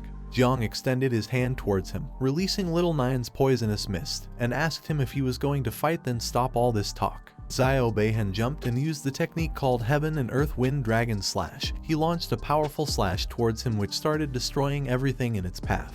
His attack collided with Jiang's, causing the poisonous mist to start disappearing. He positioned himself on top of the beast's head, and while his sword was surrounded by a powerful energy, he thought it was no wonder that Jiang was so arrogant, since it turned out that he had the hidden poison type. It was said that the poison type was difficult to handle, but in front of his sword's wind, it amounted to nothing. Mu Hankyu clashed her fist with her palm, started looking at him and with a serious look thought that Jiang was in danger since the wind could face and defeat the poison type. She thought they should help him as soon as possible. Lu Sandao, who was next to her, started looking at her with a surprised look and explained to her that Jiang's poison wasn't an ordinary poison. If they went to help, all they would do is cause more problems. Jiang adopted an offensive stance, and while his body was surrounded by poison, he began to stare intently at Zio Yuanwu and decided it was time to end this. He used the technique called Poisonous Mist Dragon, causing a giant dragon made of poison to appear. It opened its mouth and prepared to attack. Seeing the size of the dragon, Zio Yuanwu couldn't help but panic and think that this wasn't good.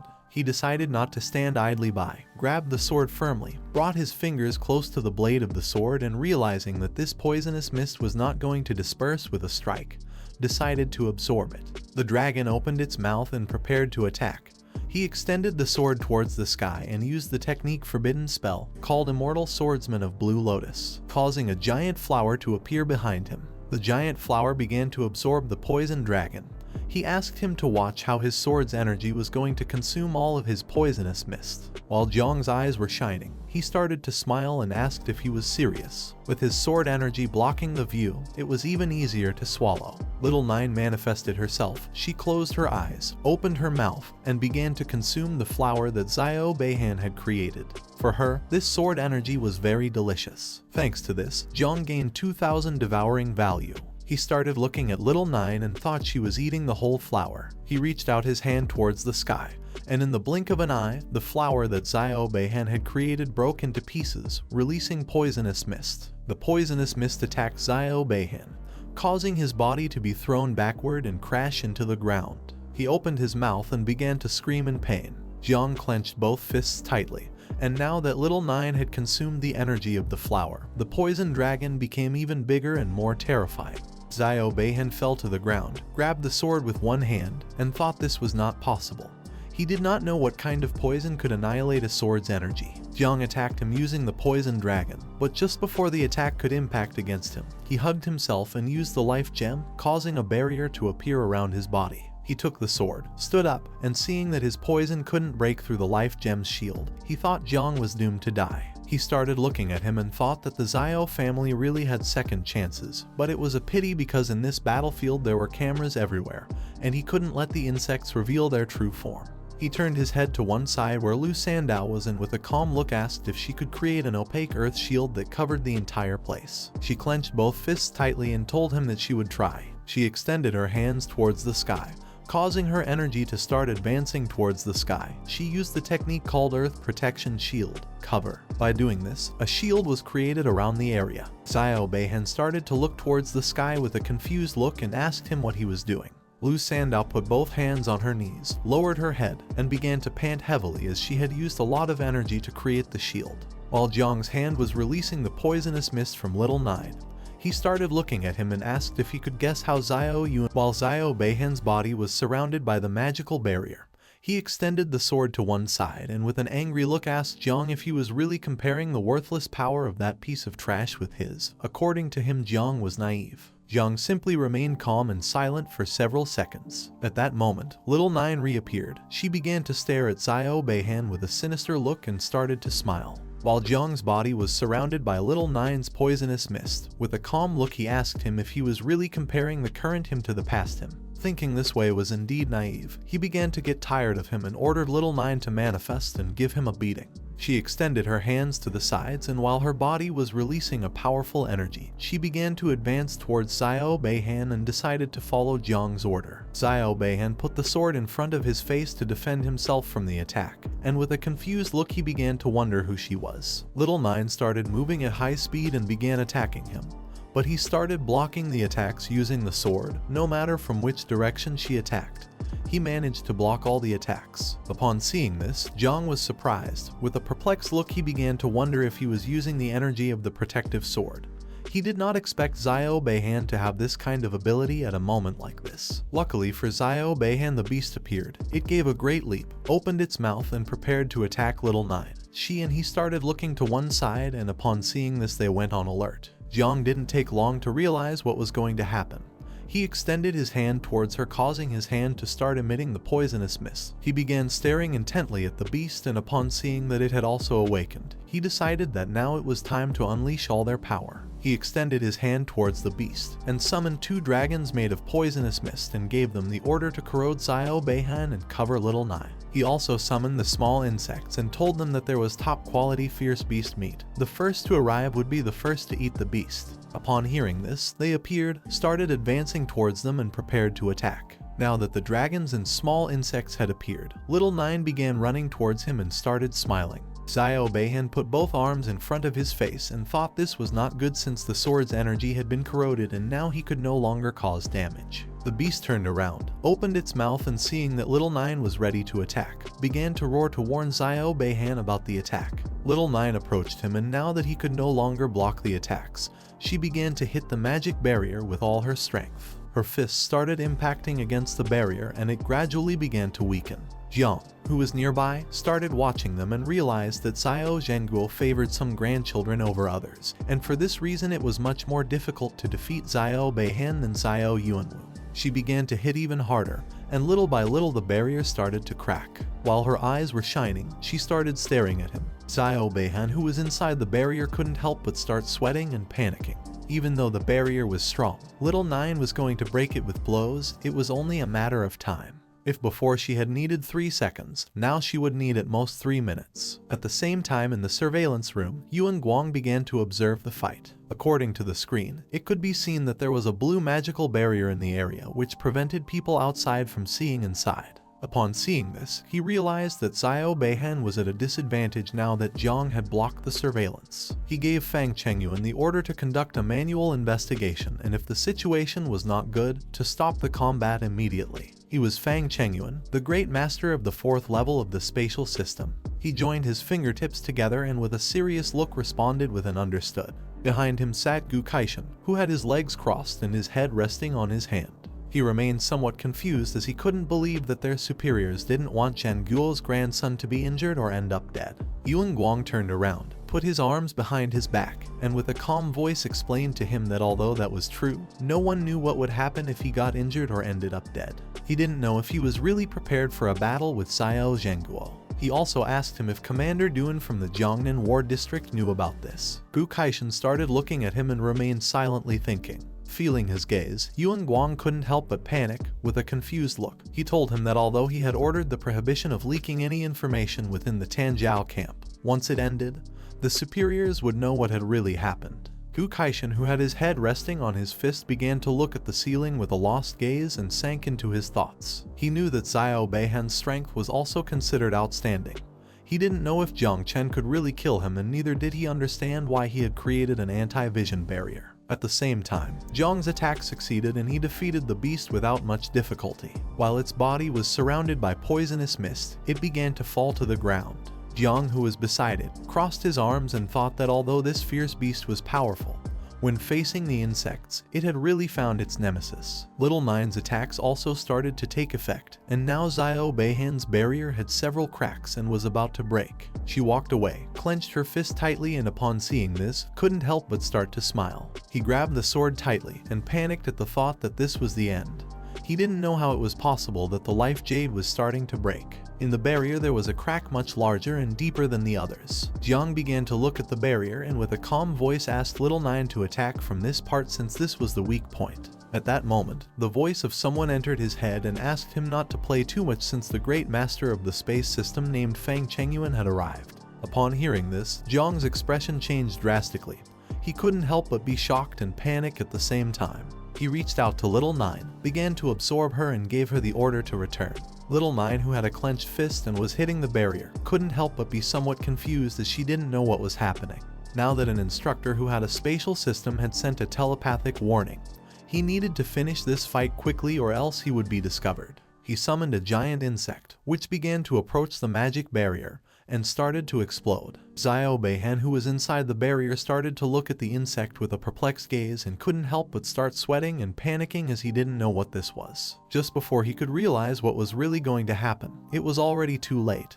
The insect that Jiang had summoned exploded, causing the energy to start entering inside the barrier. Because of this, a great explosion began to generate inside. The energy that was inside the barrier was so great that once it broke, it created a great explosion with the same force as a nuclear explosion. The explosion also broke the barrier that Luo Sandow had created. She put both hands on her belly and started falling to the ground. Lu Hengqiu, who was next to her, started running towards her, reached out her hand to grab her, and she asked her if she was okay. The explosion also created a large curtain of smoke. Several seconds later, once the curtain of smoke began to disappear, it could be seen that part of the ground was broken.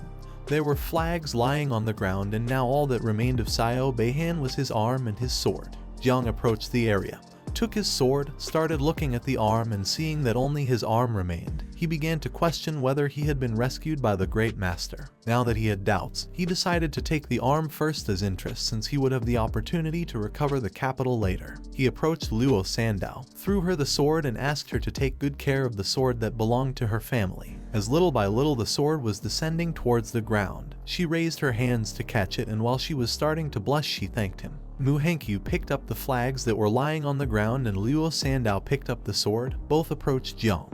She had collected 3 advancement flags, so she told him that they were already among the top 10. Jiang decided to share the flags with them, but Mu Hengqiu refused since she wanted to see him surpass Jiang Wushuang and win first place, and Luo Sandow also refused because for her having the sword was more than enough. At the same time, someone slammed the table hard. This person was Yuan Guang, and next to him was Fang Chengyuan. He put both hands on the table and with an angry look asked him what he was doing and why he hadn't been able to teleport Zio Beihan in time. At the beginning, he closed his eyes and stayed thinking in silence. Then he opened them and with a calm voice explained that the poisonous fog was too strong. His spiritual energy had barely approached it. He hadn't seen anything clearly and the energy was corroded by the poison.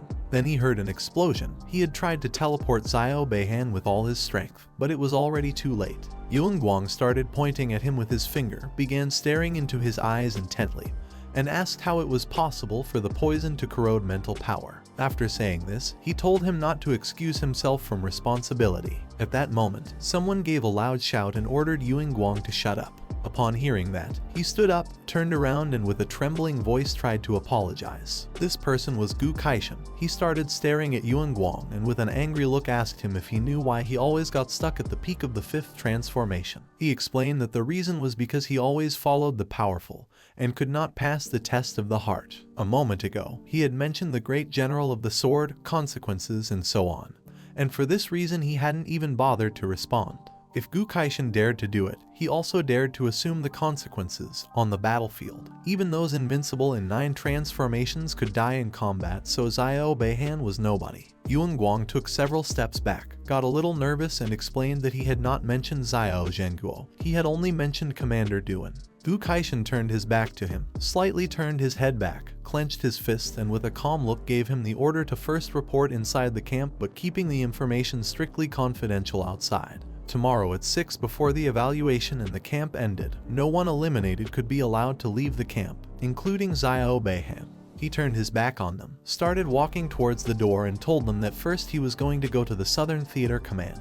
Yuan Guang and Fang Chengyuan started looking at him and remained silent. At the same time, a system window appeared in the sky and informed everyone that Zio Beihan had been eliminated by Jiang Chen.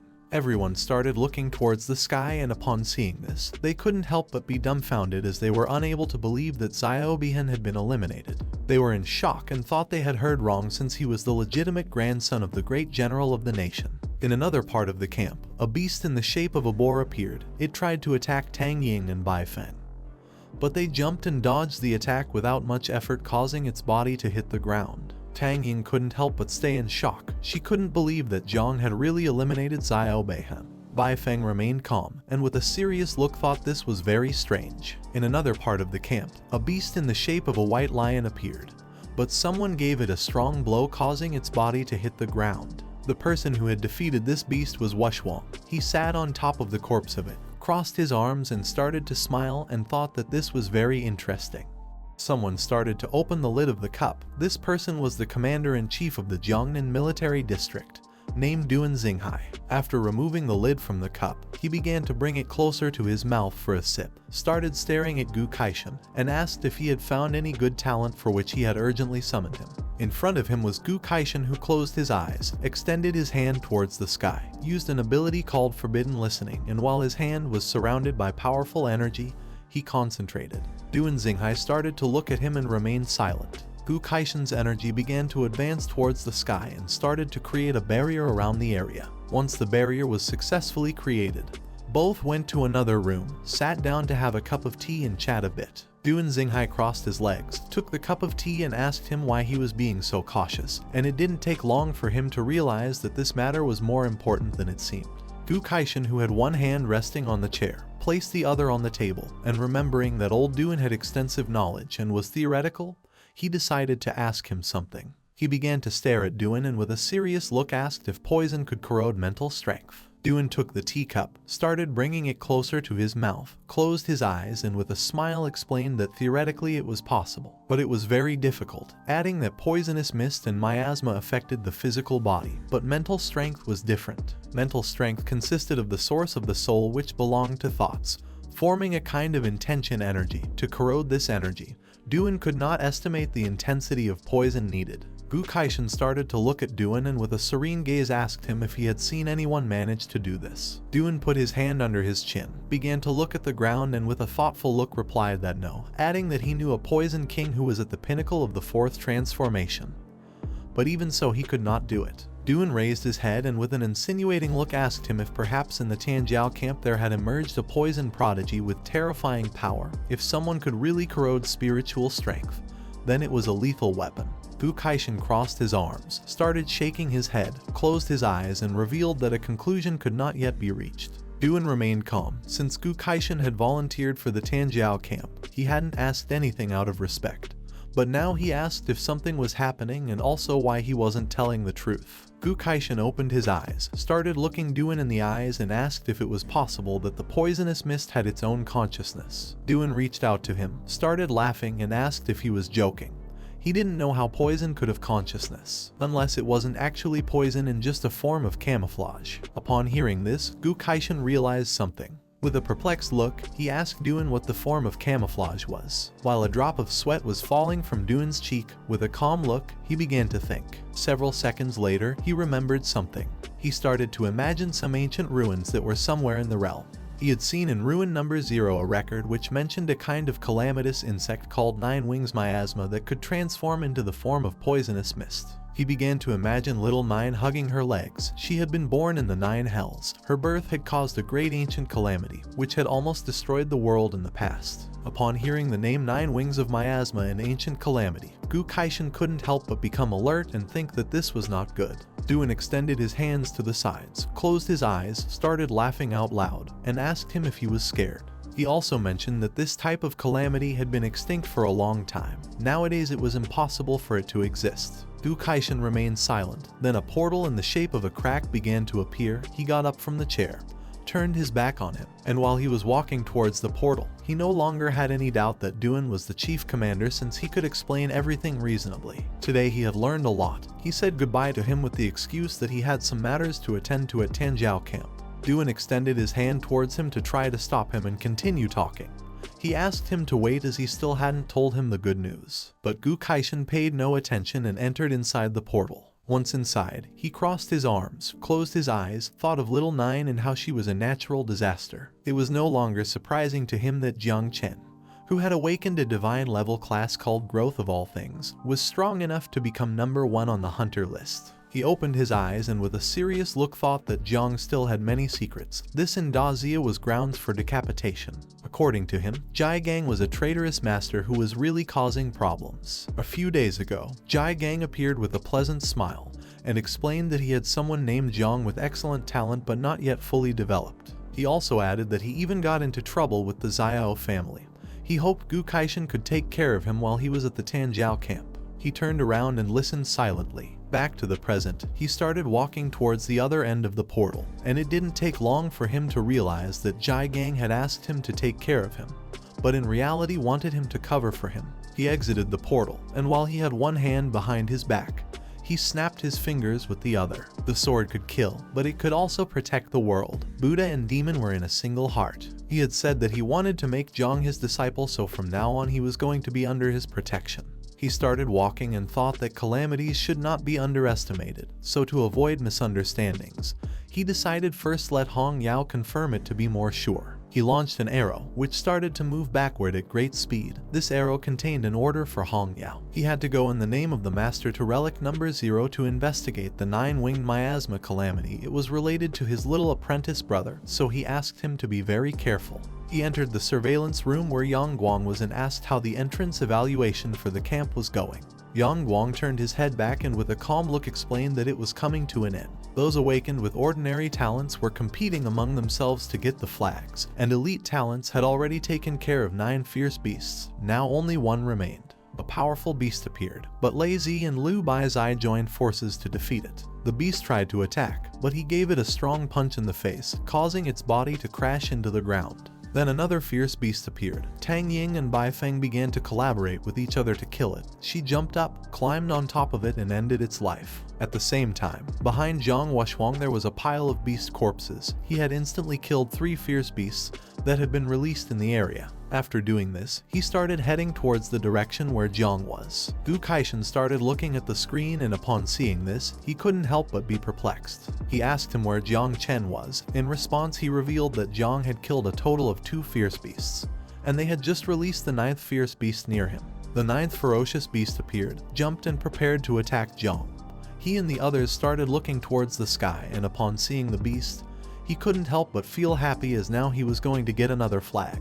As the beast was slowly approaching, Jiang extended his hand, and while his eyes were shining, he began to smile and told little Nine that it was time to eat again. Just before the beast could approach and attack, Jiang extended his hand towards it, releasing little Nine's poisonous mist in the process, which quickly started advancing towards it. Little Nine manifested, and without much effort began to devour the beast. Thanks to this, he obtained 2,000 devouring value. The body of the beast fell to the ground, and little Nine slowly began to devour it. Jiang, who was standing beside, simply remained silent. While little Nine was devouring the beast, she ascended from level 21 to level 22, and upon doing so, she couldn't help but start smiling. Upon seeing that she had leveled up, Jiang couldn't help but start smiling with joy. His joy didn't last long as a fist made of spiritual energy appeared in the sky and began to descend towards them. They looked up and upon seeing this, went on alert. Mu Hankui drew her 2 daggers, adopted a defensive stance, and with an alert look she revealed to Jiang that someone had launched a surprise attack on them. Luo Sandao decided not to stand idly by. With a determined look, she extended her hand towards the attack and used the skill called Earth Protection Shield, causing a powerful green shield to appear around them. Jiang extended his hand towards the attack, and upon looking a little more closely he soon realized that this fist style was Wushwang's. The energy of Wushwang's fist began to impact against Luo Sandao's shield, causing it to gradually start breaking. Her shield didn't last long, and in a matter of seconds it shattered into pieces. Due to the difference in strength, she and Mu Hankyu were sent flying backward and started bleeding from their mouths. Jiang was the only one left standing. He adopted an offensive stance, and with a look full of determination, he decided it was time to counterattack. Just before Wushwang's fist could reach him, Jiang extended his hand towards the fist, releasing little Nine's poisonous mist which began to halt the attack. Several seconds later, Jiang's body was sent flying backward. He firmly planted his feet on the ground to stop his moving body, and put his hand in front of his face to block any other surprise attack. Little Nine's poisonous mist was so powerful that all that remained of Wushwang's attack was a curtain of smoke. Once the curtain of smoke began to disappear, Wushwang appeared, while his body was surrounded by a powerful energy. He clenched his fist and with a suffocating look, began to approach Jiang. Seeing that even his poison could devour the wind from his fists, it was no wonder that geniuses called Jiang the demon of poison. The body of Mu Hankui fell to the ground behind Jiang. While the smoke curtain was disappearing, he put his hand near his face, started looking at Wushwang and thought that it was not in vain that he was called the third genius of Daxia, praising him by saying that his punch also had quite a bit of strength. Jiang clenched his fist tightly, causing it to start releasing poisonous mist. With a smile, he asked him if he had come to compete with him for the fierce beast. He extended his hand to one side and prepared to defend himself. Wushwang began walking towards him, started laughing and revealed to him that he knew this fierce beast had been poisoned by him and all that remained now was its corpse, so there was nothing left to steal. Upon hearing this, Jiang's expression changed. With a serious look, he asked him what he meant by this. Wushwang clashed his fist with his palm, and while his body was surrounded by a red energy, he began to smile, and with an arrogant look asked Jiang not to misunderstand him as in reality he was just curious and wanted to get to know. Jiang extended his hand towards the sky, and while it was surrounded by Little Nine's poisonous mist, he began to stare at Wushwang and asked him if he was willing to bet his life just to satisfy his curiosity. Wushwang clenched his fist tightly, and with a smile replied yes, adding that one must be at least willing to bet their life. Upon seeing this, Jiang decided it was time to get down to business. He extended his hand towards him and threw the poisonous mist at him. Wushwang began to stare intently at Jiang and with a smile, started to move his fist with great speed,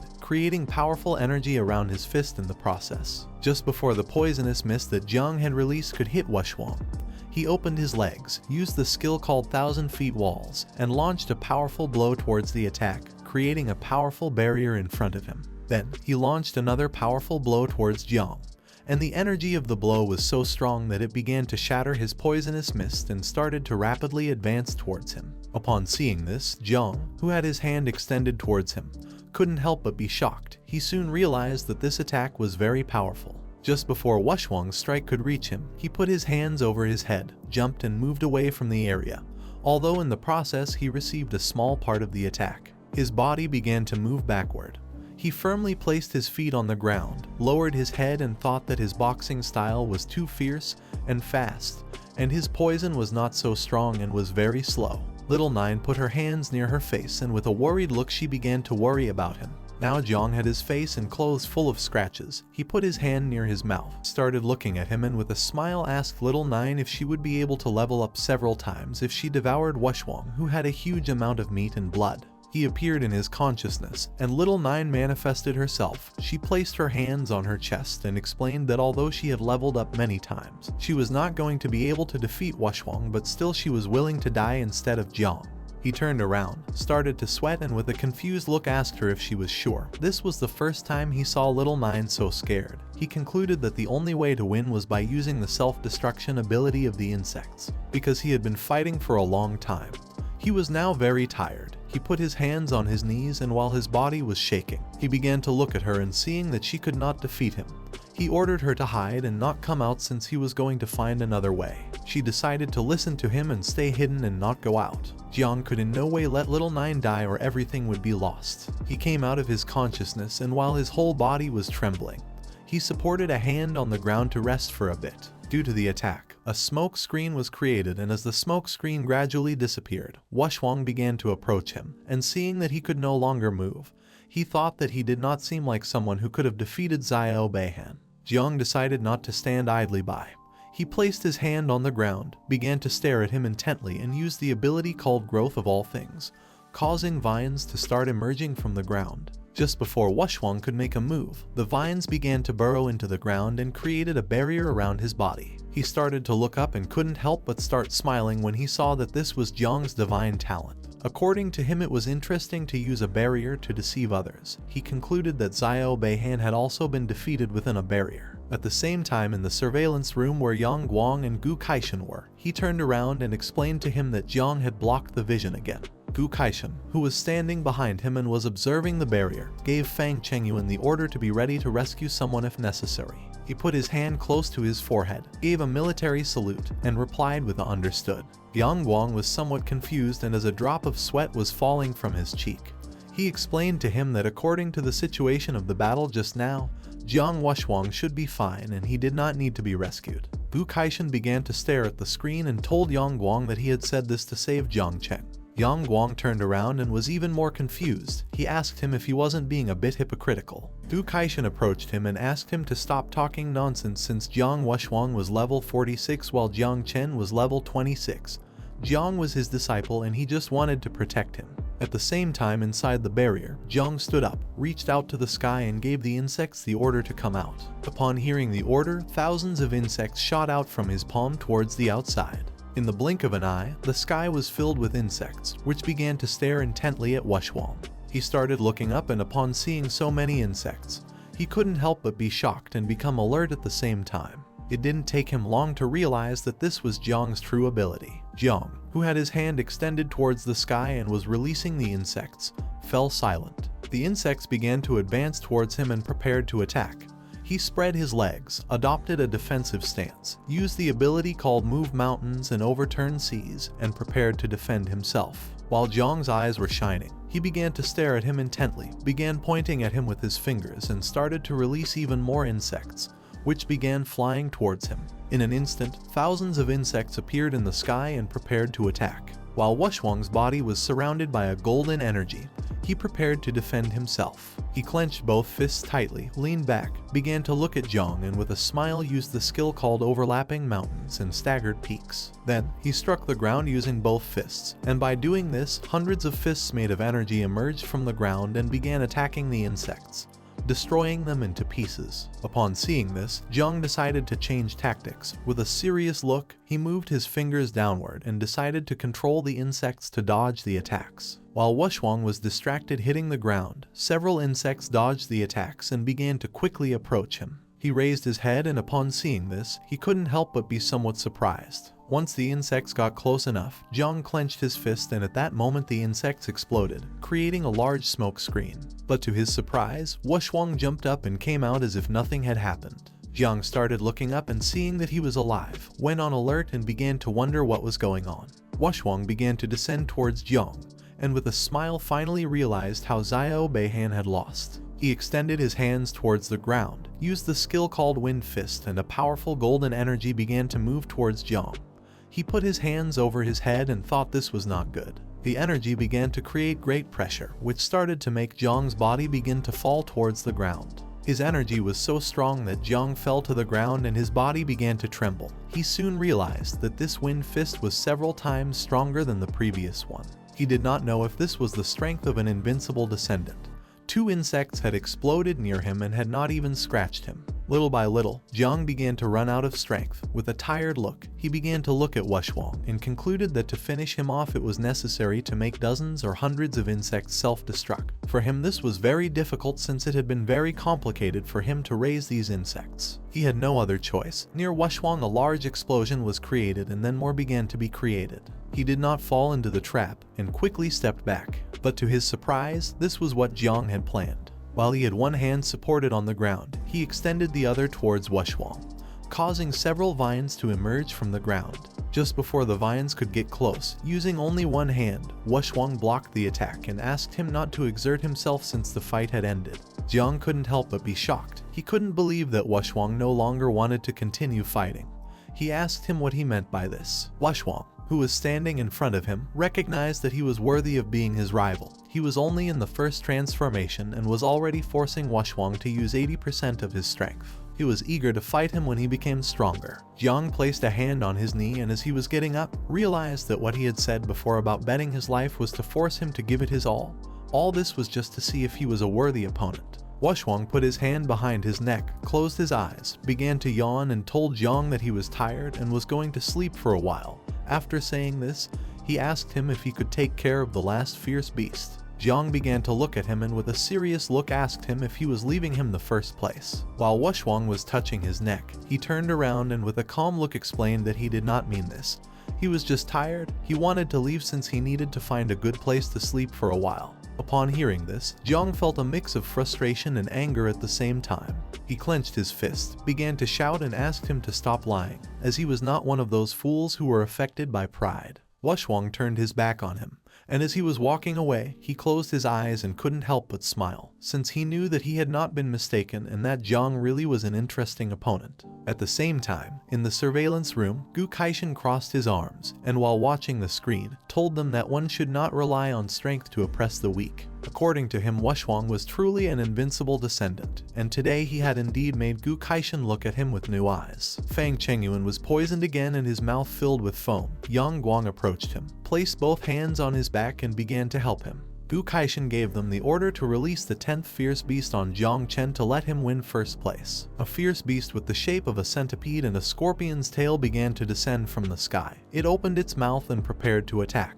Jiang, who was standing on the ground, began to look up, extended his hand and prepared for battle. In a secret realm called Heritage Zero, which was an abandoned village full of fog, night fell. A red-haired woman who was the great disciple of the celestial king of the sword, the older sister of Jai Gang named Hong Yao, who was in her 7th transformation, set foot on top of a rock, and with a serious look she realized that this place was enough to irritate people. She assumed that those awakened with less than 6 transformations could not enter here. In front of her appeared several spirits which noticed her presence and began to approach. Seeing this, she took a leap, firmly grasped the sword and decided to seek information about Gu Kaishan's apprentice. Just before the spirits could make a move, she began to move at great speed and without much effort cut their bodies in half. In front of her was a tombstone, which was emitting an evil energy similar to Little Nine's poisonous mist. She began to observe the tombstone, and it didn't take long for her to realize that it was the source. She didn't know what kind of entity this tombstone was, as it had an ancient presence from about 100 years ago but still remained very strong. The tombstone had several cracks. She approached and decided to use the information database on relics to search for some information about this tombstone.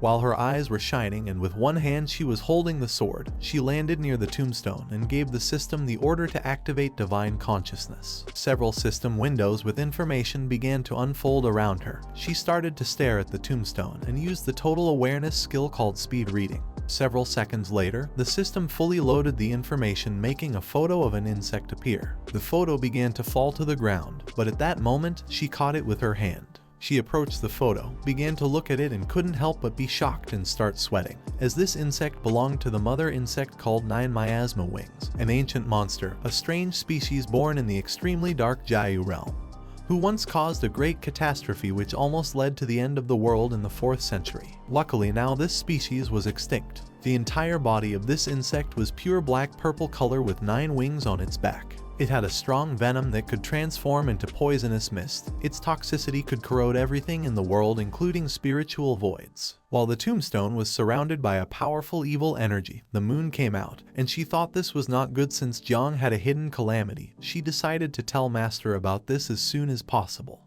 At the same time, in the Tanjiao camp, the beast opened its mouth and prepared to attack. But some time later, its body fell to the ground, and the insects began to devour it. Jiang, who was standing next to it with his hand on his waist, started observing the beast. The insects had devoured a total of 4 beasts. Their devouring value had increased quite a bit. If he got first place in entering camp evaluation, he would be able to complete 2nd transformation very soon. He turned back to where Mu Hankyu and Luo Sandao were, reached out his hand to the sky and explained to them that 10 blue flags were more than enough for him to stay in first place. He gave each of them a flag so that at least they could enter the top 10. Mu Hankyu and Luo Sandao took the flags, closed their eyes, and with a pleasant smile, they thanked Jiang as they had qualified in this round without doing anything. At the same time, in another part of the camp, Bai Feng and Tan Ying managed to defeat the fierce beast shaped like an eagle. Now its corpse was lying on the ground. Tan Ying, who was lying on the ground next to the beast's corpse, began to wipe her forehead with her hand, and while she was breathing heavily, she couldn't help but feel happy since they had finally managed to defeat the beast. Bai Feng, who was standing beside, realized that the entrance evaluation for the camp was about to end.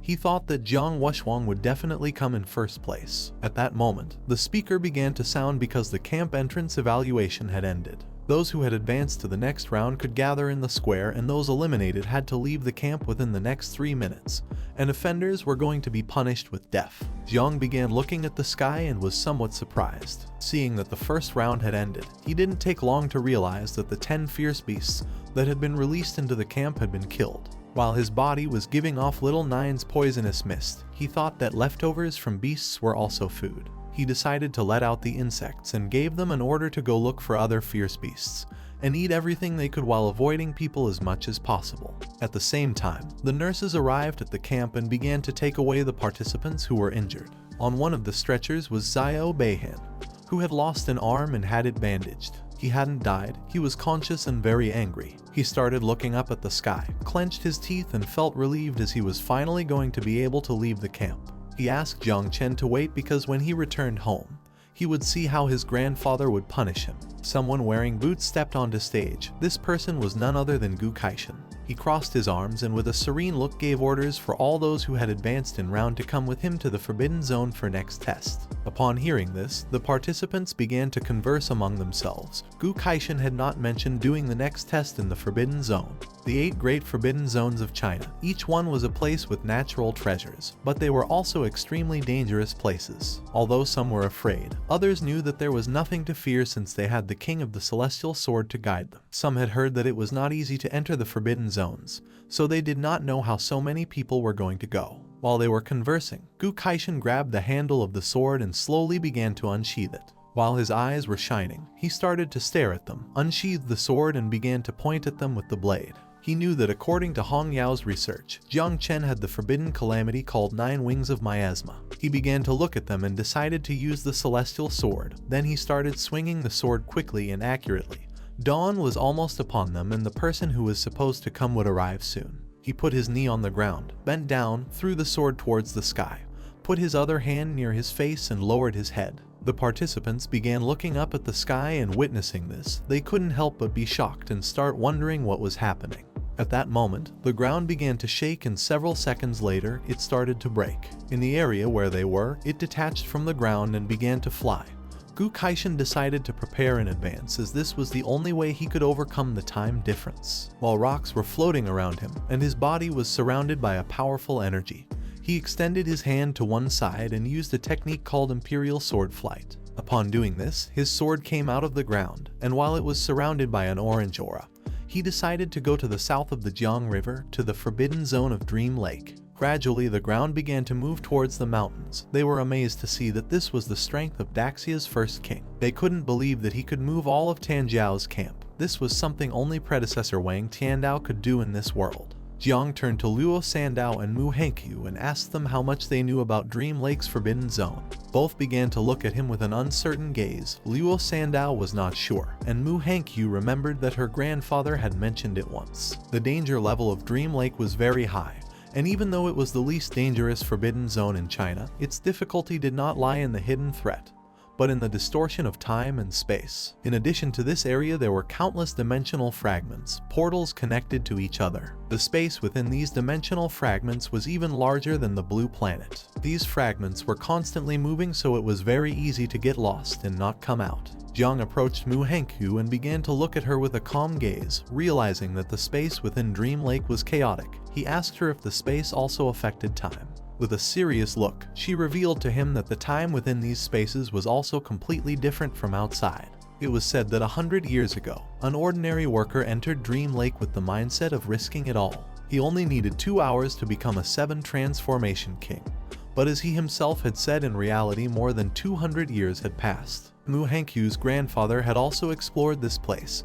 He had been lost for 3 days after entering, but in reality more than 3 years had already passed in the outside world. Jiang was somewhat surprised, and while a drop of sweat was falling from his cheek, he came to the conclusion that the chances of winning or losing at Dream Lake were random. Luo Sandao began to look at him and she asked him not to worry, since if old man Wang Tiandao dared to take them inside, they could be sure that he already knew a safe route. Jiang began to smile and thought that he wished it was as she was saying. This sounded like even though Dream Lake was a dangerous place, it was also a good place.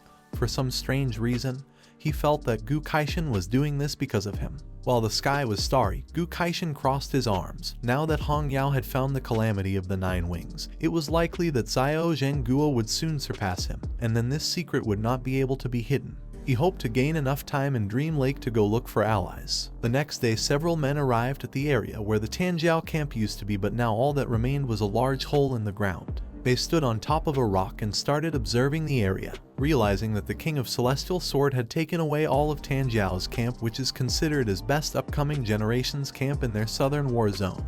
They thought he might have rebelled against them. They didn't know why Commander Duan hadn't arrived yet. At that moment, someone jumped. Commander Duan, who had his arms behind his back, began to quickly move towards them and thought that Gu Kaishan was an old fool. He did not know if he was asking him to bet his life with him. 2 minutes ago, Gu Kaishan sent him a message, explaining to Duan that the situation was very urgent. So for this reason he was taking the little ones to the forbidden area for a test. He asked him to continue as usual since he was going to assume all the consequences. Duan approached them and one of them informed the others that the commander had arrived. Duan, who had his arms behind his back, remained calm and thought that Gu Kaishan was very careless. Now he had left him a lot of problems. The men panicked and one of them explained that they had arrived late. He feared that they were no longer going to be able to reach them. The other man revealed that his son was still up there. If something happened to him, he didn't know what he was going to do. Duan began to approach them, started looking at the ground and fell silent. He passed between them, extended his hand back and asked them to stop making noise, explaining that Gu Kaishan had said they were going for a selection test and would return the same day, so there was nothing to worry about. Upon hearing this, the 2 men couldn't help but be shocked. Duan opened his eyes and began to sweat. With a confused look, he started to wonder if it was really necessary to rush into the forbidden zone for that invincible embryo. He didn't know if he was trying to hide or run away from something. He began to remember what Gu Kaishan had told him and his expression changed. He couldn't help but be shocked and start wondering if this was about the 9 miasma wings. The arrow that Gu Kaishan had launched reached the city and began to descend towards the headquarters of the Night Watch. The arrow contained a secret message for Uncle Jai Gang. Gu Kaishan revealed to him that Jiang Chen was hiding a major calamity. As his master, he would take him to a forbidden area to hide temporarily. Jai Gang should try to find allies from the Sealed Kings while he was away, since when he returned, he feared there would be a fierce battle. Upon reading the message, Jai Gang could not help but be shocked and become alert at the same time, as he did not know what was happening. A few hours later, he met with Jane Tang, sat on the sofa, bowed his head, put his fist on his forehead, closed his eyes and remembered that Jiang had killed a member of the Huang family, had cut off Zio Beihan's arm and now carried with him a calamity.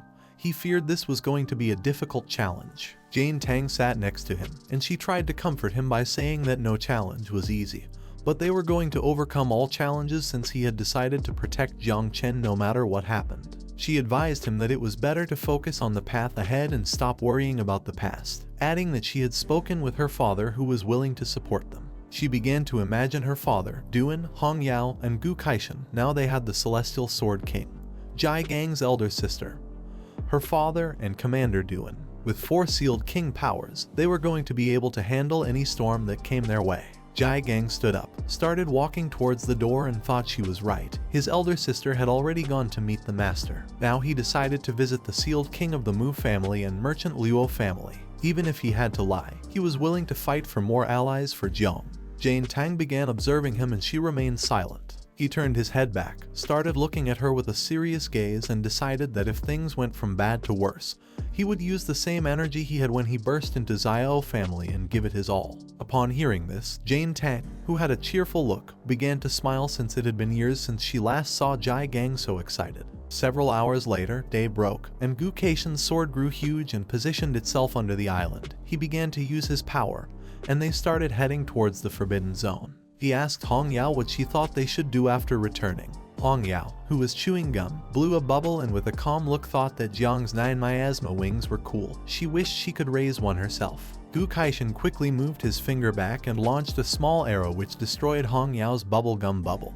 He slightly turned his head towards her and with a serious look called her silly girl and asked if she could be serious for once. Hong Yao began to look at him with a tender gaze and explained that Grand Zia had no tolerance whatsoever towards calamities. If even he couldn't solve it, she would be even less able to do so. After saying this, she asked him if he could take down a great Zhengguo general in one blow. Gu Kaishan became enraged and gave her a soft blow on the head, asking her to watch her tone. She closed her eyes, began to touch her head and started screaming in pain. He closed his eyes and began to imagine his disciples.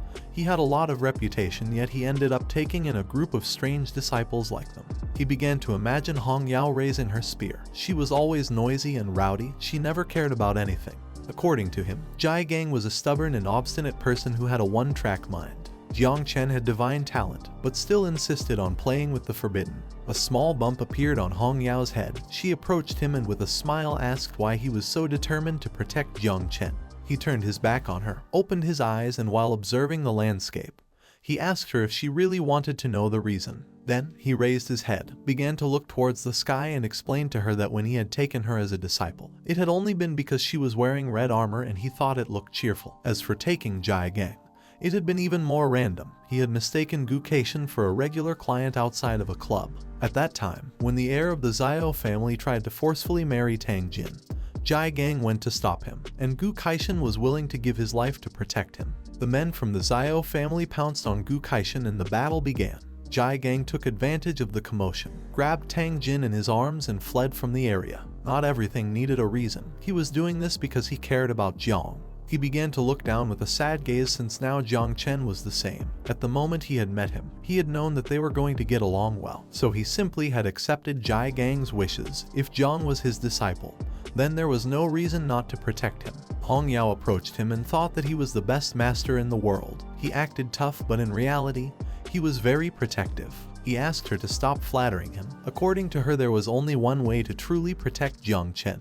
She rested her head on his shoulder, closed her eyes, and with a pleasant smile mentioned the supreme military commander of the Great Zia, one of the three invincible supremes. Gu Kaishan began to look at her with a calm gaze and remained silent. She opened her eyes, started to caress his shoulder with her finger, and revealed to him that the only way to protect Jiang was with the help of Jiang Wuxuang's grandfather, the martial god Jiang Xuanji. At the same time in Paju Cave, a battlefield of countless races, someone clenched their fist tightly and began to quickly bring it down towards the ground. Several men began to approach a man wearing a red cape. But at that moment, he struck the ground hard, breaking it into pieces and creating a large shockwave, which began to expand everywhere, repelling the men. The shockwave was so powerful that the men lost consciousness and began to fall to the ground. The man wearing the red cape was the invincible martial god named Jiang Xuanji. While his body was surrounded by powerful energy, he clenched his fist tightly, stood up, started walking around the area, and seeing that countless races had dared to invade Great Zia, he decided to kill them all mercilessly. His blow was so powerful that it created a large hole in the cave floor. Standing in front of him were several more men. He began to walk towards them and concluded that after this battle, the countless races should calm down for a while. He gave the order to the men to guard the entrance of the cavern. They addressed him as martial god and responded with a understood master. At that moment, someone with energy similar to Jiang Wuxuang started contacting him, leaving him somewhat confused since he did not know why he was being contacted now when Wuxuang was supposed to be at the Tanjiao camp. But to his surprise, Gu Kaishan began appearing in front of him, addressed him as martial god and told him it had been a long time since they last saw each other. Xuanji began to stare at him and couldn't help but clench his teeth tightly and go on alert. Seeing that the Celestial Sword King had contacted him through Wuxuang, he thought he had encountered problems in the camp, so he asked Gu Kaishan to speak clearly. He reached out his hand towards the sky and with a calm look replied not entirely, adding that he was doing very well. He wanted to make a deal with him. He began to imagine Jiang Chen surrounded by the poisonous mist of Little Nine and revealed to him that he had taken a new disciple named Jiang Chen, who had a divine level creation class, but possessed the calamity called 9 miasma wings. He wanted him to protect his life. Xuanji began to stare at him, and upon hearing that Jiang possessed the ancient calamity 9 miasma wings, he could not help but go into shock. According to him, Gu Kaishan must be joking since Great Zia had always believed it was better to kill than let any calamity go free, asking him if he believed the martial god was omnipotent. Gu Kaishan remained calm and with a puzzled look asked him if this was true. In response, Xuanji asked him to name his terms. While his eyes were shining, he began to look at him and asked if he had heard of the Tiexu Hall in Yunmeng Marsh, adding that only he knew the way to all Grand Zia. He could take Jiang Wuxuang and give him something fortuitous. Xuanji's eyes also began to shine and he started imagining the Tiexu Hall, the legendary treasure of Celestial Tao. If Wuxuang could go there, his cultivation would advance a lot. He reached out to one side and his cape began to float. He could accept Gu Kaishan's conditions, but with one condition. Jiang Chen was not allowed to use 9 miasma wings during the Prodigy tournament, and if he couldn't obtain first place in the overall ranking of Great Zia's prodigies, he himself would throw him into the battlefield of myriad races for him to defend himself. Gu Kaishin turned his head back, and with an indecisive look began to think about it. Xuanji turned his back on him and as he was walking away, started looking at the ground and explained that if he really wanted to save Jiang's life, then he had no other choice. Gu Kaishin began to look down and with a desperate look agreed, since sending Jiang to the battlefield was still better than being killed by General Zio and the others when they returned. Xuanji began to walk, and while he was looking at the ground, he remembered that the 9 miasma wings was an ancient exotic species. According to him, it was impossible for her to reach a natural calamity scale in this era. Moreover, this generation of Great Zia had produced 3 other divine talents, and Jiang was only the 4th and he was just in the creation type. He knew that without using the calamity, Jiang would not be able to pass Wuxuang's test, let alone be able to finish first. He clenched his fist, and while his cape was flying, with a determined look he thought that even if by some miracle Jiang managed to cause some trouble, as a martial god, he could eliminate any evil spirit from the world in seconds. At the same time, the island reached up to the Forbidden Zone, which was a place full of portals. Jiang began to observe the place and with a surprised look realized that they had already officially entered the Yunmeng swamp. He asked the others if they remembered the way to get here. Mu Hankyu was dumbfounded and explained to him that remembering the path in these constantly changing dimensional fragments was impossible. The Celestial Sword King had relied on aura to guide the way. It was said that Yunmeng Swamp had 10 levels, with the 10th and 9th being relatively safer. The deeper they went, the easier it would be to get lost. Her grandfather had gotten lost at the 7th level years ago. Jiang sat on the ground, joined his hands and prepared to meditate a bit. He felt that he was already lost. Now that the path could not be remembered with eyes and brain, he decided to sit down and meditate, letting the spiritual sense guide them. Mu Hankyu and Luo Sandao also sat down, joined their hands, and they too prepared to meditate. Jiang entered his mind where the tree of all things was located. For now there was no wind in his mind. However, the tree was moving towards something and he did not know if it could be marking the way. He closed his eyes and concluded that there was something ahead that the tree was desperately longing for. Looking a little more closely, he saw that a rose-shaped fruit had grown on the tree. At that moment, an information window appeared. He had obtained a red functional fruit, which was a skill copy card. After using it, he could randomly copy one of the target's abilities and merge it with himself. The copied ability had no class restrictions. There was a possibility that the copied ability could be improved or worsened during the process.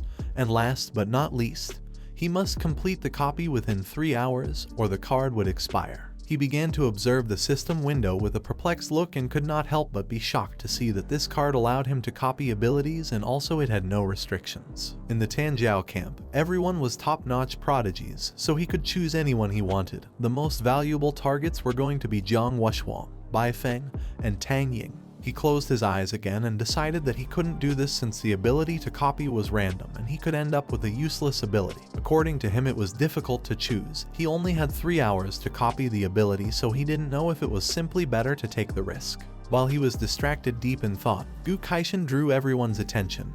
He put his foot on the rock and revealed to everyone that they had arrived at the 6th layer of Yunmeng Swamp, called Taku Realm. Ahead was Taku Hall, the place he was taking them to, asking everyone to get ready. Jiang came out of his thoughts, began to look at Gu Kaishin and decided to test the copy card with the master. He couldn't help but start smiling since he remembered that Gu Kaishin always said that he knew a move, and had even said that he wanted to take him as a disciple, so he simply decided to copy the move and consider it as an early lesson. Some time later, the island reached a temple, which was on top of a floating island, and the only way to go up was by using the magical steps, which were floating. This was the Taku Temple. The participants began to talk among themselves. They were going to become very strong this time since previously in the Magic City there was a legendary sealed king who had become king here in one step. And not only that, even he had become one of the 3 invincibles of Great Summer. Moreover, he wasn't the only one since the Great Dreamer had also attained enlightenment here. Next to the temple, there were some beautiful mountains. It had a trial called the Hall of Great Emptiness.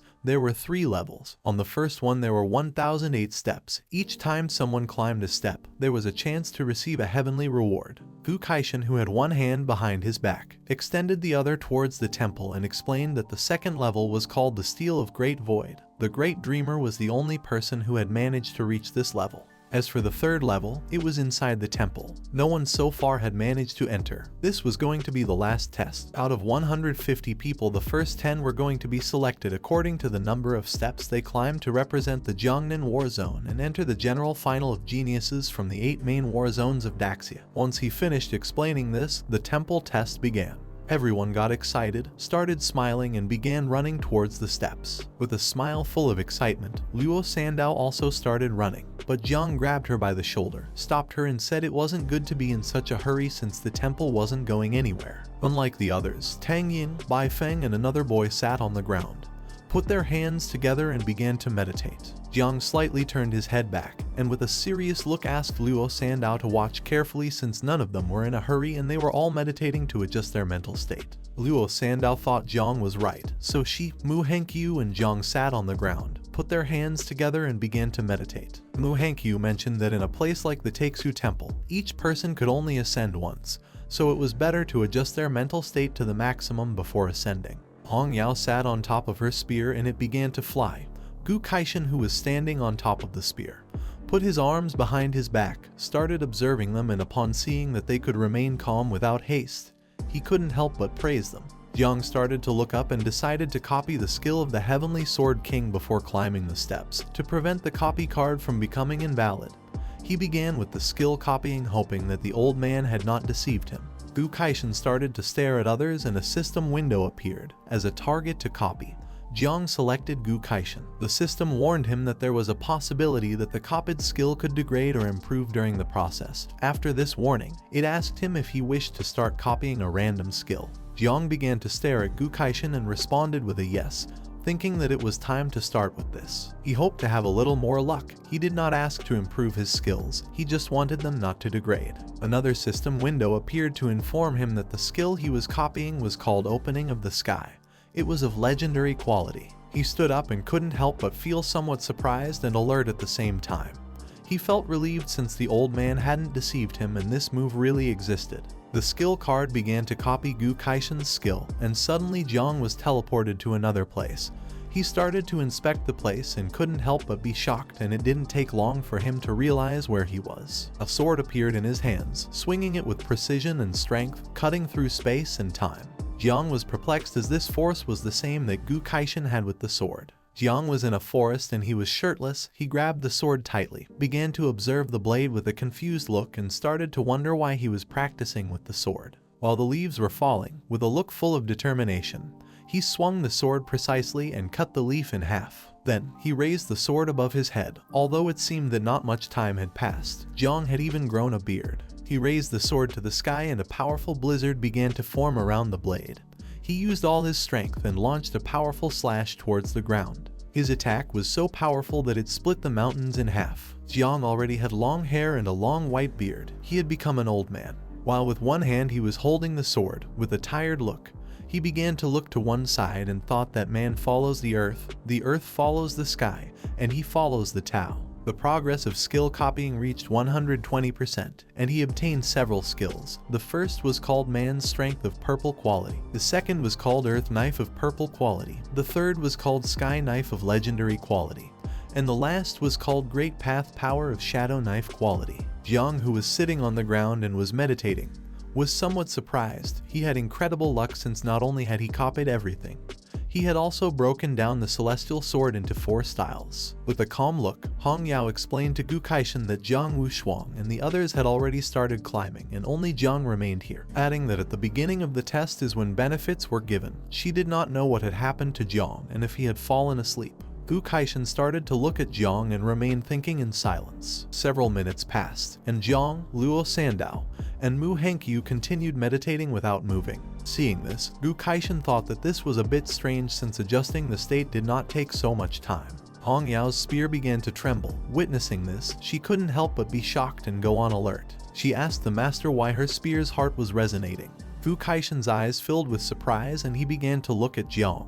The celestial sword beneath the island also started to tremble, and he revealed to her that not only was her spear resonating, but even the heart of his sword was resonating. Upon hearing this, Hong Yao panicked. She didn't know if Jiang had succeeded. Back then, it was also a rare talent, but her mind was inflexible. She had always wanted to break down the celestial sword, saying that it could be divided into 4 movements, which had led her to be stuck at the master level for so many years of cultivation. She couldn't believe that finally someone had a revelation now. Gu Kaishan started to stare at Jiang and realized that the sensation that had just appeared and disappeared was very familiar. He couldn't believe this was happening and thought it was a divine illusion produced by the temple. Hong Yao was somewhat surprised and she asked the master to pay attention since Jiang had begun to move towards the steps. Jiang started to walk towards the steps and Hong Yao became somewhat nervous as she did not know which step he would be able to reach. She had tried very hard and had only managed to reach step 301. And Jai Gang was even worse as he had only managed to reach step 298. She did not know how the great dreamer had reached the top. According to her, this was terrifying. At that moment, a list appeared in the sky. The invincible descendant Jiang Wuxuang had reached step 289. The little god killer of the East Sea Baifeng had reached step 253. The Tianji killer named Lu Tangying had reached step 248. The young master of the city of 10,000 demons Lazy had reached step 211. Mu Hankyu had reached step 199 and Luo Sandao had reached step 170. The participants began to converse among themselves. If they had known they were going to come to the temple, they would have prepared mind potions. The first 100 steps were tests of illusions, and the following steps were even more difficult.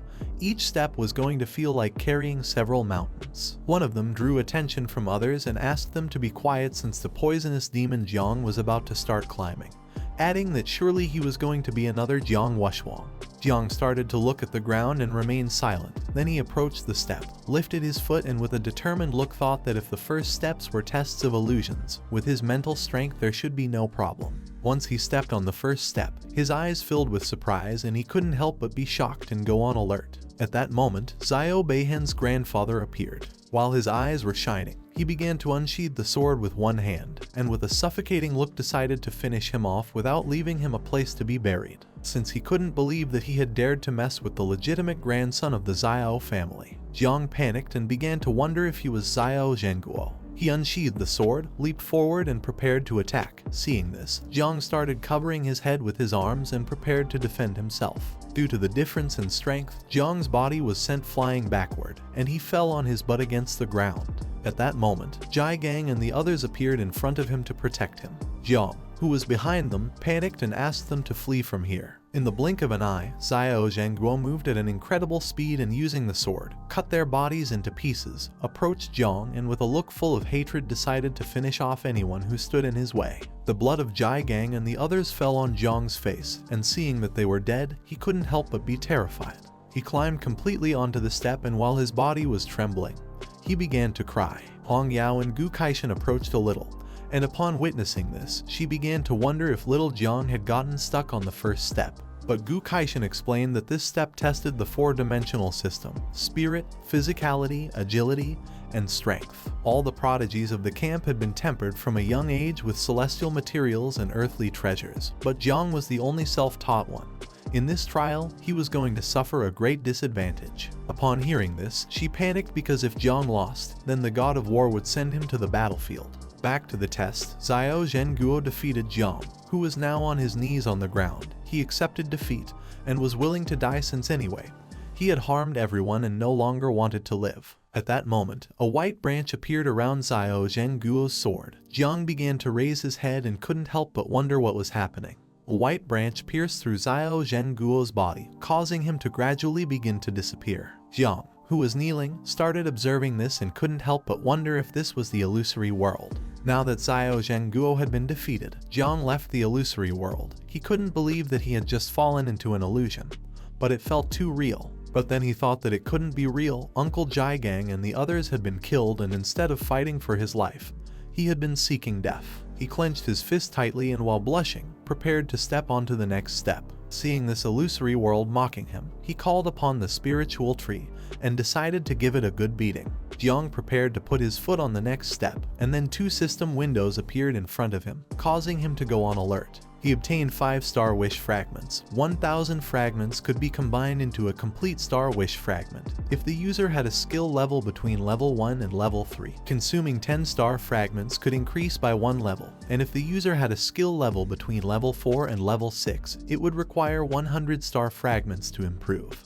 Jiang began to observe the system windows, and he couldn't help but start smiling upon seeing that he had obtained 5 Star Wish fragments. The market price of 1 fragment was millions. He had just started and the system had already given him such a generous reward. These fragments were not going to serve him for improving skills, but however, if he sold them, then he could get enough money for the little insects to feed well for a while. Jiang stepped on the second step and several seconds passed with no illusion. Then he appeared in his subconscious, and slowly the branches of the spiritual tree began to grow larger and larger.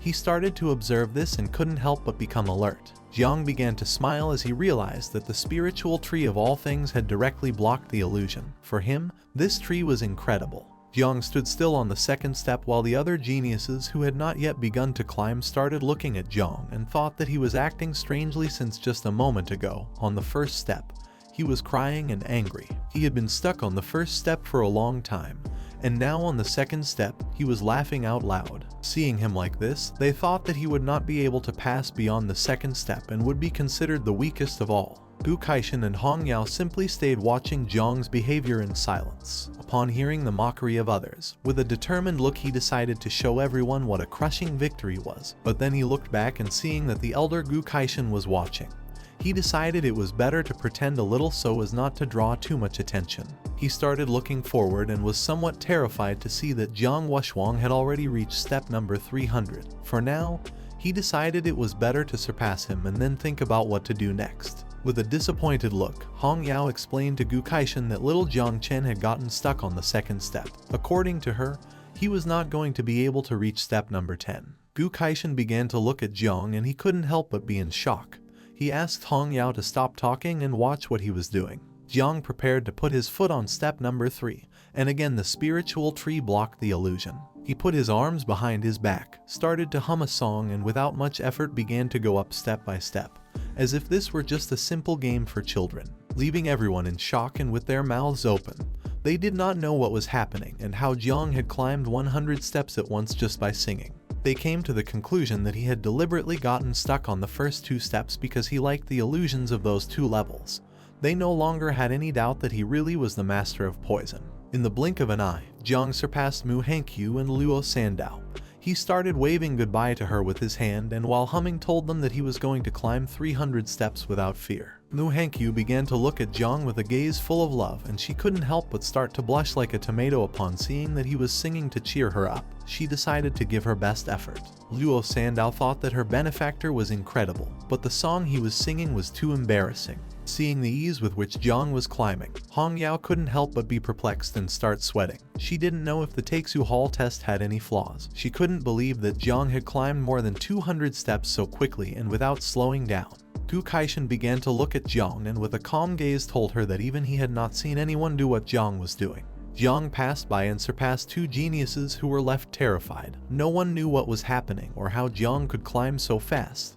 They did not know if he was climbing the same steps as them or if they were in an illusion. Not far away, on the highest steps were Jiang Wuxuang, Tan Ying, and Bai Feng standing on the same step. Jiang started to look up and upon seeing this, became alert. He did not know why the 3 had stopped on step number 299 and were not advancing. Gu Kaishan began to observe them and explained to Hong Yao that every 300 steps formed a level. Even for the celestial geniuses it was difficult to surpass it. With a cheerful look, she remembered that she had also had to give her all at that time to pass that step. After that, each step felt like the weight of a mountain. She did not know who would be the first among the celestial geniuses to cross this first level. Jiang reached step number 298, and the 3 turned around. Jiang Wuxuang could not help but start smiling since Jiang had not disappointed him. Tang Yin could not help but feel happy seeing that Jiang had caught up with them so quickly, while on the other side, Bai Feng simply remained silent. Jiang Wuxuang began to smile and his body started to emit a powerful energy, making several chains appear. He decided to take the first step, leaving Tang Ying in shock. Jiang began to look at the chains with a surprised expression. He had a divine level class and did not know if Jiang Wuxuang had a double divine level class. He had never heard of this before, and did not know if these chains were actually meant to conceal his power. At that moment, one of the chains broke in half. Jiang Wushuang clenched his fist tightly and stepped up to the next level, breaking all the chains. He closed his eyes, extended his hands to the sides, and a purple energy began to enter his chest. As the purple energy was expanding everywhere, Bai Feng started to look at Jiang Wushuang with a perplexed look, and he did not take long to realize that this energy was the reward for having reached step number 300. Tan Ying was speechless, but for her this was not surprising since after all, he was Jiang Wushuang. He turned around, and while his body was releasing purple energy, he revealed that in the Palace of Emptiness there were 18 steps. The last step every 300 steps was the most difficult. By climbing it they would be able to obtain rewards. This step seemed to be testing willpower, but in reality it was a review of soul strength. He started to look at Jiang with a lost gaze and mentioned that his origin was not good, since as a child he had not been purified by the treasures of heaven and earth. Compared to them, his foundations were somewhat deficient. He suggested to him to proceed with caution and not rush into breaking barriers. He should slowly seek a way among them. While he was explaining this, Jiang took a small leap and climbed to step 300, leaving everyone speechless. Jiang approached him and with a confused look asked if it was really so difficult to climb this step and also if he was acting just like him. Jiang Wushuang was somewhat shocked and angry at the same time. He was unable to believe that Jiang had climbed this step so easily. A system window appeared, and for having climbed 300 steps of the Taku Hall, he obtained a origin crystal as a reward. A green crystal appeared in Jiang's hand. He started to look at it and couldn't help but feel happy since this was an incredible reward. Although the insects could not use it, he had heard that Uncle Jai Gang had been in the third transformation for many years, but thanks to this, he had been able to ascend to the fourth transformation. This crystal was much more powerful than the reward that Jiang Wuhusang had obtained. Little Nine manifested, and with a hungry look asked Jiang to climb faster since she wanted to eat the trail. Jiang started to look at the Taku Hall and with a confused look asked her if she was referring to the trail that was on top of the hall, to which she replied with a yes. At that moment, Little Nine's stomach began to growl, leaving Jiang somewhat confused. She started forcing Jiang to climb faster. He asked her to wait since even though she really wanted to eat, it wasn't necessary to push him. Tang Ying and Bai Feng turned around and upon seeing this, they were left speechless, while on the other side, Jiang Wushuang became furious. He clenched his teeth tightly and began to look at him with a gaze full of rage. He could not allow Jiang to surpass him. He started to shake his fists, and 8 hands appeared behind him and he began to climb like crazy so as not to let Jiang surpass him. Bai Feng was somewhat surprised to see that the war god Jiang Wushuang had refined his body. His eyes filled with rage and he could not help but become furious, letting out a suffocating energy. For him, people like them were truly annoying. According to him, they should die. He extended his hands towards the sky and used the technique Blood of Gods and Demons called Dye the Sky Blue. His body began to release ghosts. He decided not to let them surpass him, and also started to climb quickly. Several seconds later, 2 geniuses arrived at them, and upon seeing that Tang Ying was standing and not competing with them, they thought this was very strange. She turned to them and with a serene look, explained that she was an assassin and could not be compared to those ogres. One of the men felt relieved to hear this, but at that moment, Tang Ying began to smile and little by little her body started to transform. She transformed into a snake and with a murderous look, she also began to climb quickly. The 2 men were left speechless and then hugged and thought that Mr. Tiger had not deceived them and that people were really too terrifying. For them, the 4 were admirable geniuses, but Jiang, who was climbing as if nothing, was the most terrifying. Hong Yao was surprised to see that Jiang Wushuang had made 8 hands appear. Bai Feng had gone crazy and Tang Ying had transformed into a snake. According to her, Jiang was really impressive since with his own strength he had caused everyone to lose their composure. Gu Kaishin closed his eyes and started laughing out loud, and told her that it was no wonder that he was his favorite disciple. In the blink of an eye, Jiang reached the top. He was the second in history to have achieved this. Now that he had reached the top, he could not help but feel somewhat relieved and relaxed. Hong Yao noticed something and her eyes filled with terror. She did not know what Jiang was going to do. Jiang extended his hand towards the sky, letting out the insects. He decided to let them out voluntarily so they could do whatever they wanted. All the insects slowly began to advance towards the Taku steel. Hong Yao started to observe them and she couldn't help but wonder if Jiang had released the 9 miasma wing. He had released all the insects to envelop the Taku steel. It was so mysterious that even the invincible dreamer had used it for enlightenment. The insects, who were very hungry, in a blink of an eye devoured the Taku steel, leaving no trace. Upon realizing this, Gu Kaishin was shocked. Jiang had absorbed the Taku steel by himself, something he could not understand. While Jiang was standing at the top of the Taku temple, Jiang Wushwang ascended several steps and began to stare at him silently. With a look full of hatred, he accepted defeat this time, but swore to give his best when they competed in the ranking of prodigies of the Great Zia. Instead of continuing to ascend, Wushwang turned around and started to descend. Bai Feng and Tang Yin looked up, and upon witnessing that even Jiang Wushwang had given up, he thought it was better to withdraw. According to her, this was no longer worth it, since climbing up here had almost cost them their lives, and advancing further would harm their essence. Realizing that Jiang had reached the Taku temple, Mu Hankyu and Luo Sandao began to smile and could not help but feel happy. According to them, the master was incredible, and fortunately they too had completed their mission. A ranking window of the system appeared in the sky. The first on the list was Jiang Chen with 1008 stages. The second was Jiang Wushwang with 623 stages. The third was Bai Feng with 609 stages. Fifth was Tang Ying with 600 stages. Sixth were Lei Zi and Liu Bijai with 304 stages, and the last were Luo Sando and Mu Hankyu with 300 stages. Gu Kaishan, who had his arms crossed, began to smile, since without Jiang Chen, the others would not have been able to get this far. Hong Yao started looking at Jiang with a tender look. For her, he was incredible, and this new generation was much stronger than they were back then. Several minutes passed and Jiang stood still doing nothing.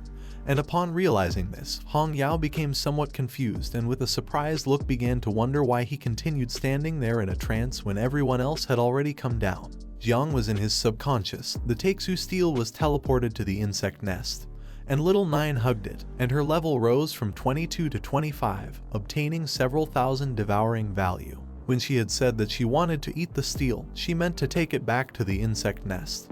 Now she was enjoying it and even had leveled up several times. While she was hugging the Taku steel like a baby, Jiang, who was on the ground, put his hands on his hips, started observing her, and couldn't help but start smiling, since the devouring values of the insects had also increased drastically. At this rate, they were going to be able to breed a third generation soon. He didn't know if the steel and 9 miasma wings were connected in some way. The statistics window of the Taku steel appeared. It was originally an abyssal anchor stone. Located at the bottom of the abyss, it was a compact artifact and one of the fundamental essences of the abyss. The Taku steel came from the abyss, and given that Little Nine was the ruler of the abyss, it was not surprising that she wanted the steel more than anyone. Jiang emerged from the insect nest and returned to reality, and at that moment, in the place where the Taku steel had been, poisonous mist began to appear. Upon noticing this, Jiang went on alert and became confused at the same time. While his body was surrounded by poisonous mist, he was transported to another place. He had been recognized as the master of the Taku realm. No matter where he found himself, with a single thought, he could teleport back to the Taku realm at any moment. No one except the master could open the doors of the Taku hall. Jiang was somewhat surprised and realized that the Taku steel was the key to the Taku realm. Only he could teleport here at any time and no one else could open it. He could use the Taku hall as his final trump card. He left the realm, jumped, and decided that it was better to leave now. There were too many eyes watching right now. He wanted to avoid entering the hall for now to check it later. While he was in the air, Hong Yao and Gu Kaishan appeared and took him by both arms. He asked Jiang to come with him for a moment. They began to fly high and disappeared from sight. All the participants of the camp started to look at the sky and thought that the Celestial King of the Sword had captured Jiang, thinking that it must be related to the Taku steel. Some thought that this was happening to him for being too arrogant. Not far from the area there were snow-capped mountains. They went to another remote area. Gu Kaishan began to stare at him. One of the 3 invincible figures of Great Zia, the Dreamer. Only he could observe the Taku steel in search of enlightenment. He wanted to know how Jiang had used the 9 miasma wings to absorb the Taku steel. With a serious look, Jiang stayed thinking in silence, and upon seeing that Gu Kaishan knew about the 9 miasma wings, he thought that he had summoned him to this place to kill him. With a cheerful look, Gu Kaishan asked him if he really thought he would be able to turn the 9 miasma wings into a poisonous mist and deceive everyone. Hong Yao, who was next to him, closed her eyes and started laughing since Jiang's expression was very cute. Jiang calmed down, as judging by their appearance, they did not want to kill him. He decided it was better to tell the truth. With a serious look, he revealed that the 9 miasma wings and the Taku steel came from the abyss, sharing the same origin.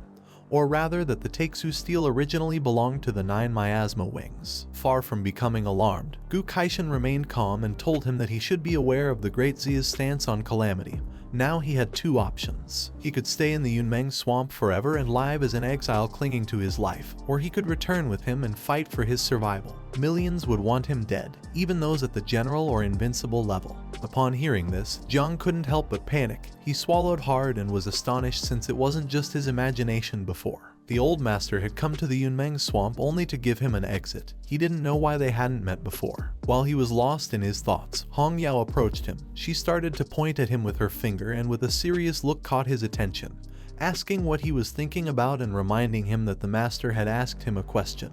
Upon hearing her voice, he came out of his trance. With a confident look, he decided to return. Although he carried a calamity with him, he had only killed bad people and did not believe he had done anything wrong. Since his conscience was clear, there was no reason to flee. Hong Yao began to look at him and she started to smile upon seeing his determination.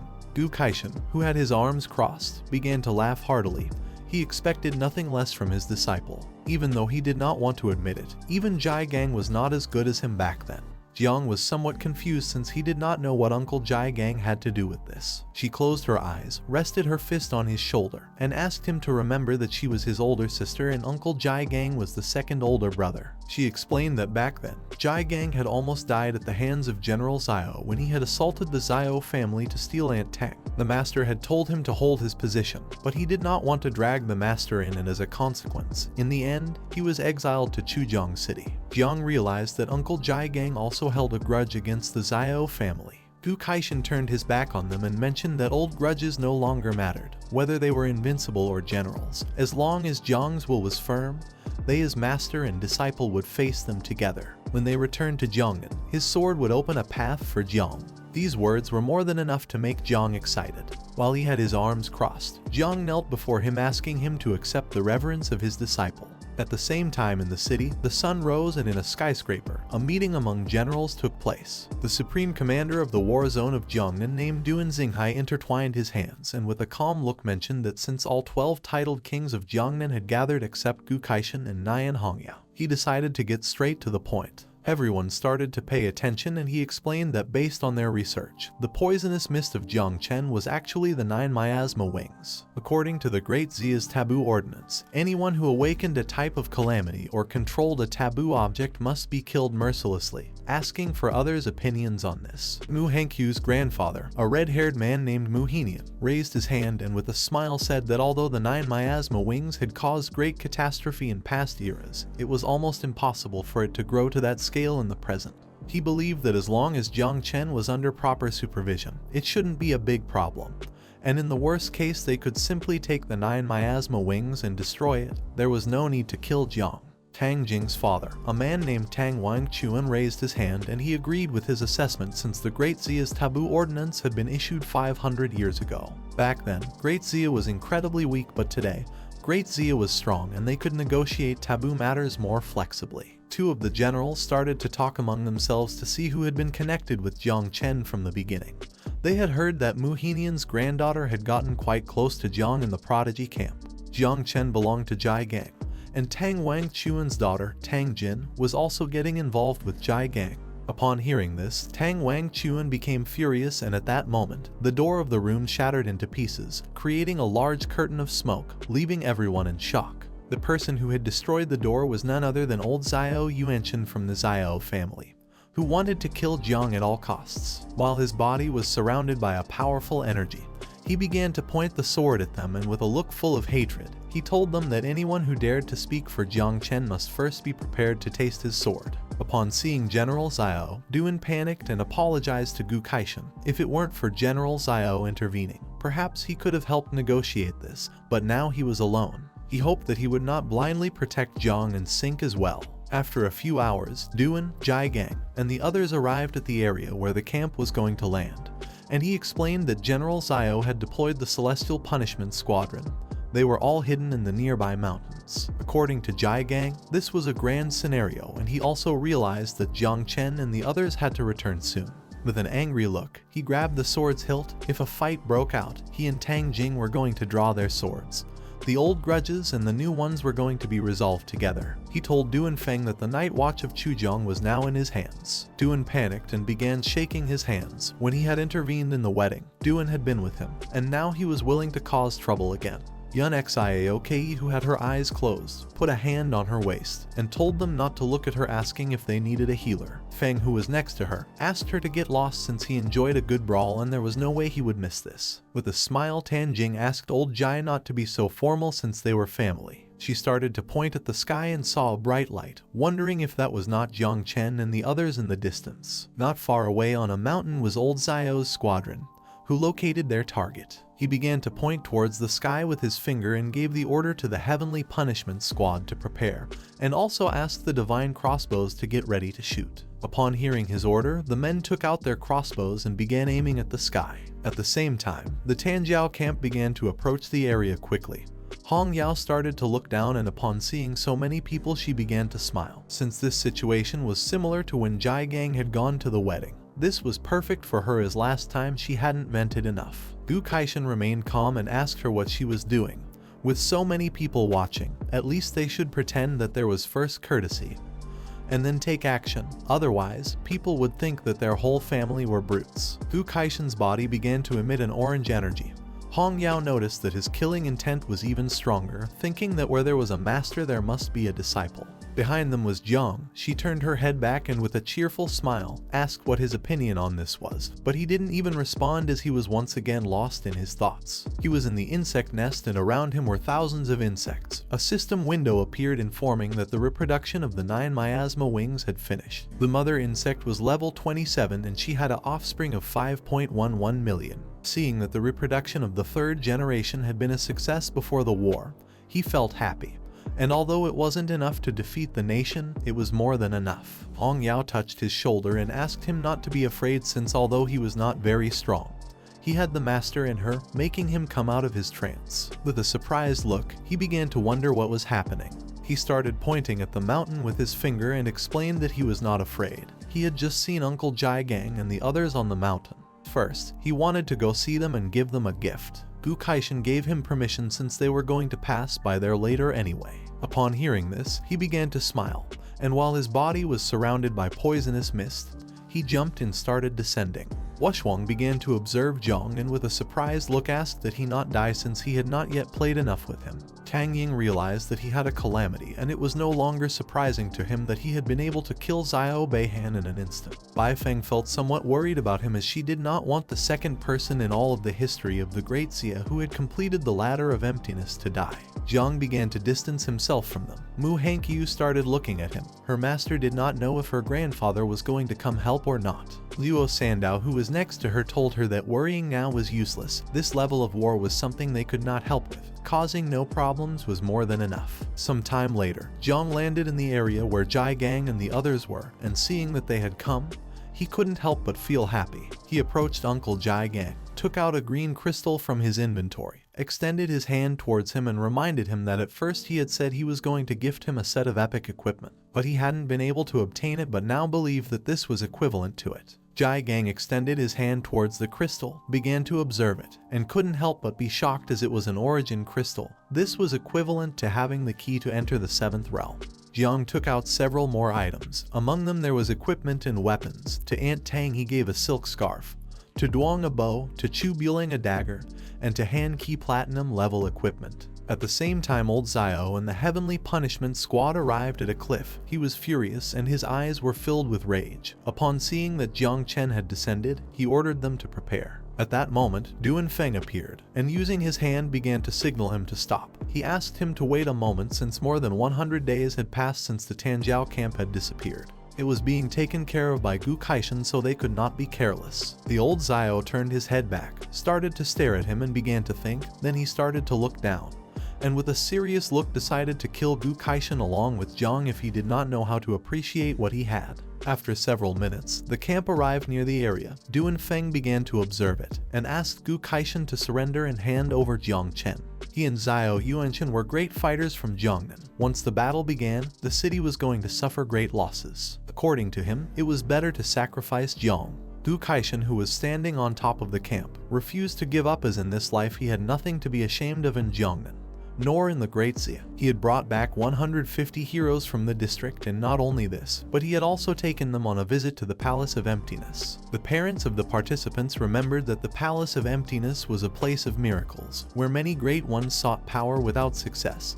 They did not expect that the King of Celestial Sword would have a way to enter. Now their children were going to succeed. They could not just stand by doing nothing, and although they could not save Jiang Chen, they were not going to join the Zio family. Duan turned around, extended his hand to one side, and with a smile explained that with these 150 heroes, the reputation of Jiangnan was going to rise like the tide. At that moment, the old Zio Yuanwu appeared, and while his eyes were shining, he used his power, making 2 giant blocks of water appear. He was so powerful that the water from the rivers and the sea began to concentrate in the sky, creating a huge block of water. As his body was surrounded by water, he revealed that Jiang Chen could control a calamity, according to the law of Great Zia. He should be executed, and as for Gu Kaishan, he was acting against the rules, protecting those who could control the forbidden. He had sealed off Tianjia's camp and all the examiners. According to him, Gu Kaishan had put the camp in danger. Everyone started to look up and saw that the water was slowly approaching the camp. Zio Yuanwu could control the sea. Both he and Gu Kaishan were strong, so the others decided to be neutral and not join any side. With a calm look, Gu Kaishan asked Jiang to return and ordered Hong Yao to take care of the flight of the Tianjiao camp. Upon hearing this order, she began to use her powers and started controlling the camp. Jiang created a barrier around Jiang and the others so they would not intervene in the battle. He jumped up and using the poisonous mist began to fly. He apologized to them and also asked them to stay in the barrier watching without intervening. Upon seeing the barrier, Jiang was somewhat confused as he did not know when he had invoked the spell. He turned his head back and explained that he could not handle the spell, it would only dissipate once the battle ended. Gu Kaishan began to control his sword, making its blade emit a powerful golden energy. Old Yuanwu started flying, extending his sword sideways, causing a large tornado made of water to appear behind him. He couldn't believe that Gu Kaishan really wanted to draw his sword against him. He leaned the sword on his shoulder. Yuanwu had a power superior to the 8th level and also possessed more than 10 forbidden water spells. And Gu Kaishan only knew how to use a sword. He did not know what he was afraid of. Both prepared to fight, but at that moment, someone invoked an ice barrier which appeared between the two, preventing them from starting to fight. The person who had created the barrier was General Duan. While he was controlling the barrier using his fingers, with a sincere look he asked both of them to calm down, since if they were really going to fight, not only would the camp suffer but even the Jiangnan base next door would also suffer the consequences. For everyone's sake, he asked them not to fight. At that moment, Zio Beihan appeared and told them that for the good of the people it was better for him and Jiang Chen to have a duel to the death. Upon hearing his voice, Duan turned around and seeing that he had appeared, he couldn't help but be somewhat surprised. Now he had a new arm. Using the sword, he began to fly. He started to observe his arm and couldn't help but start smiling. Jiang had cut off his arm that day, and today he was determined to kill him with his own hands. Zio Beihan began to advance towards them. Duan Feng extended his hand towards him, asking him to stop. According to him, Zio Beihan's idea was better since the grievances of the young should be resolved by the young and the old generation should not intervene. Jiang also started to fly. He began to stare at Zio Beihan. He knew that he was not good enough to have a 1 versus 1 death match, so he asked what his conditions were. He started to smile and thought that he was a very smart boy. His 2 conditions were that he could not use Little Nine nor her poison. Zio Yuanwu began to fly and could not help but laugh out loud, as it was no surprise that he was his grandson. They were doing this for the peace of Jiangnan and for the well-being of the people. Gu Kaishan unsheathed the sword and with an aggressive look, he began to point the blade at them, and told them to stop saying nonsense. Just because they were on a high moral ground they could not do what they wanted. He prepared to fight and mocked Yuanwu, saying that if he had guts then he should stop harassing the children and come fight him. But Jiang grabbed him and stopped him, saying that they could not let others think that they were brutes. He started pointing at himself with his finger and with a confident look revealed that he did not need Calamity to win, since he had another way of dealing with him. Upon hearing this, he was somewhat confused and asked what other way he had to deal with him. Jiang reminded him that he had said he would teach him a secret technique. Gu Kaishan was shocked to see that he wanted to learn the technique now. Hong Yao, who was flying, panicked and thought he was joking since she had taken more than 10 years to learn the secret technique and Jiang still had not been able to master the technique until now. Zio Beihan started laughing and mocked Jiang, asking if he wanted him to wait 10 years so that he could learn the technique. He began to smile and said it wasn't necessary.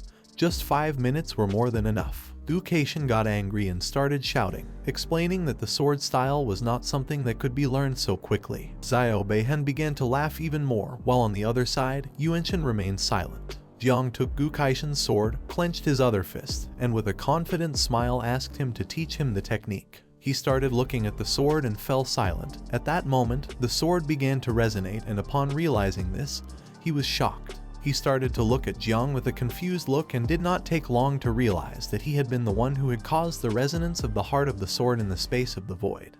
Jiang approached Gu Kaishan, put his hand near his mouth and began to whisper, asking him to please trust him. Gu Kaishan started to gaze at the ground and remained listening in silence. A while later, he turned his head towards Zio Yuanchen and with a serene look decided to trust him and asked him to show him what he knew. Seeing this, Jiang, who was behind him, could not help but start smiling, seeing that Gu Kaishan had given permission to Jiang for a death match against Zio Beihen. Duanfeng began pointing towards the sky with his finger, causing it to begin releasing a powerful energy. With a determined look, he decided to build a combat platform. Zio Beihen, his grandfather, Gu Kaishan and Jiang stood still without making any movement, and not long after, a small island rose from the sea and began to fly until it was positioned in the middle of them. Duanfeng used his power again, causing a barrier to appear. Only Zio Beihen and Jiang could enter, preventing anyone from interfering. The arrogant Zio Beihen descended onto the combat platform with a smile full of confidence. He was eager for the fight to begin so that he could teach Jiang a good lesson. Last time he had won with the help of 9 miasma wings, but this time everyone would see how he was going to be defeated. At the same time, someone began to hit the barrier, but the attacks were useless. This person was none other than Jai Gang. He drew his sword and started launching powerful attacks with the intention of breaking through the barrier. He was very furious and ordered Jiang Chen not to participate in the fight. He did not understand how Gu Kaishan could allow this. He began to despair as his eyes filled with guilt, since if he had not let Jiang enter the camp, none of this would have happened. Upon seeing his behavior, the aunt was somewhat confused. She tried to console him by saying that the master was not someone who made choices without thinking about the consequences. Gu Kaishan unsheathed the sword, and while holding it with both hands, he began to point the blade towards the sky, causing it to start emitting an intense golden energy. He asked Jiang to remember that the sword of heaven was the sword of will. He had to win the fight, and to do this, he had to act without thoughts and let himself be guided by his heart. Jiang began to observe the sword with a surprised look and fell silent. Gu Kaishan brought the sword closer to his face, and with an aggressive gaze, he asked him to observe carefully. He used the technique called Energy Slash and, using all his power, launched a powerful cut towards Zio Yuanchen, and it started to approach him at enormous speed. Upon seeing that Gu Kaishan had attacked, he decided not to stand idly by and drew his sword, began to point the blade towards the sky, clenched his other fist tightly and used the ability called Total Defense, making his body start to emit an intense and powerful red energy. He could not believe that the old man was thinking that his attack could have any effect. Duanfeng began to look up, and upon witnessing this, he could not help but start sweating and panicking. His eyes filled with confusion as he did not know what was happening and thought that this made no sense, since both had agreed to let Jiang and Zio Beihen have a fight. Zio Yuanchen prepared to defend himself from the attack, but to his surprise the attack was not directed at him, as it passed by with great speed on the side, leaving him in shock and somewhat confused. The attack began to move quickly towards the sky, until several seconds later it impacted against a barrier that was in the sky, causing it to break into pieces. The reality was that hidden in this barrier was a giant dragon. Gu Kaishan's attack impacted against the dragon, cutting its tail in half. The dragon's eyes began to shine, and with a murderous look, it started to stare at Gu Kaishan. Zio Beihen began to look up at the sky and saw how the dragon's tail was falling to the ground. The dragon began to disappear into a crack, and with a look full of hatred called Gu Kaishan bastard, and it decided to come back for him. Several seconds later, the crack began to close and the dragon disappeared completely. Duanfeng started to look at the crack and was shocked, since this dragon was called Black Dragon, who lived under the Yangtze River. It was very dangerous. Everyone's attention had been fixed on the duel, and Gu Kaishan had been the only one who could perceive its presence. He rested his sword on his shoulder, and with a calm look revealed that this dragon was trying to have a chance to obtain the 9 miasma wings. This dragon has an 8th grade cultivation, half that of the 9 miasma wings. Zio Yuanchen's eyes filled with surprise upon seeing that this old thief was indeed skilled. Gu Kaishan, who had the sword resting on his shoulder, turned around, closed his eyes, and began to laugh heartily, asking Jiang if it wasn't impressive to see the master wielding the sword for the first time. Jiang approached him, clenched both fists, and was impressed. Seeing this, Gu Kaishan asked him if he had learned something. Jiang began to smile and with a look full of confidence, extended his hand towards the ground, making green energy appear. He started to use his power and decided to borrow Uncle Jai Gang's sword. A root appeared and Uncle Jai Gang, who was somewhat confused, handed over the sword, causing the root to wrap around it. Jiang borrowed his sword, began to observe it and couldn't help but start smiling. Gu Kaishan, who was behind him, was somewhat confused and with a surprised look asked why he didn't want to use his master's sword and why he had borrowed Jai Gang's sword. To which Jiang replied that soon he would understand why. He jumped up, got on the combat platform and decided to wield the sword just like his master to look cool. Gu Kaishan, who was watching all this, thought that he was a very strange kid. Hong Yao descended to the island and was shocked, her eyes filled with worry, as she did not know how the master could allow this. According to her, this was equivalent to sending Jiang to death. She remembered that Duan Feng was receiving benefits, and seeing that he still did nothing, she began to wonder what kind of invincible he was. She could not allow this to happen, so she decided to take Jiang away from here. Gu Kaishan, who was observing Jiang, remained silent in thought. She decided to intervene, but at that moment, her body stopped and she lost control. She became somewhat confused as now she could not move. Gu Kaishan crossed his arms and with a sincere look explained that in this arena of life and death, only Jiang and Zio Beihan could enter. He knew that Jiang was strong. It's just that he had not manifested his power yet. Upon hearing this, her eyes filled with regret. A single energy could keep everyone away except for two people. This was the true power of an invincible being. She remembered that she had just spoken ill of him. In a calm voice, Gu Kaishan explained to her that Jiang did not want to provoke a war and did not want to see Jiangnan in ruins. Hong Yao turned her head towards him and with a surprised look, she asked if it was necessary to sacrifice Jiang's life for the good of others. Gu Kaishan turned to her and with a serene look explained that Jiang Chen was not going to die since he had just taught him how to use the celestial sword. Upon hearing this, Hong Yao was left in shock and speechless at the same time. She did not know if the master was joking. At the same time, in the combat arena, both drew their swords, and Zio Beihan began to laugh out loud, thinking that the old man was crazy if he believed that using the celestial sword was something that could be learned at a glance, calling Jiang trash. Zio Beihan's mockery did not affect Jiang, who gripped the sword tightly, and while it was surrounded by golden energy, he began to show a confident smile, and decided to teach him if he really was trash. Zio Beihan clenched his fist tightly and his body began to emit a suffocating malevolent energy.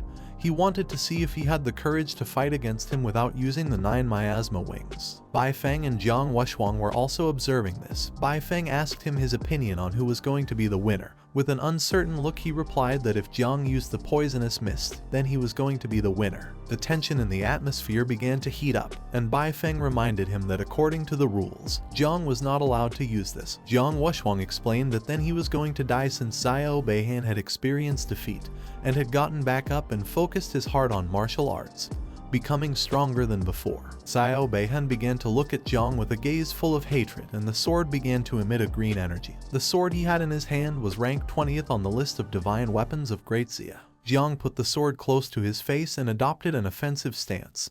Zio Beihan began to point the sword at Jiang and with a smile praised him for having initiative. With his broken sword, dying under the glow of the moon was going to be an honor for him. Jiang started to look at him and with a smile asked him to stop talking so much. Then he raised the sword into the sky and it began to emit a purple energy. He placed his other hand in front and asked Gu Kaishan to watch closely and try to correct him if he had any mistakes. He used the technique sky knife called the Sword of Humanity and using all his strength launched a powerful cut towards Zio Beihan, causing him to go on alert and be surprised at the same time. The energy of the attack was so strong that the others began to cover their faces with their arms and close their eyes.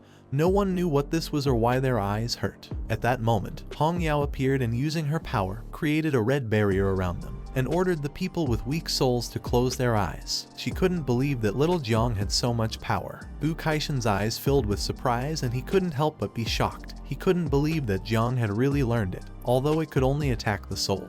Just before the attack could hit, Zio Beihan accurately swung the sword and deflected the attack without much effort. He began to feel excited and with a smile mocked him, asking if this was the famous sword of the sky that he had been talking about so much. According to him, it had no abilities. Upon seeing that the attack could target the soul, He revealed that the Zio family was recognized for its powerful soul. He gripped the sword tightly, raised it into the sky, causing a golden moon to appear behind him. He used the ability called Star and Moon Cut and launched a powerful attack towards Jiang.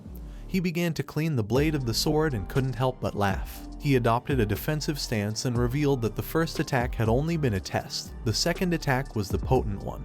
He grabbed the sword tightly and with a look full of hatred revealed that this attack was not aimed at the soul.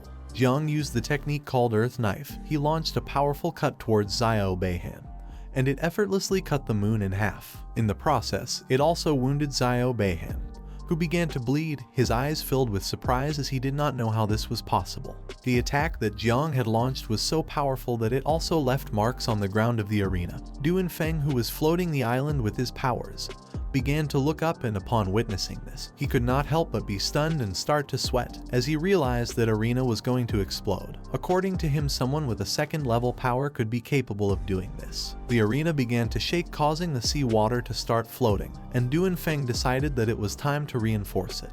At the same time, Jiang's attack reached Zio Beihan, who quickly drove the sword into the ground, creating a small golden barrier around his body, blocking the attack. In the process, he was aware that he had to block the attack because otherwise he would lose his life. Due to how powerful the attack was, Zio Beihan began to sweat, and with a look full of rage he mentioned that one must lift their head and look towards the northwest where the floating clouds were. He had to lean on the sword that was longer than 1,000 miles. Without hesitating for a second, he used the forbidden spell called the Maximum Essence. At that moment, the swords of the participants of the Tanjiao camp began to fly, leaving everyone somewhat confused. Some even raised their hands in order to control their swords, but it was all in vain. Now no one was able to control their sword, nor did they know what kind of spell this was. All the swords that were being controlled by Zio Beihan began to emit a powerful energy, and in the blink of an eye, the sky filled with sharp swords. Zio Beihan, who had the sword stuck in the ground, used the divine weapon technique called Soul Moon, which allowed him to make all the swords return to the sect. Once he used this technique, the blades of the swords headed towards Jiang and slowly began to fall. Jiang, who was holding the sword with one hand, adopted a defensive stance. He did not know what was happening. With this attack, Zio Beihan was sure he could kill Jiang. While with one hand Duanfeng was making the arena float, he grabbed his wrist tightly using the other hand. He started to sweat since he knew that these two were crazy. With a look full of panic, he ordered his subordinates to bring support to help reinforce it, since otherwise the arena would collapse. Upon hearing his order, the two men next to him joined their hands and began to use their power to help reinforce. Zio Beihan stood up, gripped the sword tightly, causing it to start emitting a suffocating energy. He began to look at Jiang with a confident gaze and couldn't help but laugh out loud. Certain that Jiang had already lost, it didn't matter if he had awakened a divine level class or even if he had learned to use the celestial sword. Without the help of the mother insect, he was nothing. This spell was going to break down his body into 1,000 pieces. The swords began to advance towards him at great speed. Jiang adopted a defensive stance and asked Zio Beihan why he was underestimating his opponent. He started to swing the sword and couldn't help but smile, and upon seeing that the attack was approaching him, he had no other option. He used the celestial sword technique called Curse Cutter. He launched a powerful counterattack, which impacted against the swords, creating a huge explosion in the sky that blinded everyone. Zio Beihan was no match for Jiang. His attack began to slowly disintegrate Zio Beihan's body. His eyes filled with tears and fear.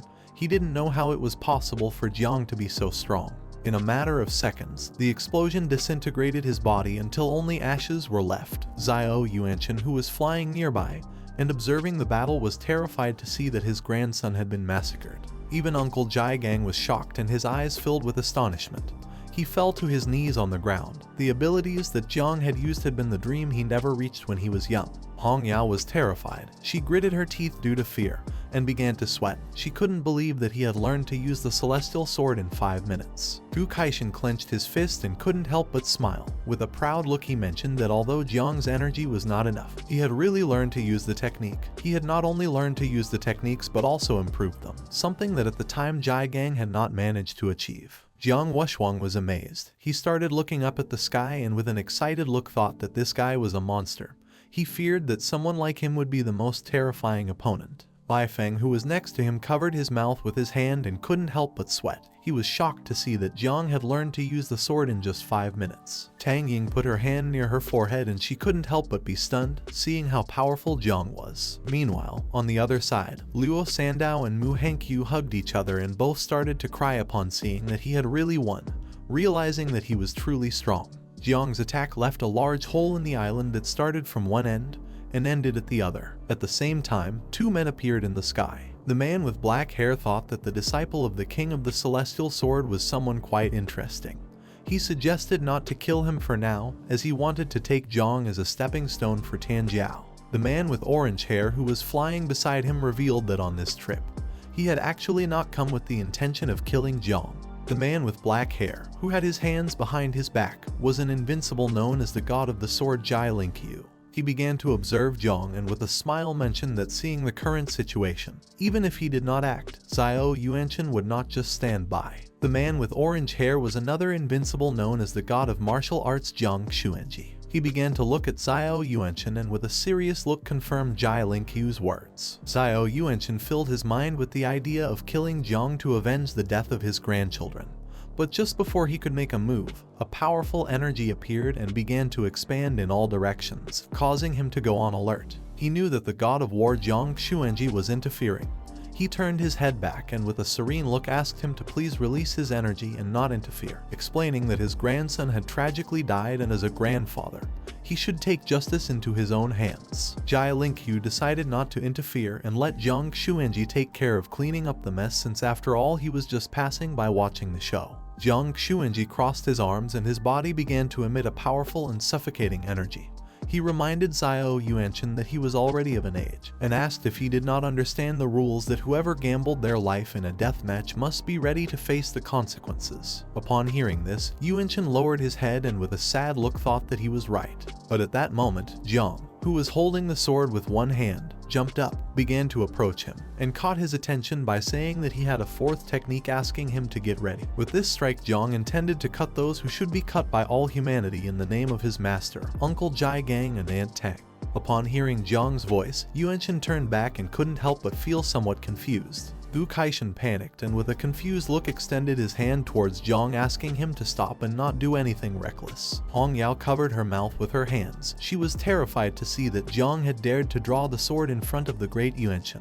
Jiang Xuanji, who had his arms crossed, thought that Jiang was crazy, as playing with the whiskers of a tiger was like seeking one's own destruction. Jai Linkyu closed his eyes and began to smile thinking that now there was no way to protect Jiang. Zio Yuanwu unsheathed his sword, clenched his fist tightly and began to use his power, causing a wave of water to appear beneath his feet. He revealed that facing death had its price. For him this was a joke. He could not believe that a simple second-level ant had dared to unsheath his sword against him. Jiang did not pay any attention to this. He grabbed the sword with both hands and with a determined look prepared to attack, causing a powerful energy to appear around the blade. Using all his power, Jiang used the celestial sword technique to defend justice and expel evil, called uppercut. Using all his strength, he launched 2 powerful cuts towards Zio Yuanwu. As the attack was approaching, he stood still. After launching the attack, Jiang began to observe him and remained silent. Upon witnessing this, Jiang Wuxuang was dumbfounded and amazed, thinking that Jiang was crazy.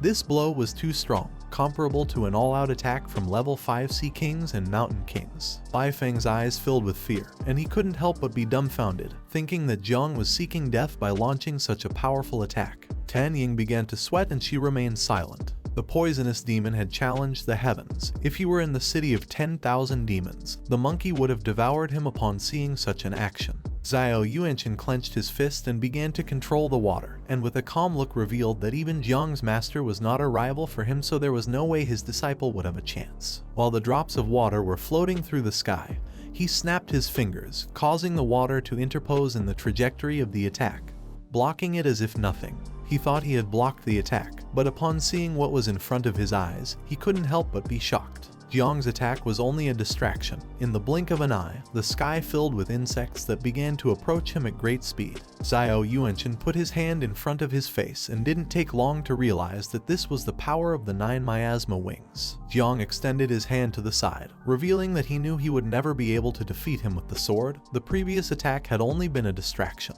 Now that he was not in the arena, there were no rules preventing him from using the power of the 9 miasma wings. Upon hearing this, Zio Yuanwu put his arm in front of his face and his eyes filled with surprise. This was something he had not expected. Jiang began to stare at him intently, clenched his fist, and with a wicked smile ordered the insects to explode. At that moment, the insects began to explode. The explosions slowly started to approach Zio Yuanwu, who stood still, knowing that there was no way to escape anymore. Jiang extended his hand towards him, causing the insects to come closer and explode, creating a big explosion. He thought this was not enough, so he used more insects and created a bunch of explosions. In the blink of an eye, the sky filled with explosions, and seeing this, Duanfeng and the others panicked, turned their backs on Jiang, and began to flee from the area, knowing that this was very dangerous. Yuanwu used his power, which transformed the explosions into blood. He began to stare intently at Jiang, and with an angry look decided to eliminate him, since otherwise the consequences would be disastrous. He used the technique the curse of water called blood explosion, and launched a burst of blood towards Jiang, causing it to hit directly against his chest, making him go on alert. A blood barrier was created around Jiang. Upon seeing this, he couldn't help but feel somewhat confused, as he didn't know if this was a forbidden spell. The spell began to take effect, causing Jiang's blood to slowly start coming out from inside his body through his eyes, nose, ears, and nails. He started looking at his hand, and upon seeing the blood coming out, he couldn't help but be shocked. The blood from his body was being controlled by Zio Yuanwu.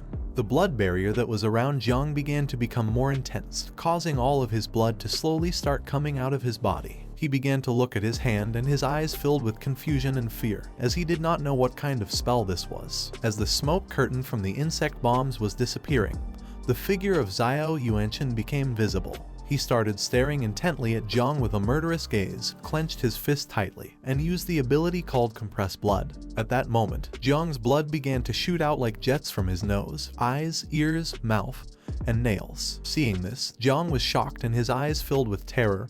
He knew that this was not good. Uncle Jai Gang realized that if this continued like this, something bad was going to happen. He tried to act but was unable due to the barrier that Jiang had created around them. He could not help but despair and began to hit the barrier with both fists. He knew that this was his fault for having allowed Jiang to enter the Tanjiao camp. But fortunately, Gu Kaishan and Hong Yao were not going to allow this to happen.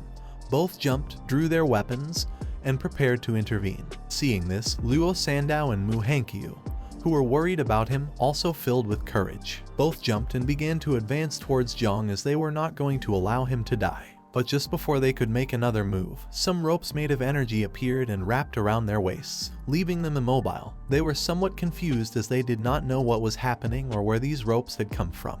The ropes brought them back to the floating island. The man with pink hair put his hands on his hips and mentioned that jumping to rescue Jiang in a situation like this was seeking death. The other man, who had summoned the ropes and was standing next to him, simply remained silent. Luo Sandao, who fell on her butt on the island, realized that the gray-haired man was her father, while on the other side, Mu Hankyu, who was lying next to her, turned around and realized that the other man was her grandfather. Mu Hankyu stood up, and with a desperate look asked her grandfather to please save Jiang Chen. Luo Sandao did not fall behind. She also stood up, turned around, and with a firm look asked her father if they had any treasure that could save Jiang's life. Luo Sandao's father did not lose his composure in this situation, and with a calm look replied that they had no treasure that could save him. Mu Hankyu's grandfather began to look at her and with a sincere expression mentioned that once the forbidden curse of blood explosion affected the opponent, all that was left was to wait for death. The one who had cast the spell was Zio Yuanwu, so all they could do was watch. The king of the celestial sword and the others had gone to save Jiang. Now all that remained was to see if they could negotiate with Zio Yuanwu to spare Jiang Chen's life, something that was not going to happen since he wanted to avenge the death of his two grandsons at all costs. While Zio Yuanwu was flying in the sky and had his fist clenched with which he was controlling the blood spell, Gu Kaishan appeared, began to draw the sword with his hand and ordered him to stop. Hong Yao, who was flying next to him, started shouting, called Zio Yuanwu an old bastard, and ordered him to undo the spell. Of course, their plan did not work. With a sincere look, Zio Yuanwu revealed that there was no more time. As Jiang was about to explode, he was relieved as he would finally be able to avenge the death of his two grandsons. Seeing that the persuasion plan had not worked, Gu Kaishan drew his sword and launched a powerful cut towards him, thinking that he was seeking death. Upon seeing this, Hong Yao decided not to stand idly by. She unsheathed the scythe, used the technique called blade that opens the sky, and launched a powerful cut towards him. But just before the attack could hit, Zio Yuanwu used his power and created a powerful water barrier called Flow that softens the hard, which stopped the attack without much effort. While with one hand he was holding the sword, he turned to Gu Kaishan and admitted that his sword was good and also asked if he really believed that his sword would be a rival for him. Gu Kaishan put his hand in front of his face, started staring at him and decided not to give up. He wanted to see how many more attacks he would be able to block. Hong Yao gripped the sword tightly, causing a powerful orange energy to appear around the blade. With a look full of determination, she decided to smash this guy along with her master. At the same time, the blood spell began to take effect more and slowly the energy barrier started to get smaller, causing intense pain to our boy. In a matter of seconds, Jiang lost a lot of blood. He put his hands on top of his head and began to scream in pain. Upon hearing his screams, Hong Yao's and Gu Kaishan's attention was focused on Jiang. They panicked as they realized that this was not good. Zio Yuanwu began to observe Jiang and seeing that he had reached his limit and was about to die. He couldn't help but smile and mocked Gu Kaishan, asking if he wasn't going to hurry up to say goodbye to his dear apprentice. His eyes filled with joy. With a penetrating look, he clenched his fist tightly and used the blood explosion skill. At that moment, Jiang began to lose even more blood, which started to condense inside the barrier, causing it to begin to contract. Due to the pressure, not long after, Jiang's body began to grow larger, until several seconds later, a great explosion was created, which created a curtain of smoke in the sky. Upon seeing this, Uncle Jai Gang was shocked and could not help but start crying. Auntie's eyes filled with tears. She could not believe that Jiang had died. Gu Kaishan was left speechless and his eyes filled with terror upon seeing that his beloved apprentice had died. Hong Yao, who was next to him, could not help but start crying, even though she had not known Jiang. For her he was like a little brother. Luo Sandao and Mu Hankyu were shocked and terrified at the same time. With a desperate look, Mu Hankyu thought this was impossible, and she came to the conclusion that Jiang was joking with them. Luo Sandao did not want to believe that he had died, so she thought she was right since Jiang always used to joke. Zio Yuanwu, who was wielding the sword with one hand, raised his head and started laughing like a madman, and told his grandson Zio Beihan that grandpa had avenged his death. While he was enjoying this moment, Gu Kaishan began to advance quickly towards him and filled with courage. Even if he had to risk his life, he wanted to kill Zio Yuanwu at all costs. Hong Yao also began to advance towards him. She was not going to let her master act alone. She firmly believed that together they would be able to kill this bastard. Upon observing this, Du Infeng's eyes filled with fear as he realized that a death battle was about to begin. He explained to the God of War that if he did not intervene soon, the south of the Yangtze River would fear for its life. The God of War thought that he was right. In the blink of an eye, Gu Kaishan and Hong Yao reached Zio Yuanwu and prepared to attack. But at that moment, the God of War used his powers, causing a powerful energy to appear around their bodies, leaving them immobile. Hong Yao tried to move, but her body started trembling, while on the other side Gu Kaishan made no movement. Zio Yuanwu tightly grasped the sword and remained silently observing them. The God of War mentioned that although they wanted to have a decisive battle, they could not fight here, so he suggested changing places to fight. At that moment, poisonous mist began to appear and Jiang's voice started to sound. He did not want anyone to intervene in the battle that the two of them were going to have. Upon hearing his voice, Zio Yuanwu turned back, and upon seeing the poisonous mist, his eyes filled with confusion and many questions.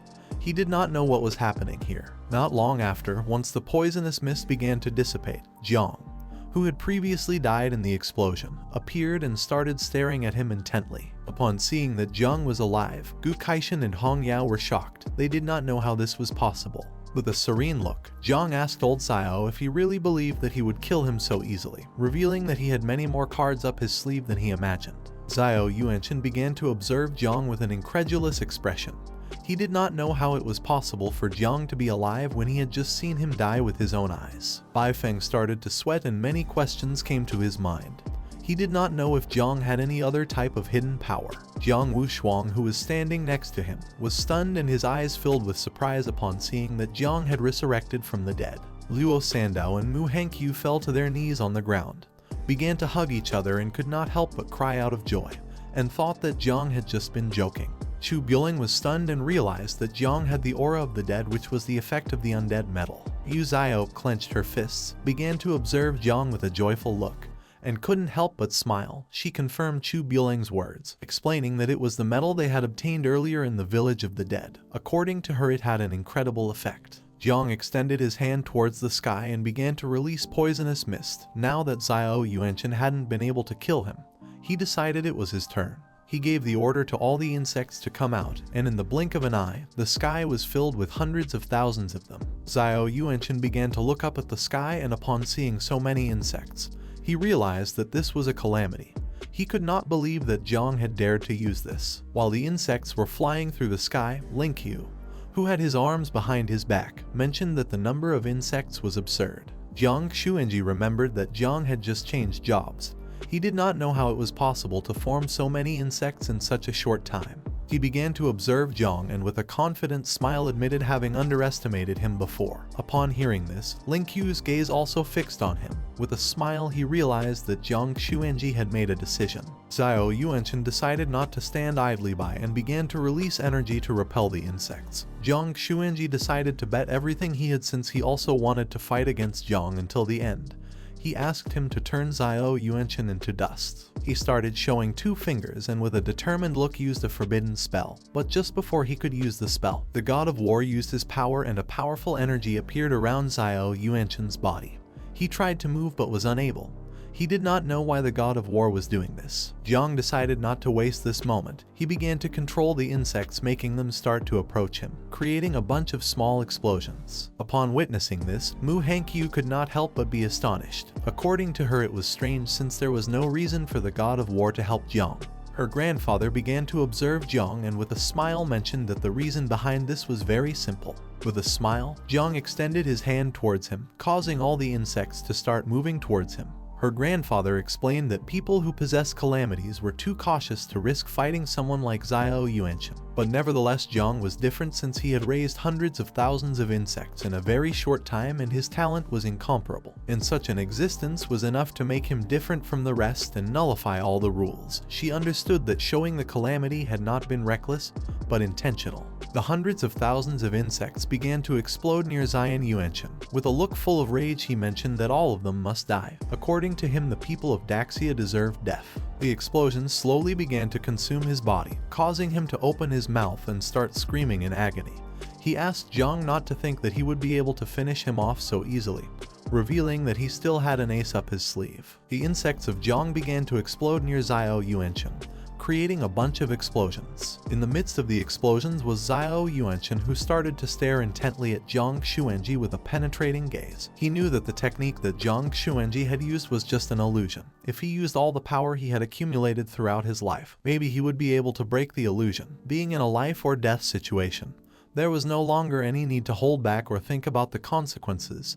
He was determined to break the illusion and escape from Great Zia. Without wasting another second, he used the forbidden spell called the Power of Divine Soul, successfully breaking Jiang Xuanji's illusion. Zio Yuanchen's body began to emit a powerful red energy, and just before the explosions could harm him, he moved out of range of the explosions and began to advance towards Jiang. Jiang, who was flying in the air, looked down and upon seeing that Zio Yuanchen was alive and approaching, he could not help but become alert and think that this was bad. Zio Yuanchen drew the sword, and with a look full of hatred and rage asked Jiang to prepare to die. Jiang put his arm in front of his face to defend himself, and his eyes filled with fear and surprise.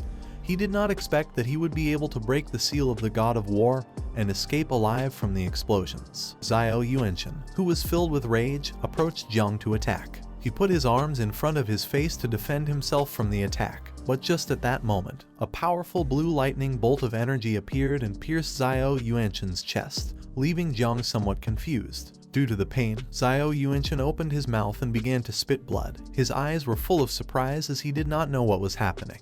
The energy transformed into an arrow, leaving him immobilized. This energy was being controlled by the invincible sword god Lingqiu, who told him that it was all over. If he moved another centimeter, he would ensure that Zio Yuanchen's head fell to the ground and his soul was completely destroyed. Zio Yuanchen was shocked. He could not believe that even Lingqiu was against him.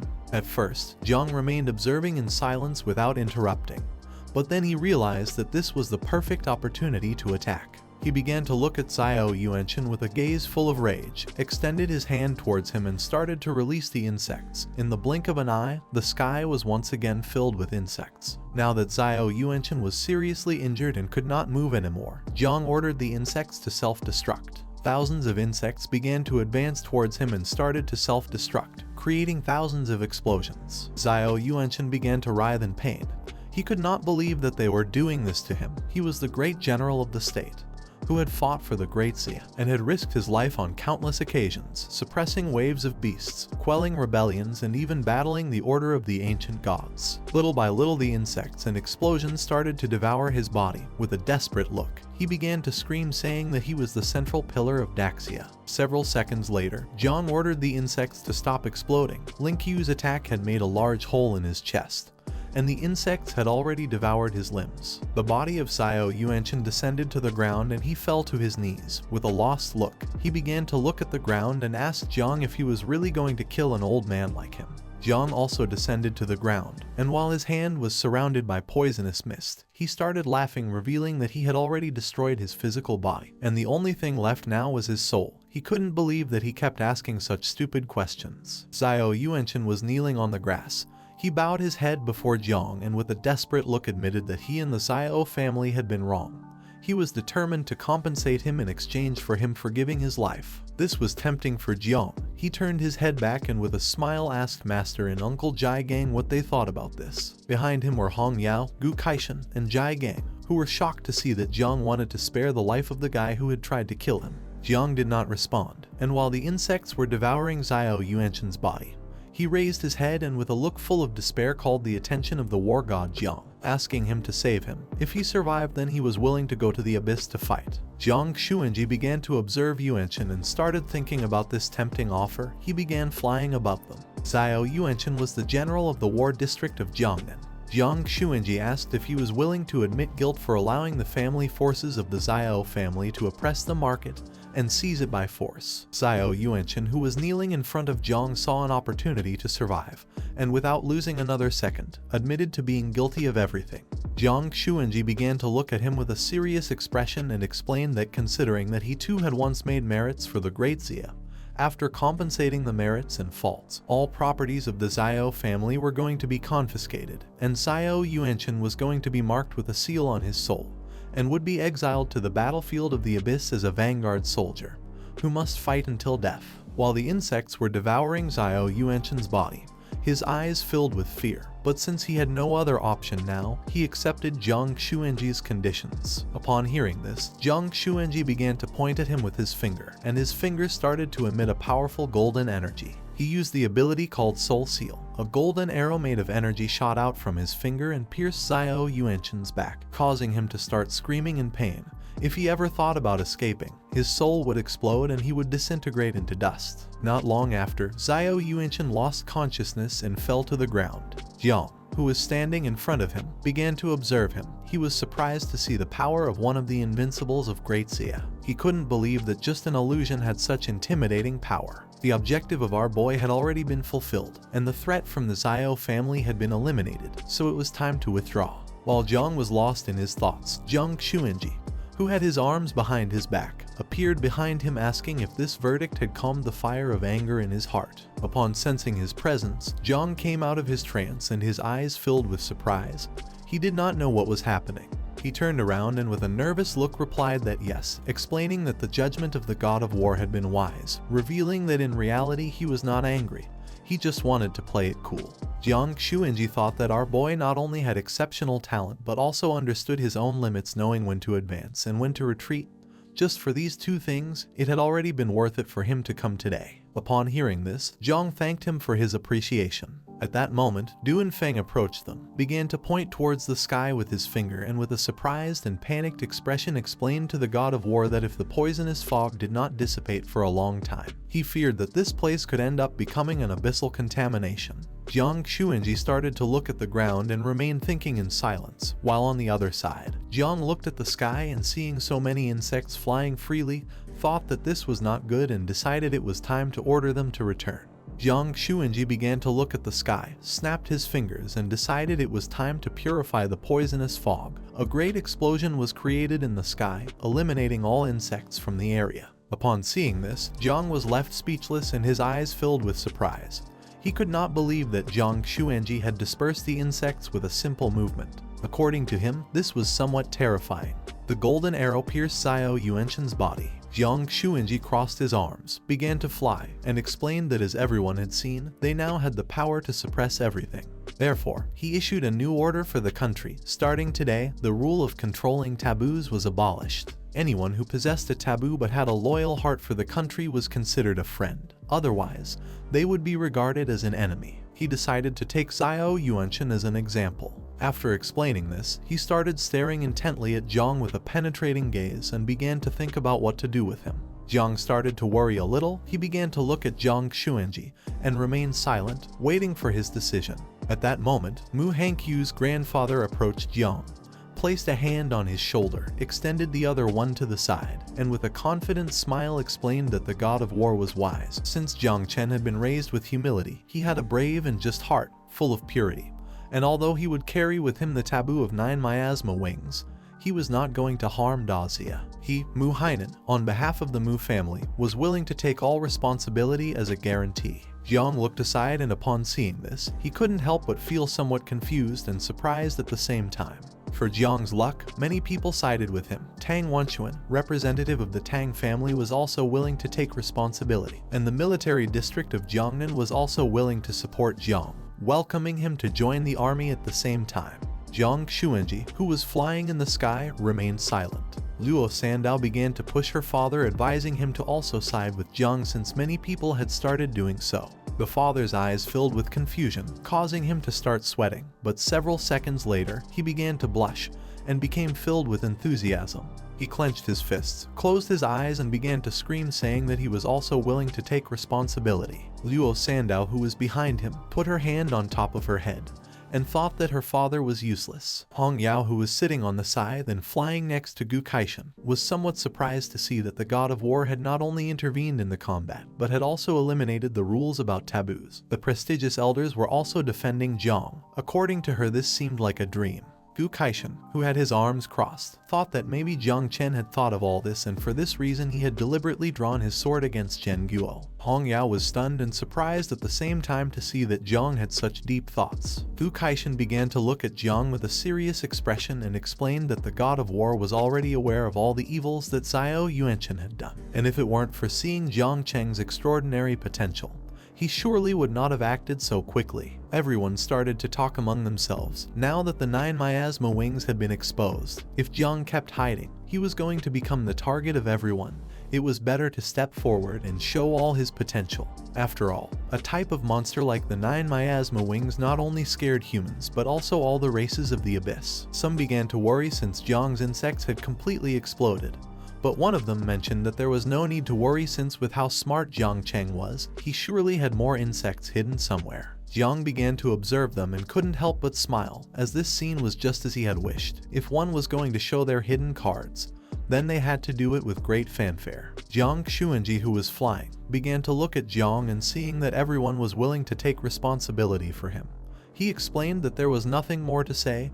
He asked Jiang to take good care of himself and use the insects wisely. Jiang lowered his head before him and thanked him. Jiang Chen, who had his arms crossed, with a suffocating gaze, revealed that in 10 days, the great competition of prodigies would begin. The champion of this edition would be the first divine son of the prodigies, who would receive all privileges and resources equivalent to an 8th grade national protector. Upon hearing this, Jiang was somewhat surprised and thought that this prize was very tempting. But Jiang Chen also added that it was not allowed to use the 9 miasma wings. Jiang began to look at him with a calm gaze and started wondering if the god of war was doing all this for Jiang Wuxuan, but then dismissed this since if it were only for him there would be no need to change the rules. He could not judge his greatness with a petty mind. With a determined look, Jiang promised not to use the 9 miasma wings in the prodigy competition. Upon hearing this, Jiang Chen thought that he was worthy of being his apprentice as well. Jiang's eyes filled with concern. It didn't matter if he couldn't use the insect, since while completing the mission of the second change, he would be able to obtain a new mother insect. He thought that the war god wanted to see his true potential in the prodigy competition and for this reason had forbidden him from using the insects. If this was the case, he was determined not to disappoint him. Jiang Chen, who had one hand behind his back, extended the other to one side, causing a crack to begin appearing. He decided it was time to clean up pending matters. Upon hearing this, others were somewhat confused since the poisonous mist of the abyss had been eradicated, so no one knew what else remained to be cleaned. Jiang Chen ordered the Great Dreamer, commander of Dazia's night watch, to rise and get to work. The Great Dreamer was one of the 3 invincibles of Dazia. At that moment, someone who was holding a stuffed rabbit began to come out of the crack. This person also wore a hood with cat ears. The Great Dreamer was a woman wearing a cat costume, while with one hand she was holding the stuffed rabbit. She brought the other to her mouth and began to yawn as she was very sleepy.